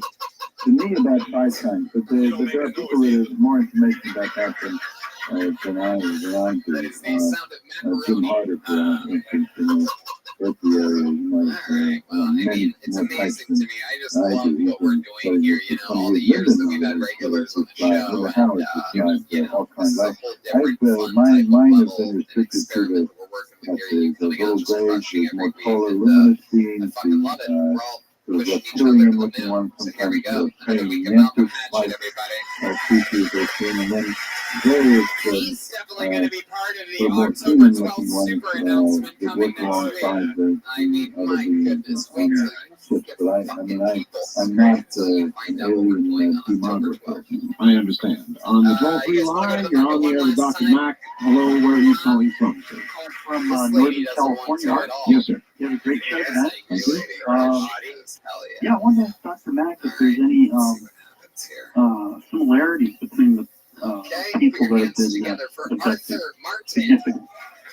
Well, that's a very good question, and the fact is that as far as we can tell is not, there have not been any psychological characteristics that found, is again, one of the pieces of evidence that we're dealing with something that isn't related to the personality or personal background or conflicts of the individuals. There's people that have had very disruptive, unhappy lives from working class families, but there are also cases from very wealthy families, professional families, from very loving and taxed families. There's in the case of the businessman that I talked about earlier, the last chapter. There's every type of profession represented, including psychiatrists, diplomats. Like, when was the last time you about to get a flight? All right, so it's very diverse. What about a mix between male and female? Is there anything noticeable there? Well, it depends. Thomas Bullard found more men in his survey. Other people have found more women. It seems fairly equal. I think that the men may have somewhat more trouble reporting their experiences because there's a little bit more shame connected with it. Barrier, kind of a barrier.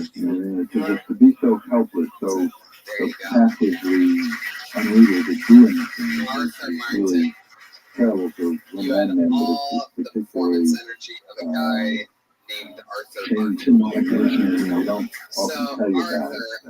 That's right, because a man has a kind of a control thing. A little more, yeah. I mean, he's made helpless, have a cup put over his penis, and the first case in my book is a man who, when he was 16, he and his friend were, very much so. He's like Johnny Manziel if he couldn't throw a football or do comedy. He came and took him into a woman, took him into a female being, took him into a pod, and he described some sort of 2 years, all here in sort LA, of macho way of sexual encounter, and then what do you do for work? information that was given about the state of the earth and so forth. But under hypnosis, this turned out to be much more humiliating, it's more typical the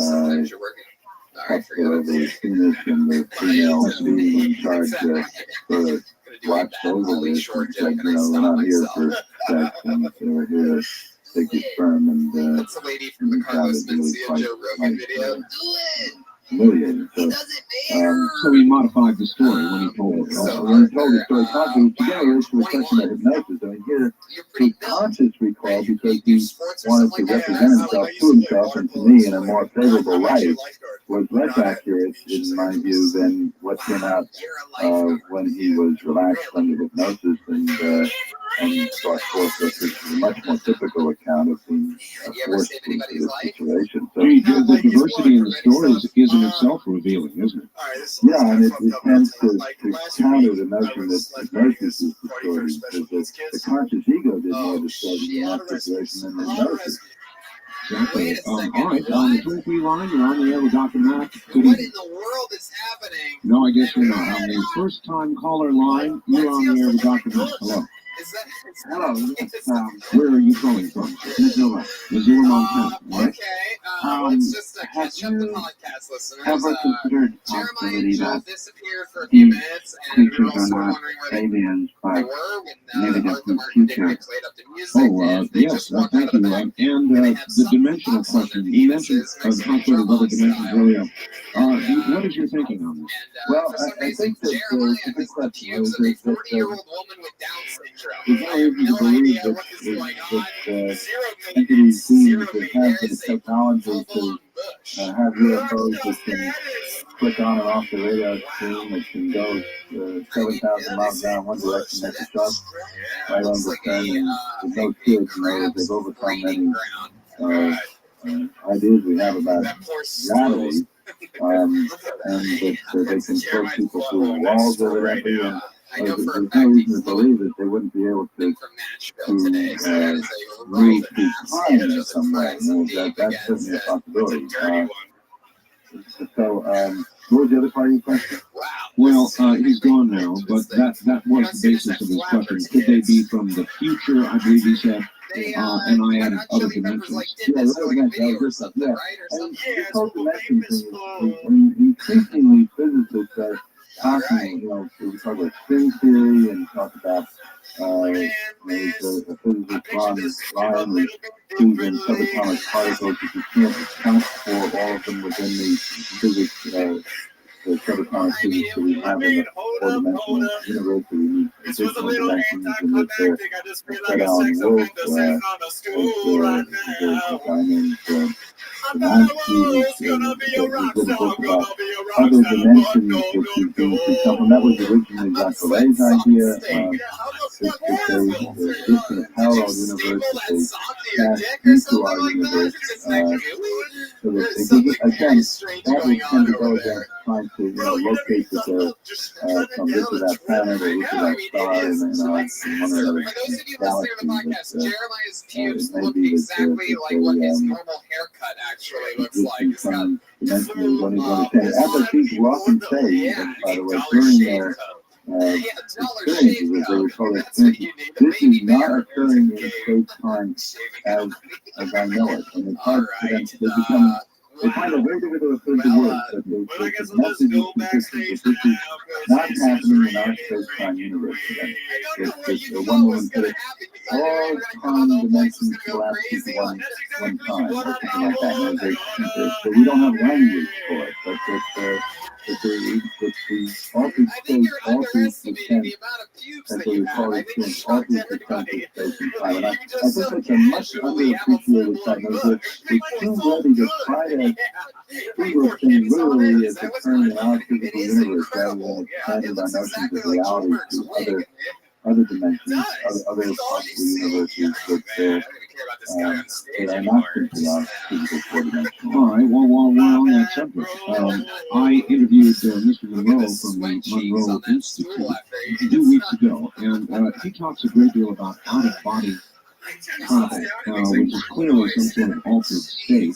And I wonder if it has any relationship to either the altered state that we've been examining tonight, or whether the process, the out-of-body process, also has some relationship to what we're discussing.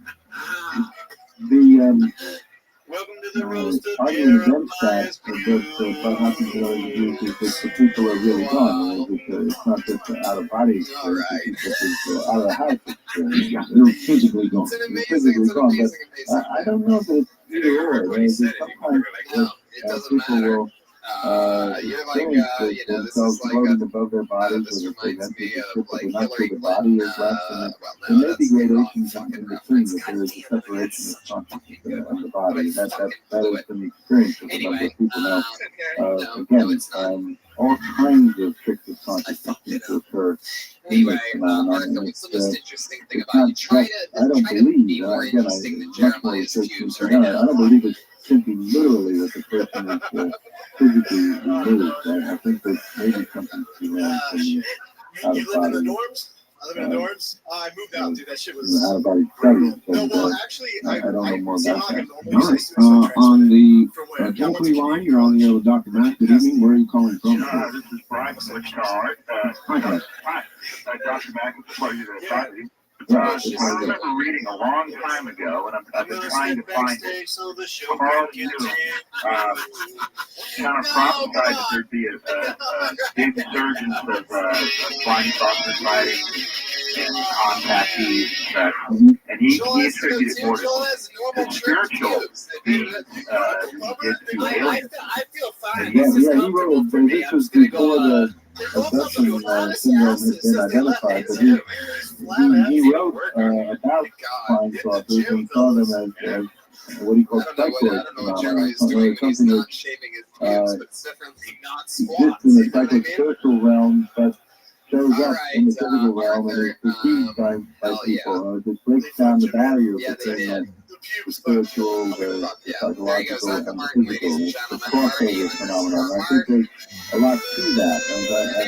And I think one of the most extraordinary aspects of this, and I think one of the things that's kind of gotten back to my critics about people so mad is that there's kind of a clear kind of sacred barrier between the spiritual domain and the physical domain, and just they should never meet. It's kind of like separation of church and state. In fact, I've even been accused of breaking down the distinction of church and state and opening the doors to fascism by my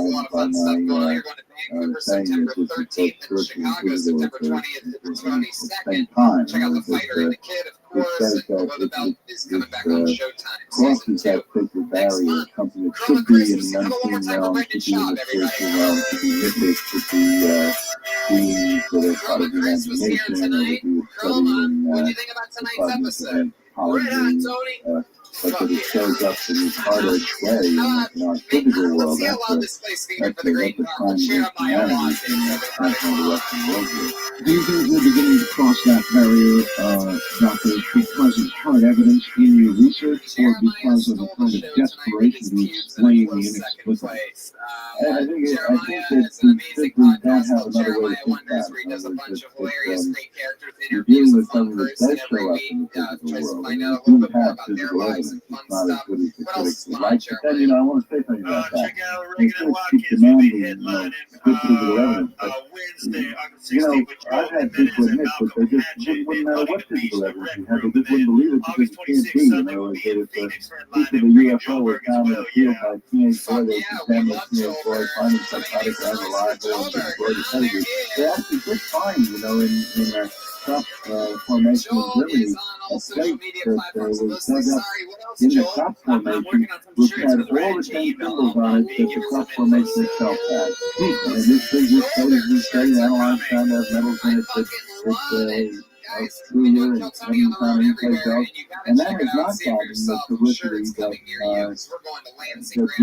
it had, because it is the smoking gun, it is the physical artifact they're all asking for. So what they do in that case is just not pay that much attention to it. I mean, that would be the exact thing that they're asking for, put it that for, but if we're not ready for it, it's like the meteorites in the scientists who discovered meteorites in Europe, repressed the evidence for 39 years because he thought he would be ridiculed if he said that objects would fall from the sky.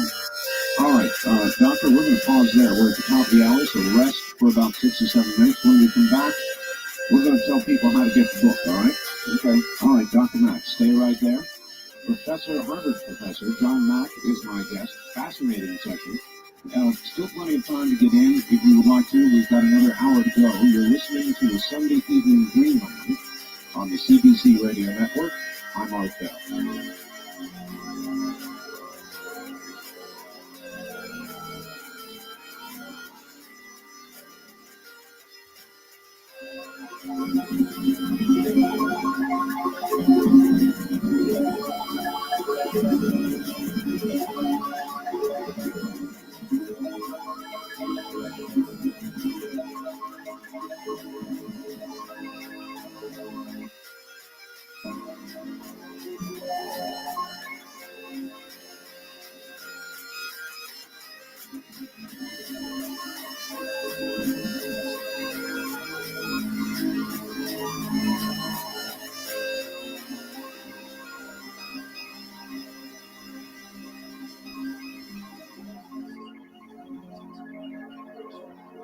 From the Kingdom of Nod, we continue with your calls on Dreamland with Art Bell.